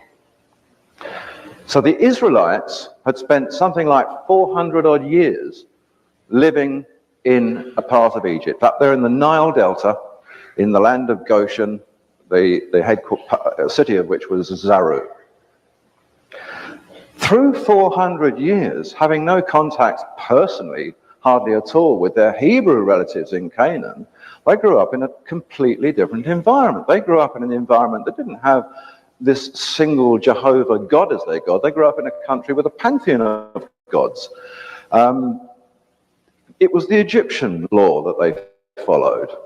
However, being of the family that they were, they still hit upon the idea of following a kind of Hebrew concept. And they had a one God concept among themselves in Goshen. They simply called this God Lord, Adonai, my Lord. And this is one of the reasons why the names Lord and Jehovah crop up independently in the Bible. But we read them as if they're talking about the same person. For the most part, they're not. One God was the Lord, the other God was Jehovah. Jehovah was strictly for the Hebrews. To the Egyptians, the name Adon was pronounced Aten, A-T-E-N, and it's from that we get the name of Pharaoh Akhenaten, servant of Aten. This was a one-God concept which Akhenaten brought into Egypt just before the time of Moses. So even Egypt had within that Goshen area this one God ideal. Across the water, the Hebrews had the one God ideal, but it was a different God. So when Moses came into Sinai with the Israelites, they didn't arrive as worshippers of Jehovah when they got to this magic mountain. They were worshippers of Aten. And it was for this very reason, as I mentioned, that they were given a whole new set of laws and ordinances to comply with the Hebrew culture of their prospective new homeland. So back to Flinders Petrie. He goes to the mountain, and he knows that there's going to be something there. Quite how he knows, he doesn't explain, but he knows that this is the mountain, and he knows that if he looks hard enough, he's going to find a secret there. Well, to start with, they found nothing very much at all. But on a wide plateau, very near the summit of this mountain, they found things that made them believe there had been habitation there. There were things around that looked like buildings sticking out of this plateau, 2,600 feet up a mountain. There were great pillars, standing stones protruding out of a whole heap of rubble. So he decided to have a look and see what was underneath this rubble. This rubble had been deposited by winds and landslides over 3,000 years. But when it was finally moved away, Petrie wrote at that time, "There is no other monument known which makes us regret more that it is not in better preservation. The whole of this was buried. No one had any knowledge of it until we cleared the site." What they found high up on Mount Horeb, 2,000 feet above sea level, was an enormous Egyptian temple. 230 feet of it spread out above ground, another part of it spread out within a cave below ground, cut into the mountainside with shored edges and polished sides. And the various inscriptions and cartouches around this temple and on the walls and the standing stones led him to discover that this had been an operative Egyptian temple right back to the time of the very first dynasty of Egypt. We're looking at Moses in the 18th dynasty of Egypt, so that's going back a long, long way. And this temple had been operative all through that time, 3000 BC. The above ground part of the temple was mostly sandstone, quarried from the mountain itself. It comprised a series of halls and corridors, shrines, cubicles, chambers, and of these, the features that are now open for inspection are the main sanctuary, the Shrine of Kings, the portico court. These are big. The hall of the goddess Hathor. The whole of this temple complex that Moses took the Israelites to, where they apparently met with Jehovah to receive the Ten Commandments and the new ordinances, was a temple of the goddess Hathor. She appears on reliefs all around the place. The cave cut into the rock is dedicated to Hathor. The walls that are smoothed and polished like marble have her pictures all over them. And yet this is supposed to be the magic mountain of Jehovah. Deep within the cave, Petrie found a limestone standing stone of the pharaoh Ramesses I. Now, all of the experts today tell us that Ramesses was a hater of the Aten cult in Egypt. Not what Ramesses himself said. He describes himself with the title, "I am Ramesses, I am the ruler of all that Aten embraces." So the experts are telling us untruths even today about what these pharaohs were about. Also found was a statue head of the mother of Moses within this temple.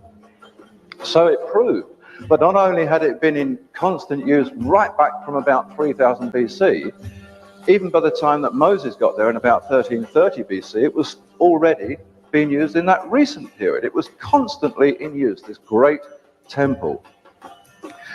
In the halls and the courts of the outer temple, there are stone tanks, rectangular basins and baths and all sorts of curiously shaped tables and benches that nobody could make any sense out of. They didn't look like altars. They had recessed fronts, they had split level surfaces, and the whole thing reminded them more of a laboratory than it did of a temple. There were alabaster vases, there were containers, and all these are shaped like lotus flowers and things like that. There are all sorts of articles there. There were wands there. They called them wands. They were like little priest sticks. And even today, they can't quite work out what they're made of. The material is very, very hard. Bless you, Shane. These things are all designed, but they're not designed in the normal Egyptian style. They have basket work. They have lattice work. They have a style of design that is more Mesopotamian than Egyptian. And yet this is an Egyptian temple. They also found a few other very strange things. When they move into the Hathor temple complex, which appears to be the central point at where all of this energy comes from, they begin to find some strange things. Conical stones set very carefully on a shelf, little cones of stone. A metallurgist's crucible was very apparent. Now, these kind of things began to get Petrie and his people wondering, well, what on earth had these things got to do with a temple? There was nothing in temple law that said that metallurgist crucibles were part of what went on.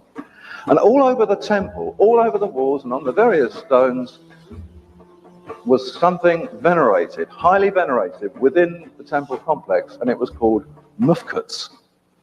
Doesn't mean a lot to us today, mufkuts. Okay, mufkuts.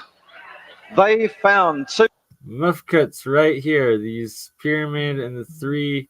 That is the what is it? They call it. It's referred to. Mufkut translates to what is it, which it translates to the golden bread loaf, aka manna, aka monoatomic white powdered gold. Muftit. 2,600 feet above civil, in the mountain of the Bible, conical stones, metallurgist crucibles, tanks, basins, lotus flower equipment, all sorts of wands and tubing that look like a laboratory, and references venerating some mysterious substance called mufkuts. Now, they knew that these things were all linked together, but they didn't. Treat because of the support and the donations by, thank you so much, Chris and Shane. But here's a little extra treat of mufkut for all to see right here how easy it is to make and do and what it looks like as it forms in the plasmon clusters. There is the mufkut. Pure white monoatomic elements. Mufkut.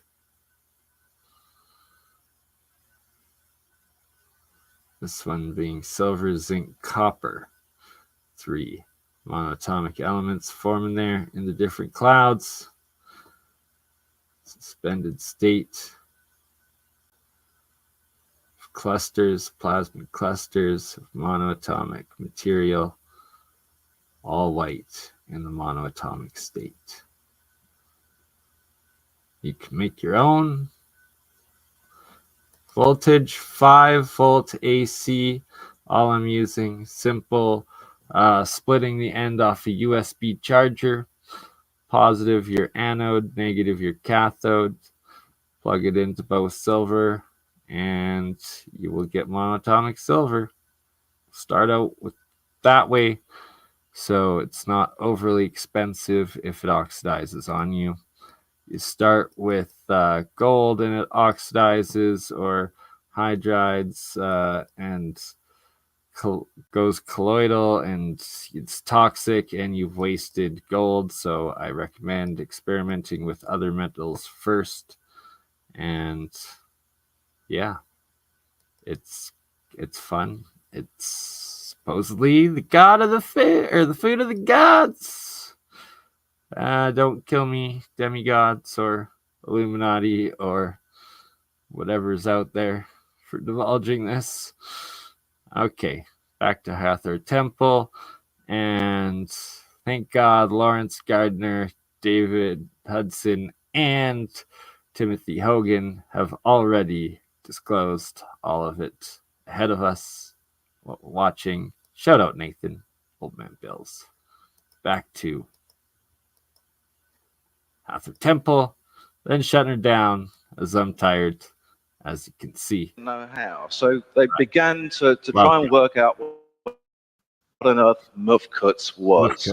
Some said it was probably copper. Many preferred the idea of turquoise. Others have supposed it was perhaps malachite.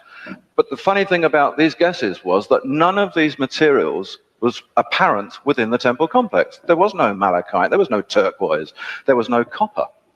Sinai is noted for its turquoise mines, but if mining had been a primary function of that temple over 2,000 to 3,000 years, you'd expect to find turquoise stones in the tombs of Egypt. There are barely any at all. So if they were working for 3,000 years mining turquoise, they clearly only found about half a dozen.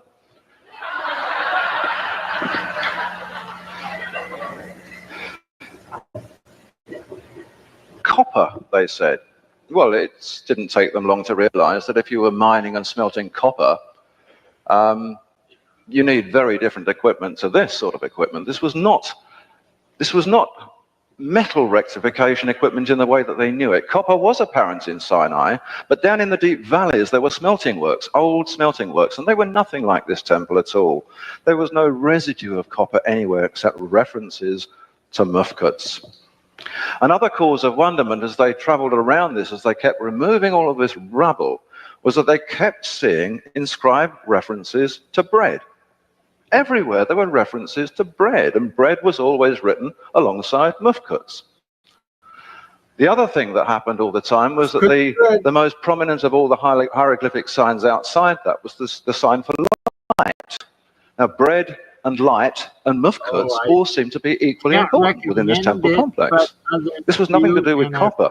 It had something to do with these strange tanks, these strange laboratory tables with their... Stop trying to talk over Lawrence Gardner. In regards to Chris' question about the bath, I'd recommend, in regards to bathing in the Ionic water and colloidal water, if you want to do Ionic over colloidal, no health advice, but I will go more into my own experiences and experiments with it on myself, using it, and cover some of the Keshi stuff on a later Rumble stream.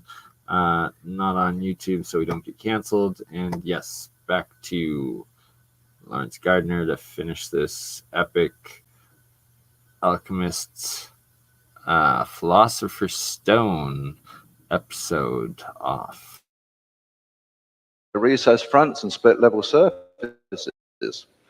So bread, mufkuts, light, conical stones, metallurgist crucibles, all of these posed a problem until they decided to clear the rubble from a series of square storerooms in one of the parts of the temple. As they removed the rubble, they came across slabs of stone beneath the rubble. They moved the slabs of stone, and beneath these, carefully stored in every one of about 4 or 5 of these large square rooms, a few inches deep, packed tight on the floor, were tons and tons of the finest, purest, unadulterated white powder.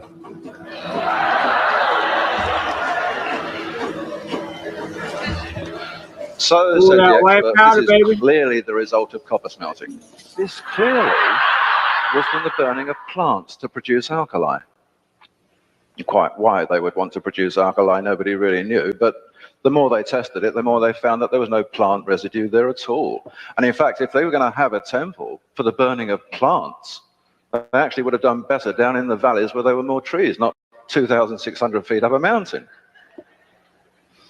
So for want of any other explanation, it was decided that the white powder and the stones were perhaps associated with the sacrificial rite. They're clinging at straws here all the time, trying to work out what on earth this was.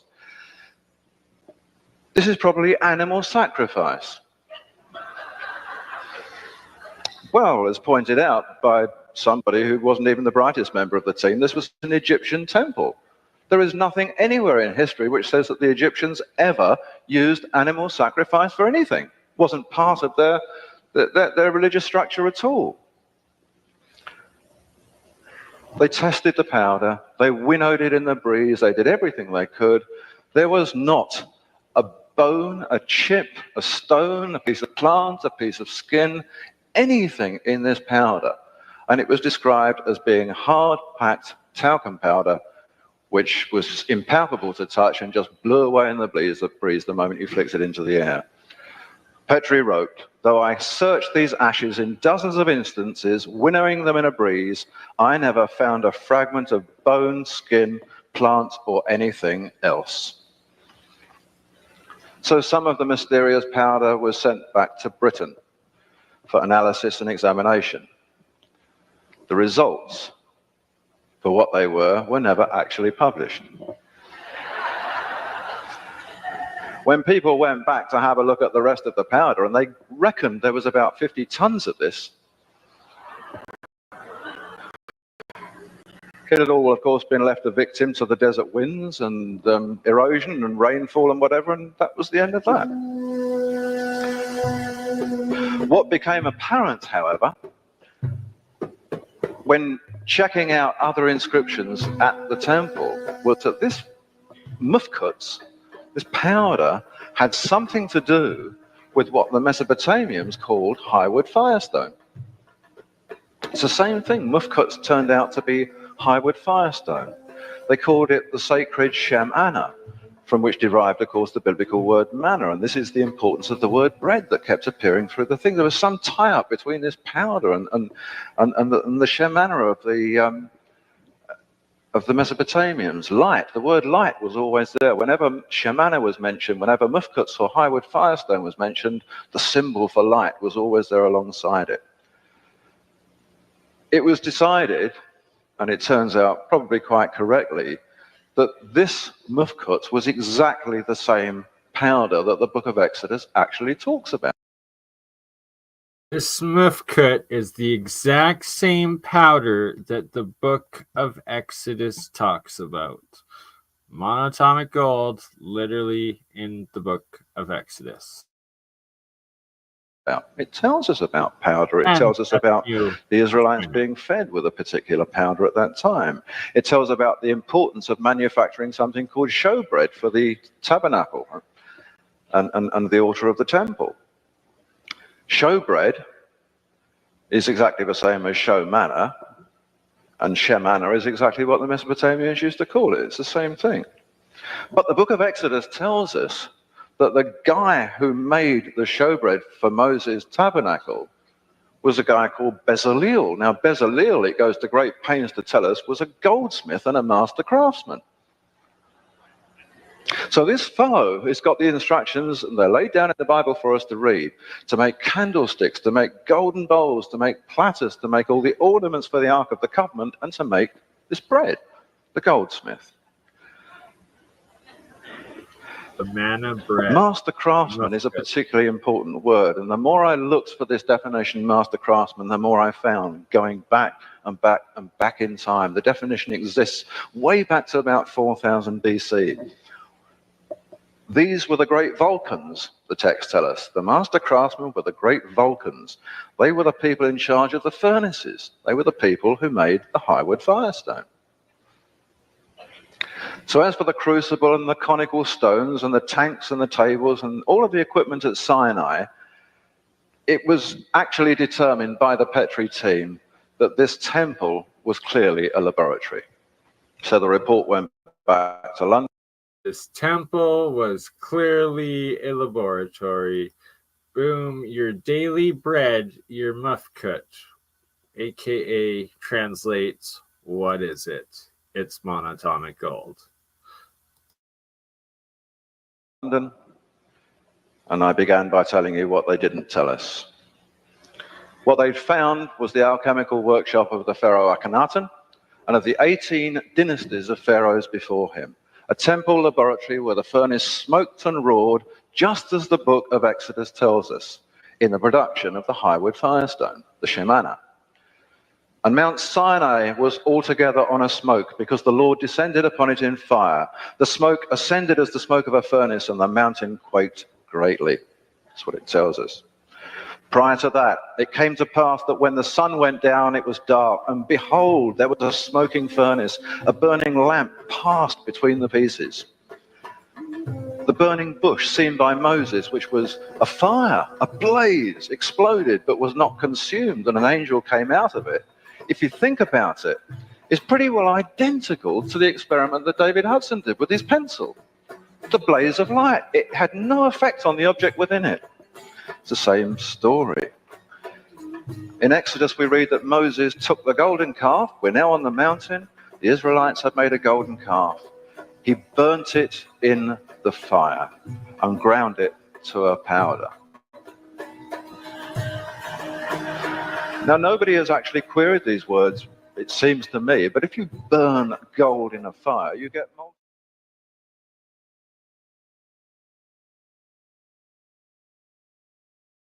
Okay. White powder. This was exactly the process of a Shemana furnace, as the Egyptian records tell us.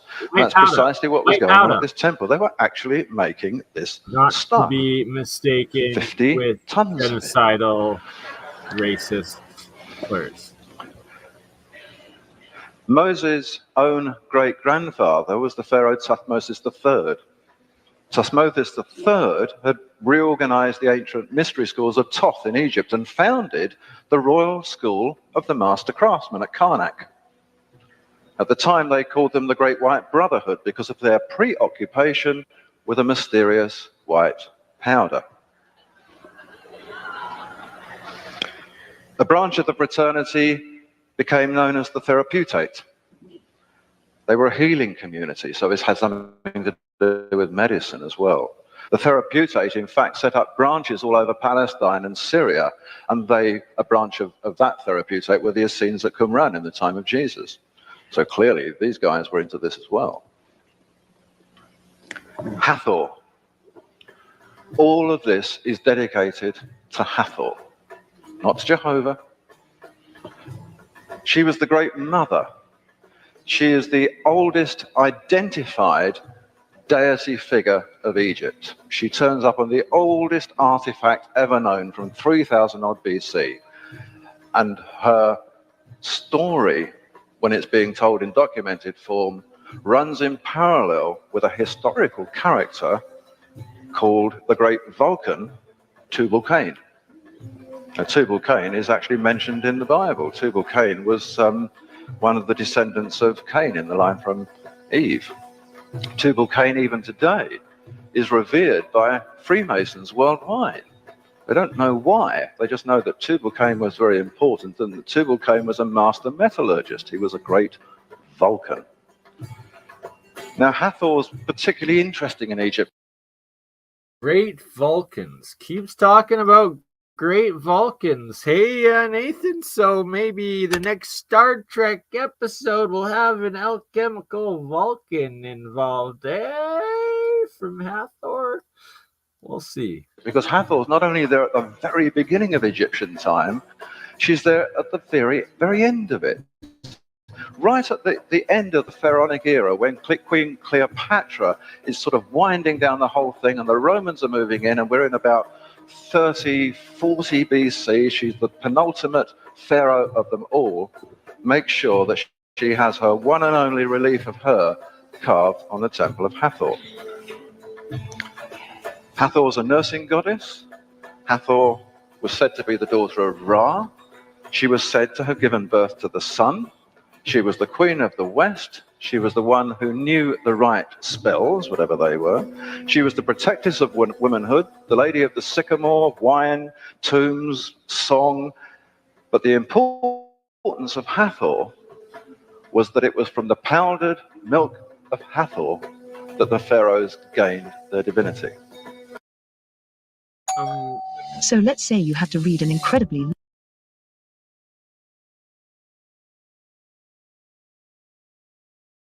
Sorry, muted myself out there. From the powdered milk of Hathor the bull.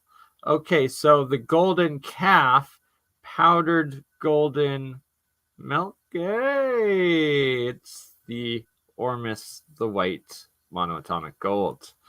That is what we are dealing with.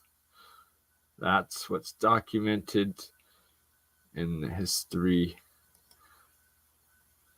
And now we know now what the powdered milk of Hathor was. It was the powder being manufactured at the Hathor temple. They wondered at the time why this would not have been done in Egypt. But as I said earlier, Sinai was Egypt. It was the same country. It would just happen to be the other side of the water. Now, one of the rock carvings by the cave at the mountain is a representation of Moses' own great-grandfather, Thutmose IV, in the presence of Hathor. And on this wonderful carved relief stands topped with lotus flowers and a man presenting Thutmose with a loaf of white bread. A conical loaf of white bread. Presenting Moses with a conical loaf of white bread. All right. White bread cones. Here we go. Moses to demigod, to talking to God, to the white powder of the gods. Another stela details the mason, Ankib, offering 2 conical bread cakes to the king. And there are portrayals of this all throughout this temple, these bread cakes, the importance of the muskpots, Hathor giving her divinity to the pharaoh. The man whose dynasty, and priests were dynastic as well as kings, the man whose dynasty went right through the government of this temple from the earliest times to the time even of Moses. Moses was a dynasty called Sobek-Hotep. And Sobek-Hotep is described as the overseer of the mountain and the overseer of the secrets of the house of gold. So there is the secrets of the house of gold. Yes, that is what I am disclosing for you today, the secrets of the house of gold. no doubt whatever that we're dealing here with gold, and everything pointed to it as far as Petrie was concerned. But the Egypt Exploration Fund would have nothing to do with this. Reason being that in telling that story, which was a much more exciting story, we were not telling the story of the Ten Commandments and Moses and Jehovah on the mountain that the Bible told. Irrespective of the fact that this explains it better, this explains why they ended up on a mountain hundreds of miles off route, it's still better for them not to tell the story. Hathor was portrayed particularly by the pharaohs of the fourth dynasty. When you see their pictures, these old kingdom pharaohs of the fourth dynasty, Hathor is always there beside them. The fourth dynasty was the great dynasty of pyramid building. Pyramid building was directly related to this temple and the house of gold. That's how they got their name. The word Per, P-Y-R, means fire. Pyramid simply denotes something that is begotten by fire. Hathor is very important in the pyramid era. She's very important to the pharaohs of that era, the pharaohs that were said to have built the great pyramids of Giza. What was the link, I wondered? And I thought, well, I'm going to read these reports of Petrie. So I actually managed to get the reports to find out what was going on here. And Petrie was bothered by the same thing. He couldn't actually work out why this nursing goddess, this goddess whose milk gave the pharaoh's divinity, was associated with building pyramids. Well, the answer actually was very, very clear cut.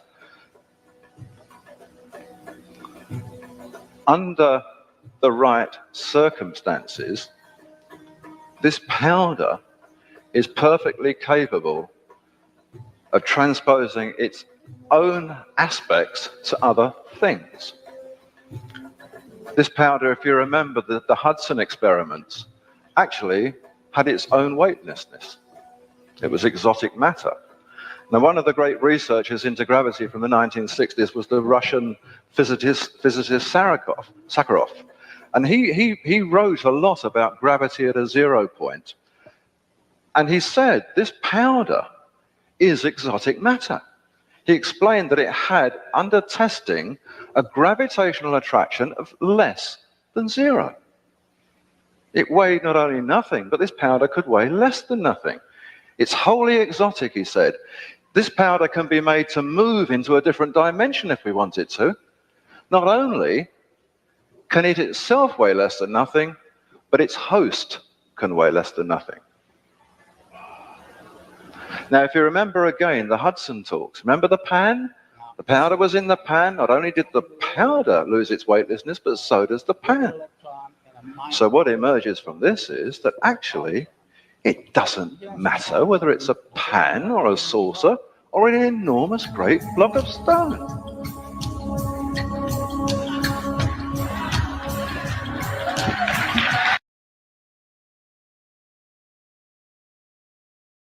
Right, so right there, you got it. Exotic matter. We got exotic matter. That's what's teaching you how to make is the secrets of the gods. And you can check out the rest of the Ormus research, the David Hudson full presentations, the full lectures by Timothy Hogan, as well as Lawrence Gardner on my MonoAtomic Gold research playlist. And oops. Oh, don't try. That's not that word, Kemet. There we go. Tim Hogan. He's amazing too. We will try to be interviewing with Tim Hogan in the new year with Hans Dietrich as well. It should work out, and that will be absolutely epic.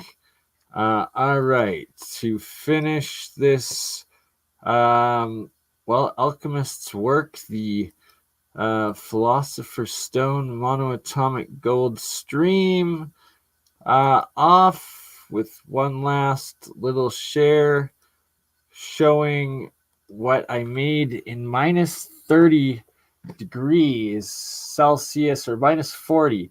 It was monoatomic silver zinc I put outside, and it froze into crystals. I brought it inside into like plus 20 degrees.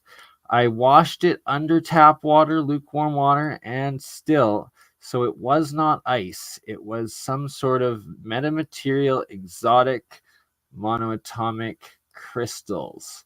And yeah, that's another part of the exotic matter that comes with Ormus and nanotechnology. And thank you all for watching. We will see you on the next one. Ta-ta.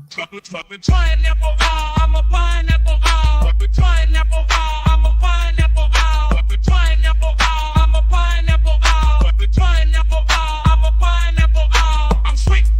I got a beat. Just look at me. What do you see?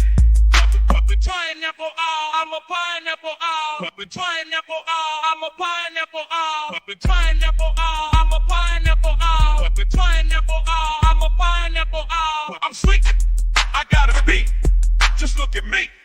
What do you see? Pineapple, I'm a pineapple, you crazy mother. Yeah. It's just Bernie. Hey, Bernie, just like last week, huh?